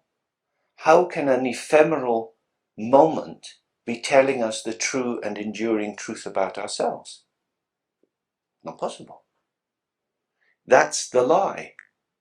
So once we start to see, I lie to myself all the time, I cheat myself by believing that the impermanent is permanent, we can start to relax. That's what I'm doing. I don't need to do that, because it is a doing. If you don't do a doing, it will be okay. Things stop when you stop doing them. You don't have to do anything to stop them. You just have to not do them. Not doing is not energetic. It doesn't do any damage to you. It won't drain you. It won't exhaust you. You just stop doing it. Of course, there's the impulse is there. These thoughts, these nexes, these nodal points of condensed meaning and habit are enormously tempting. They're like pads of Velcro. They seem to just lock you on. They're like a kind of super glue. But what is that glue? That's what we have to look at. Why is this idea, which I can see is ridiculous, why is it so tempting to me? That's where we really encounter the raw face of attachment. As the Buddha says in many, many texts, attachment is the root cause of suffering. Attachment arises from ignorance, and attachment binds us into painful situations. Why do people maintain negative views about themselves? So many people have thoughts of hating themselves, feeling that they're inadequate. Why would you want to have that? That's a really important question. You have to look for yourself. What is the function of keeping this stuff? Is it sentimental? Is it sentimental? Do we really see the thing as it is? You know, you can do that just to go into a big shop. Look at all the stuff they're trying to sell. Would you want to buy it? No. Look in an antique shop. You think somebody's owned this crap. I wouldn't want it in my house. Other people like stuff that we don't like, and we like stuff that other people don't like. This is a really central thing to realize. I make choices. That is to say, I put my life, my energy, my libido, my associations into this object, and that's what makes it shine. It's not shining of itself. I am the shiner of the shining object. The light of the object is the light of the mind. No object is shining in and of itself. That's an amazing thing to see. Because if we see that, then we realize that we are being cheated by our own brilliance. We're not being cheated because we're daft or stupid, but it is the very light of our mind, our own creativity, the wonderful energy that can make anything shine. We delude ourselves by believing now the shine is out there, it's in the other. But it is we who do that. So as soon as you recognize, oh, I'm the shiny one, everything just becomes a little more transparent, a little more translucent, and you start to see that the light of your mind is passing through phenomena, that the world is made of these shimmering crystal objects, and as your light passes through them, they glow and then not. They glow and then not. How wonderful. And then you look at yourself, and it's the same thing. All that you are, all that you take yourself to be, is glowing because of how you position your light in relation to it. If you focus your light on your faults and your limitations, that's what will glow for you. If you focus your light on your good qualities, that's what will glow for you. Neither are real. Your good qualities are good and yet empty, devoid of inherent self-nature, and your bad qualities are real or presenting, but without an inherent reality. And what gives them their energy is the light of your own mind. When you start to do that, you see that the mind itself, which is open and empty, is effulgent. The radiance of the world is the radiance of the mind. The world is a mental phenomena. The more we are centered in ourselves and connected out, the whole world starts to shine for us. And then we're never bored.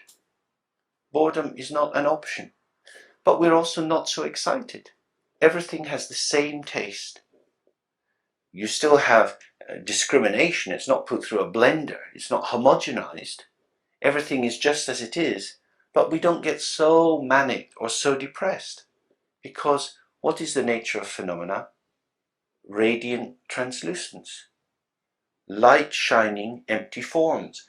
These paintings that we see of these gods, the images that are presented make them look a bit solid and substantial. But actually, the descriptions are that they are shimmering and transparent. So that when we visualize these deities, we imagine them made out of gossamer or glass. So they have the form, the shape, and the coloration, but you can see right through them. They have no solidity inside them. And when we do tantric practice and we visualize the deity in front of us, we imagine rays of light coming from the deity, merging into us, and our body becoming made of light. And then rays of light going out from our body to all beings. And in that way we start to see that the whole world is the shimmering surface of light. This is the lived experience of emptiness. Everything is there just as it is. It doesn't suddenly vanish. And yet you see for the first time that it's light, moving, dynamic, and not solid and clumping. So you're no longer bashing into the world, but in this wonderful, directly, spontaneously unchoreographed, integrated movement. From that, there's spaciousness everywhere. And that's the ground spaciousness through which you can say, I take on the sufferings of all beings. Because now your house is very big. If your house is very small, the danger is you end up with a grinding, dutiful, hard-working, po-faced kind of culture. We already have enough of that. You know, my teacher always said to me, make it as easy as possible. Do it the quick way. Very helpful. It doesn't have to be hard. We have a notion that work is laborious. Just think of that, laborious. Oh my God. It's burdenful. And you become inured to it. You knuckle down. You just get on with it. You put up with it. You thole it. There's a sense of trudging. But actually, work is simply the flow of energy. Since energy is always flowing and we are always flowing, the essence of work is to almost like finding the ley line of it, to get in the movement of it, and then you're carried by the flow of the energy of the world. Work is difficult when we can't find the rhythm. So the purpose of all the wisdom teachings in Buddhism, the teachings focused on emptiness, is to loosen the heaviness, the concretizing function of our mind, so that we become light and delicate and can start to feel the possibilities of movement. From that, compassion rings out, because compassion is the capacity to be with people and to reach them and make a connection with them in as many ways as possible, according to the situation. Shall we have a wee cup of tea and then do some?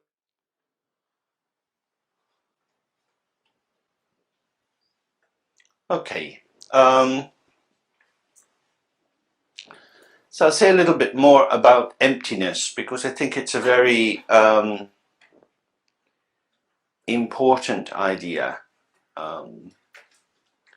In many ways, it is very similar to the project of deconstruction, which has been a powerful force in modern intellectual life. Deconstruction sets out the idea that what we encounter in life are actually constructs, cultural constructs, historically developed constructs, and so on.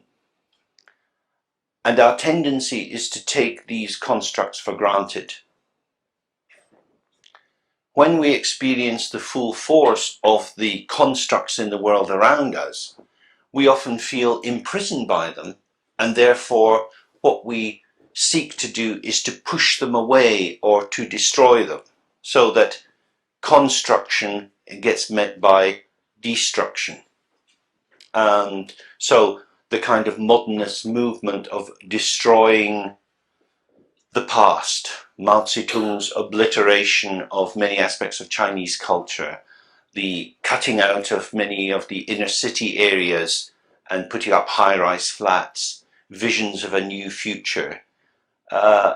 A lot of the idea is that in order to move forward, you have to clear away the past. And one can certainly have that as a psychological function as well. You can feel that you have to get rid of what's happened to you. You have to clear things out, as if our existence was some loft that was full of old junk. But the idea of deconstruction is very different. It's that we should put things into question, that we should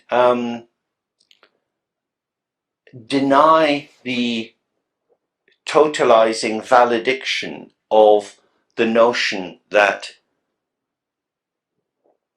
the sum of the parts that comes together and creates this mystical extra element, so that the whole is greater than the sum of the parts. All constructs are made up of parts, things brought together, juxtaposed, organized in a way that we can see up to a certain point, and then suddenly this magical thing happens that it all settles into place and it seems to be just the thing itself. For example, if you're playing with a child and doing a crossword puzzle, you've got all the different bits and pieces and you put them together, and when they're all in place, suddenly there is that picture. And the picture appears to leap out a fully formed gestalt, a thing which is just itself. And in that seeming givenness of it, it resists the actual knowledge that we have that it's built up of pieces. Does that make sense? And that's the point of ignorance.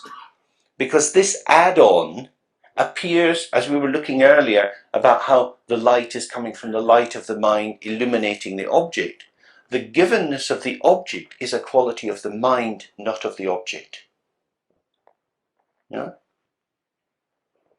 We ourselves seal these contingent moments into something which appears to be just that.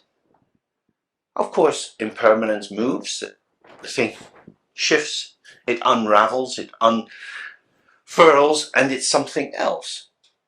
But while it was that thing, it appears to be that thing. For example, here we are in this Buddha center.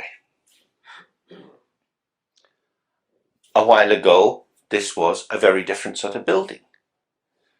Then builders came in, it's painted, and now it's taken on a life of its own. It appears to be something. So every time you come here, you come to Kandroling, you come to this Buddhist center. The fact that this building has been used for other purposes in the past is swept away. It's as if it has never been anything other than what it is. And yet it is only this because of factors, because somebody's paying the rent, because various people contribute to the upkeep of the building, because nobody's broken in and spoiled it, and so on and so on and so on. There are many factors that hover around, factors of maintenance which need to be applied, factors of destruction or change which need to be held in abeyance, and the dynamic between these two allows the continuity of this environment, and yet we can take it for granted as if it was here just by itself. And of course that's why, when we have an event like this one, we always need to remember with gratitude the work of all the people who keep a centre like this going, because it doesn't just happen by itself. But it's very interesting, I think, that if you work in any voluntary organisation, you have the experience of being taken for granted. Because actually, what people want is to believe that things are just there by themselves. To recognise that things are a construct brings a slight edge of hesitation. Well, if people didn't help, then it wouldn't happen. But I want it to happen, so I'll just pretend it happens by itself. It's just there. And that's one of the reasons why children are often not very grateful to their parents, especially to their mum. It's very important for children to take their mum for granted. Because if they realised that mum was doing these things for them at some sacrifice to themselves, that mum was actually making choices involving self-abnegation to favour the child, to put them first, the child would feel burdened with a huge responsibility, which of course in the good teaching from Moses they damn well ought to have. But it's not very popular nowadays. So somehow the sense of givenness is very important. Now, one of the typographical conventions that was attempted in the early period of deconstructive writing was the idea of putting a bar or a line through a word so that the word would be printed but the line through it would act as a kind of erasure, a rubbing away, a dissolving of the full impact of the intoxication of taking the word at full value. So you might have God with a line through it. And the line reminds us that God acts, the word, the term, the sign, is acting as a kind of attractor of values, of meanings. The free-floating signifiers of our existence get pulled into terms like God, love, death, and these terms can then have multiple functions for many different people, all of which seem intensely real. And it's exactly in these moments that we forget we are putting our value into that world. That word is being pumped up, shaped, adapted by us, while we believe that the meaning is being revealed to us from the word. Does that make sense? That's exactly where we can see how emptiness, how the openness of the term, its natural indeterminacy, is covered over by our mistaken belief that the word is the truth, that the word is what it is. So if people say, I love you, what does that word love mean? I mean, clearly endless things. And if you're in a relationship with someone, through time, that word can mean many, many things. It can mean, I desire you, I want you, please don't leave me, you should do what I say. It can mean endless numbers of movements. And by the very indeterminacy of the word, it becomes a flexible link, a bit like in a pontoon bridge, where the barrels that are tied together can move up and down, and the bridge can adapt to the flow of the river. What we do when we deconstruct something is to see that it exists as a fabrication. We don't need to take it apart. We don't need to stop using it. But we do need to remind ourselves, to call ourselves again and again to the fact of its fabrication. And the fact that it hasn't been fabricated in a factory somewhere else, but that we are co-fabricators with the potentiality of the sign. That is to say, that we are writing or inscribing the world as we encounter it. Does that make sense? And that if we don't put ourselves into the world will be other than our world. You know? Which is, in the work that I do with couples, one of the big problems we often find is that couples don't have the couples that certainly come for therapy, don't have, they haven't evolved a method of making we decisions. Very often, each party makes an individual decision. So they live together, maybe for many, many years, maybe fully married with kids and all the rest of it. But essentially, they're living as two individuals. And they have a delegation of tasks. And that sets up a sort of pattern of parallel lives. So one party organizes the holidays. So Tom says to Mary, well, I've booked our holiday. And Mary says, okay. She says okay when she's in love with Tom, but when she starts to get pissed off with Tom, she says, well, you didn't ask me. I don't want to go there.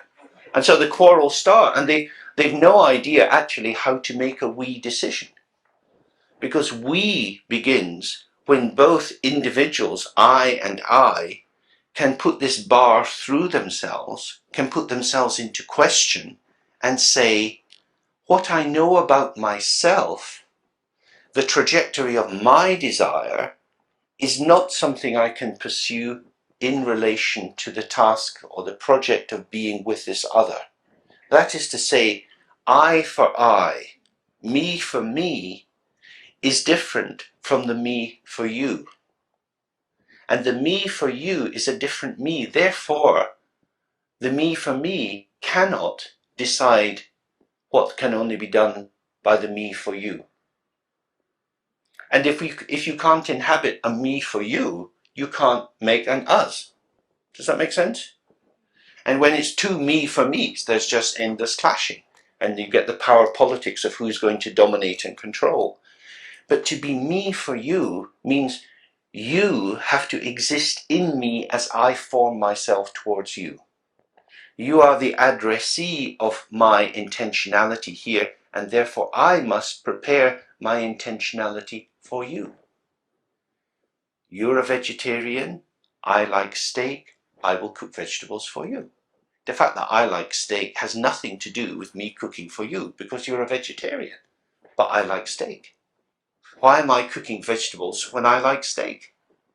But you're a vegetarian. And that's the tension always between these positions. And of course it can become a very helpful tension because it moves both ways to deconstruct or to open up the gestures. Because if you only tilt towards the other with a self-abnegation, you can empty out yourself into a place of abasement and lostness. You can become the hopeless slave, the slave who finds themselves in the other but never is returned to themselves by that gesture. So we need to be for ourselves and for the other. That's why when we do meditations like metta bhavana, developing love and kindness, we develop it to all beings, including myself, not to split subject and object. So emptiness is not the rubbing out of the world, but the rubbing out of the illusion of the inherent self-nature of things. Inherent self-nature means that phenomena are self-defining. So, outside this building, there are a row of cars. When we look out, we can see, yes, these are all cars. That is to say, car is a generic type. It's a group term, a term which allows us to subsume certain phenomena. It's an abstraction which gives us power to name and locate and place phenomena. Then when we look at a particular car, we say this is a blue BMW. This is a particular kind of car. What is a blue BMW? It is paint and chromium and seats and all these things. We could take each part out because the car was made by putting different bits in. If the bits were put in, you can take them back out again. Now with the new electronic aspects of cars, it's more difficult to do that, but you could still take all the bits out and lay them out. Then you could unpack the bits of the bits. The seat could be taken down and broken down. And then you could look at the iron in the seat and you can break it down into its molecules. Then you can break the molecules down into its atoms. And we can see that each part of the car is composed of other phenomena and other phenomena. And you can take this ad infinitum right to its infinite extent because it never comes to an end.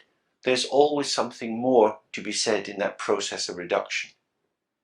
So that extends infinitely, and then the infinite, when you reverse it, all these infinite extensions come together as a blue BMW. A blue BMW parked here at this moment in time. The blue BMW has not been practicing transcendental meditation, has not developed the power of levitation, and so it is parked on the earth in a particular place. Entities are always somewhere. The context and the entity are not two things. They are always there together. A car is always somewhere. A person is always somewhere. That somewhereness is not an optional extra, since we do not have the choice to be nowhere. The somewhereness is part and parcel of our being who we are. So the seeming autonomy of my existence or of the motor car has to be barred. You have to put it into question because we are always contextualized. So who we are is always part and parcel of where we are. Because we become, we elevate, we manifest, we display who we are, where we are. You can't be a person not in a place. That's really important. That shows the emptiness of the notion of I am just me.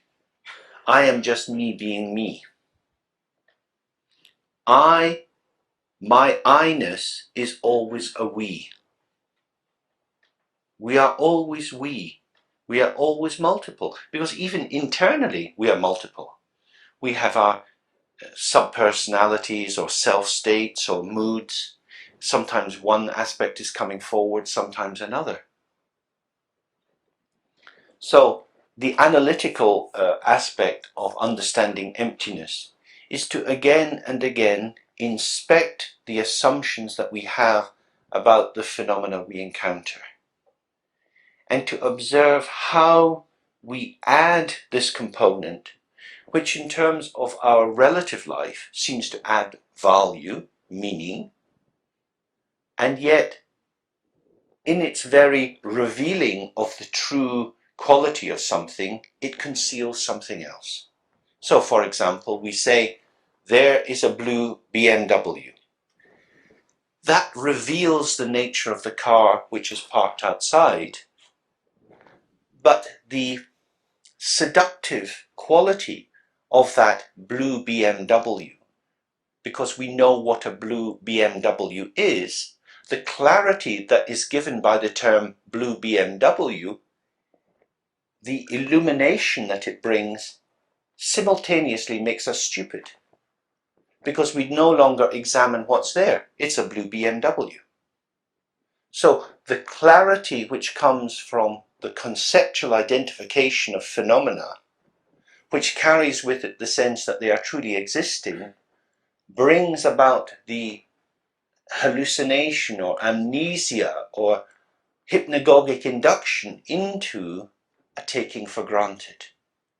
Our curiosity vanishes the more that we know. So knowledge makes us stupid. Knowledge in that sense is very dangerous. Knowledge as understanding. I am standing under something which is already established. Do you understand what I'm talking about? Yeah.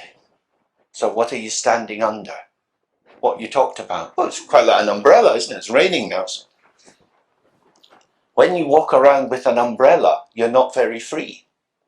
The wind blows it. You've got to avoid stabbing people in the eyes with it. When you're holding something up, you're holding it up. Just as an umbrella traps your hand, it protects you and it enslaves you. Knowing that that is a blue BMW traps you and enslaves you in the same way. It gives you protection against not knowing what's what. But that very what's whatness means asleep. And that is the heart of the real function of emptiness for us. To see that everything is a construct, is conventional, is conditioned, means not that we should wipe it away, but that we should be playful. Deconstruction is a call to play. It's a play not to take ourselves too seriously, not to arrive at a final solution. There is no final solution, because each thing tilts into another and another and another. We live in this endless chaining, this endless linking of signifiers, which, as they move, tilt each other. An image that's often given for this is Indra's net, which is a net of diamonds or crystal forms which covers the whole universe, and each facet of each jewel reflects all the facets of all the other jewels. So it's an endless interweaving of multiple reflections. And that's really what our world is, that we are endlessly being called into the aliveness of the bright shiningness of each moment. We don't know what it is, but as we've looked earlier, we can participate in it, and participate it from emptiness, as emptiness, towards emptiness, achieving nothing but emptiness. But that emptiness is vital and alive, radiant. Whereas when we rest in the conceptualization and we know what's what, we sit. It's as if we are the center of the world and things turn around us, like some spider in a web. That's a very different kind of net. That's a net that catches things, that traps them, that wraps them up and sucks the juice out of them. That's a very petty bourgeois way to exist. And that's one thing that we don't do in Macclesfield, is it? Petty bourgeois is off. It's so passé, darling.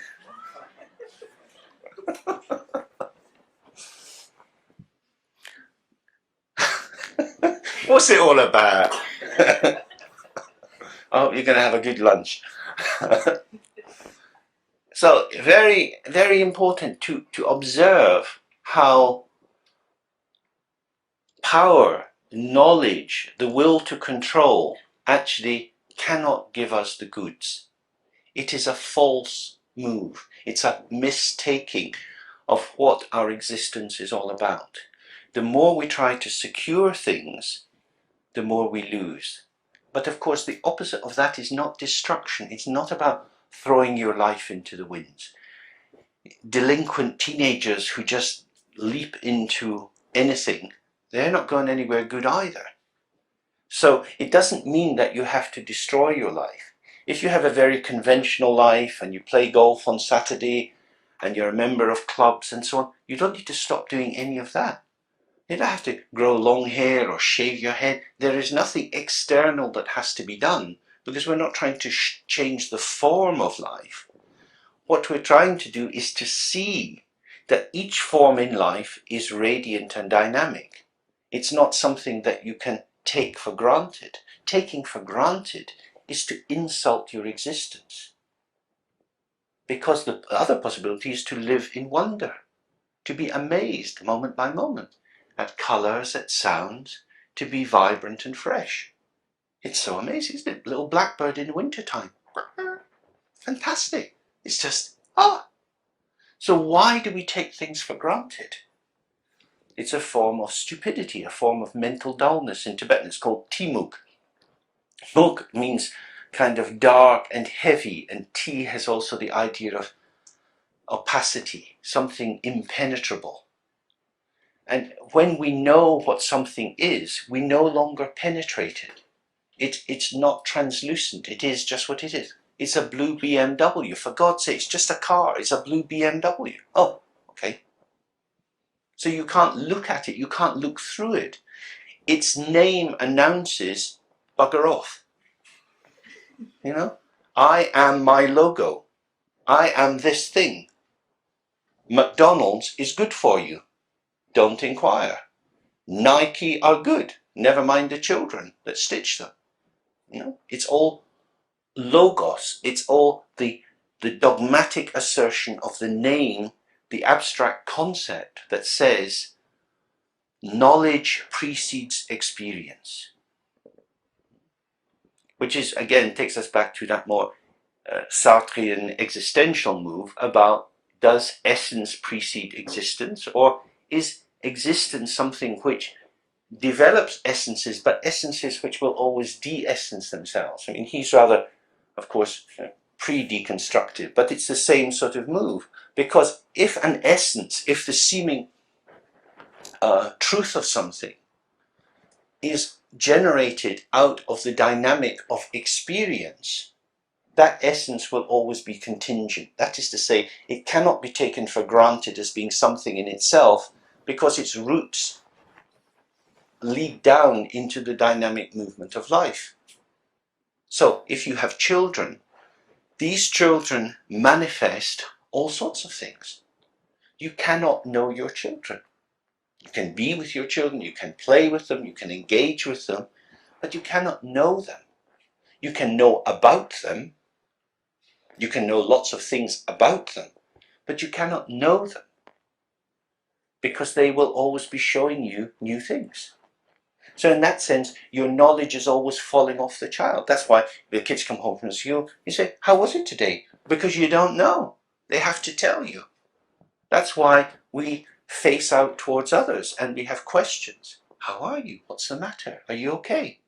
Because we don't know. If we knew, then the world would cease to move. So knowledge is a very suspect and false god. The knowledge of concepts. Emptiness means loosening up the urge to control and seeing the dynamic nature of all phenomena. And because they are dynamic, they cannot be known apart from their context. That context can only reveal itself through participation. Therefore, the path to awakening, the path to both wisdom and compassion, is to enter into the world as part of the world and allow the world to reveal itself as you are revealed to yourself through your participation of the world. So emptiness is the freedom to bracket off, to put to one side your assumptions, your foreclosures, your imaginations, in order to experience the world. And you can practice that in a very ordinary way. As you prepare food, you can see how things have a particular moment in which they are just what you want them to be. If you cook something for too long, it's likely to start burning on the bottom of the pan. And then the taste of burnt rice is not like the taste of unburnt rice. If something is not cooked enough, it won't have the flavour of a cooked thing. So if you have something like a potato or a courgette and it's not quite cooked, it is still a potato and a courgette, but when you put it in your mouth, you think it doesn't taste like a potato. Well, the taste of the potato is the taste of the cooked potato, because that's what we eat. Rabbits and other animals are quite happy to have raw potatoes. So the taste of the potato for the rabbit is different than for us. That is to say, a potato exists inside the biological and social cultural determinism of me wanting to have a cooked potato. The lifespan of the potato means that although I see it on the supermarket shelf and I buy it as a potato, I don't want to take it out of the bag and eat it. I want to take it home and cook it. So it's still a potato, but its potato-ness is only revealed to me through my participation with boiling water or fat or putting it in the oven. And that's the same with everything, isn't it? You have to cook things to make them tasty.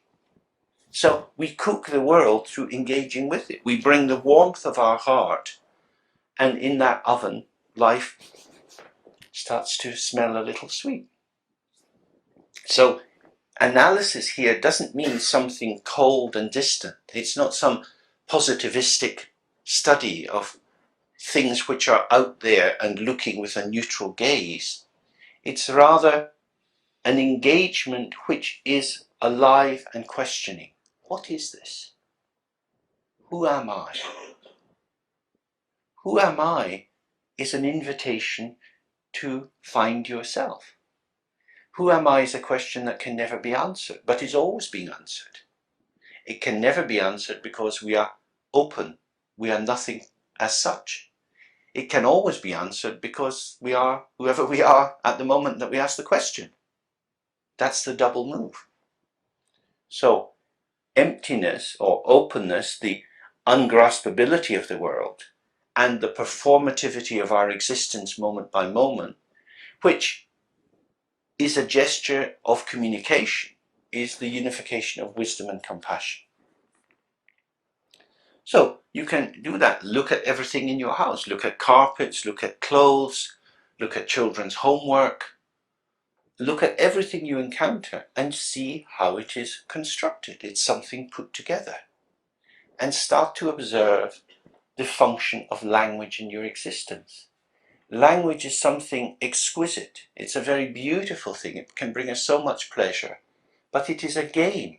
Language speaks to language. Language hovers like some mesmerizing archangel in the world with glistening wings and little rainbows falling from them. Words and things exist in a very complex and strange relationship. People like Wittgenstein would say, language has nothing to do with the world. Language only speaks to language.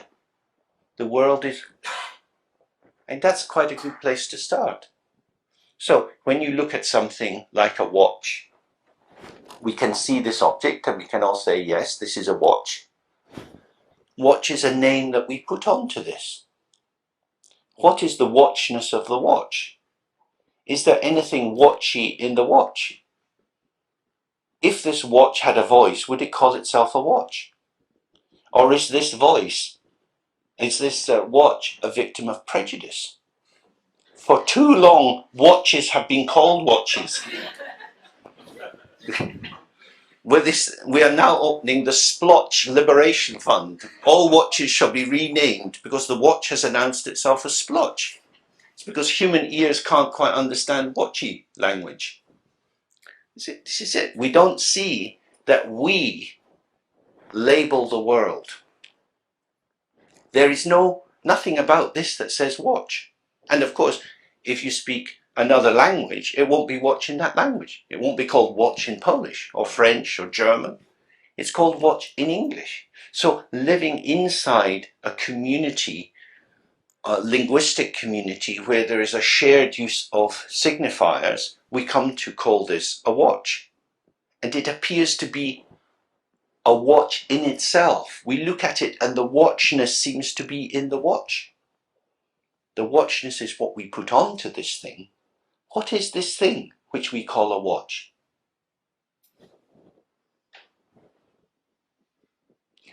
Something we see, we can lick it and taste it, we can rub it on ourselves, we can have an engagement with it. What does it taste like? It's a bit kind of dry and cold and some of my sweat's on the back of it too. So interesting taste. I am describing in language something about this or this. I'm telling you about my sensation in licking this.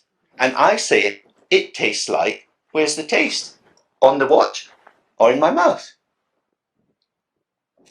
This is what we do all the time, projecting onto phenomena attributes which are the radiance and creativity of ourselves. Our mind is just like this magnificent choreographer, this wonderful Scheherazade. We're endlessly telling stories and weaving dreams across the world. And we then think we're dumb and stupid because we don't know very much. Isn't that mad? This is the unborn creativity of the Dharmakaya. Everything that we see, that we experience, everything that we say is the ceaseless flow of energy of life itself. So, examining the most mundane phenomena, you can reclaim the vitality of the world as being an aspect of yourself, but this self is not separate, it is part of the world. So, inasmuch as you pull it back to yourself, you release it once again to its status of participant. And so the world becomes a co-emergence of phenomena which are ungraspable because, and the mind which is ungraspable because, and between these two dummies, it's all very bright and shiny. Pretty good. Pretty good. So this is the importance of emptiness. And there are many books describing this, which you can study. And for those of you who live nearby in Macclesfield, you can bring these ideas into the study program and keep looking at them. It's really, really important. Many of the traditional texts on emptiness are a bit dull and dry. You should try not to be put off by that, because what people are trying to do is to use language to deconstruct or to undermine the foreclosure of things being what they appear to be. That's a difficult technical task. If it takes your fancy, and I hope it does, I would suggest it's worth participating in that, because it gives you micro tools. The more tools you have, the more situations you can do something with. In terms of yourself, maybe you don't need so many tools. You might have a Dharma path of a simple kind of meditation which feels enough for you. But you are not the limit of your world. Your world is others. And part of our gesture is always to be with others. So what tools do we need in order to be more fully with others? Sometimes these are philosophical tools, sometimes they're emotional tools, They are methodologies or ways in which, golden pathways along which we can move. So study, intellectual study, it's not the whole story, but it's a very, very useful support. Some people say, I'm not intellectual, or I couldn't understand that. Why not try? It's difficult. So, why is difficulty a problem? Foolish people climb to the top of Mount Everest for no reason at all. You know, if someone can climb to the top of Mount Everest, you can study Nagarjuna. Why not? It gives you a headache. What's a headache? What other things have given you a headache? Too much alcohol. Nagarjuna or too much alcohol. Nagarjuna probably has a more lasting benefit and it won't damage your liver. So study is very important because each of us has Buddha nature. Our minds carry this natural radiance. We should trust that. It's very sad to make yourself stupid by telling yourself that you are stupid. If you want to know whether you're stupid or not, leave it up to other people. Ask other people, am I stupid? They'll tell you. It's unlikely that anybody is going to see that you're stupid because usually other people see us as better than we see ourselves. So again, don't let yourself be the limit of your own existence. You're not a very good judge of your value. As soon as we take refuge in the Dharma, we take refuge because we need protection from the limiting factors of our existence in order to move towards awakening. And when we take the Bodhisattva vow, we commit ourselves to helping others. So we need to resource ourselves. And we say when we take the Bodhisattva vow, as long as it takes, I will continue. As many beings as there are, I will liberate them. That means we need some resources. Getting resources requires time and effort. When people want to climb Mount Everest, they go and get sponsors, or these people who sail alone around the world, they get sponsors, they get the right boat, they get the right kind of food, and so on. People who go out into space to go on the moon, think how much resourcing people have for that. You want to realize your own nature and to liberate all sentient beings. You need to get a few resources. It takes time and effort to build these up. Then we have to think, what else do I use my time for? Oh, well, I need some downtime. I need just to chill. I need to relax. Okay, so why is studying the truth about existence not relaxing? Why would that be work? What is our nature work? That we have to apply our energy feels as if it's stealing something from us. But of course, when we apply our energy, there is this delicious movement. The mind focused, vibrant, clear, the body tense and alert. Isn't that gorgeous? So how can we avoid that? You know, there's so many stories that we have from the way our culture construes things, that work is shit, so you need the weekend. Or actually, work is gorgeous. Meaningful work is vibrant. The worst thing in life is to be useless, to have no use for yourself or for others. So understanding emptiness is very, very important, and you can pursue it in a very simple way. You have an orange, take the peel off the orange. Would you like an orange? Yes. Okay, eat the whole damn thing. No, I don't want to eat the skin. We want to eat the skin and an orange. But it's an orange. You said you wanted an orange. No, I only want that bit of the orange. Just in these little moments, you can see, no. Do you want a Kit Kat? Yeah. Okay, eat the wrapping. No, I just want the chocolate. But it says Kit Kat on it. You wanted the Kit Kat. Well, you have the wrapping. I'll eat the chocolate. You wanted the Kit Kat. It doesn't say Kit Kat on the chocolate. In that way, just observe all the time how we construct, how we delude ourselves. This is the essence, really, of Lojong. Lojong is developing the capacity of our intelligence to make discriminations and to see how deluded we are. There is no shame in being deluded. Being deluded is the beginning of awakening. When you realize how easily you are mesmerized, how easily you get led astray, you start to understand something of the nature of the mind. So that when we do meditation and we decide, I'm going to focus my attention on the breath, and then half an hour goes by and you've been everywhere but focused on the breath, that's very useful. If you say to yourself, oh, I can't meditate, this is a waste of time, that's not helpful. That's just old stories that you run on yourself. Much more interesting to think, oh, what is this? How come I can't do a simple task? I think that I am an adult who is competent, who can carry out my life. I can go shopping, I can park the car in a small space, I can do my tax returns, I can do all these sorts of things, and I can't keep my mind focused on my breath. What is that? That's really, really interesting. Observing how I get lost. No blame, no shame, just curiosity. And that curiosity itself makes the mind shine. So in that way, your limitations or your mistakes become a path to awakening. So again, the key points are always the same. Tenderness, because tenderness is very gentle and very close.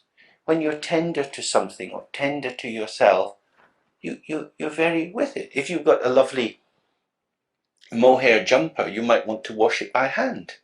And you get these nice soap flakes and you have to get them all dissolved in the water. So it's already quite a sensuous experience. And then you plunge the wool in and you feel the wool absorbing the water and it gets heavy. And then very gently you're rubbing it and you just feel that gorgeous.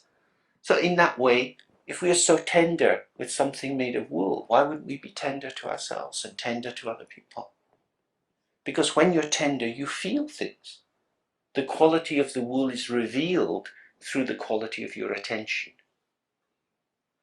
This is the heart of the Dharma, that the world we live in is the world of our own qualities. What we get is what we are. And we are very fortunate because we meet here together and we start to understand that we are much, much more than we ever thought we were. And getting closer to the infinity of our being allows us not to retreat from the world, but to be with the world in a way that lets it reveal its richness. Okay, time goes by. If we do some final sitting with the 3R, this is a very simple practice. You can do it by yourselves or you can do it here at the center. And it's based again on the principle of relaxation. Don't be busy in your mind. Just allow yourself a mere presence. Just, as we say, releasing the tensions, conceptualization out, and just resting with whatever occurs. If judgments arise, let them come and pass. Whatever is arising, just allow it to rise and go. Don't try to block thoughts or feelings from coming. Don't try to push them on their way. Don't try to hang on to them. Just allow equal opportunities. Whatever comes, comes. Whatever goes, goes. And we stay open in that state for some time and come to an end.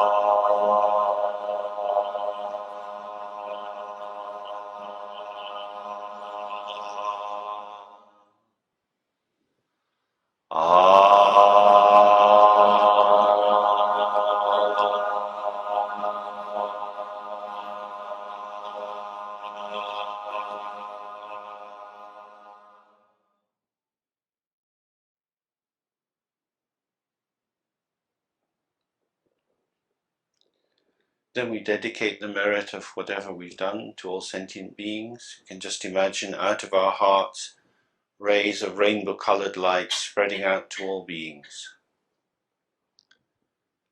Gewang di nyudun da urgen lama drujane droa chi chama lupa dei sala ke pasho.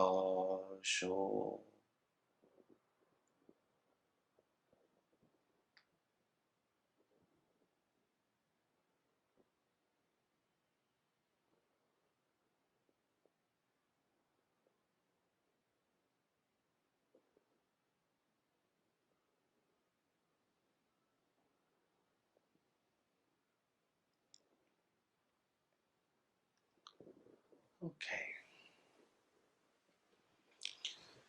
So that brings us to the end. Thank you very much for inviting me here. I've had a good time. Hope you have too.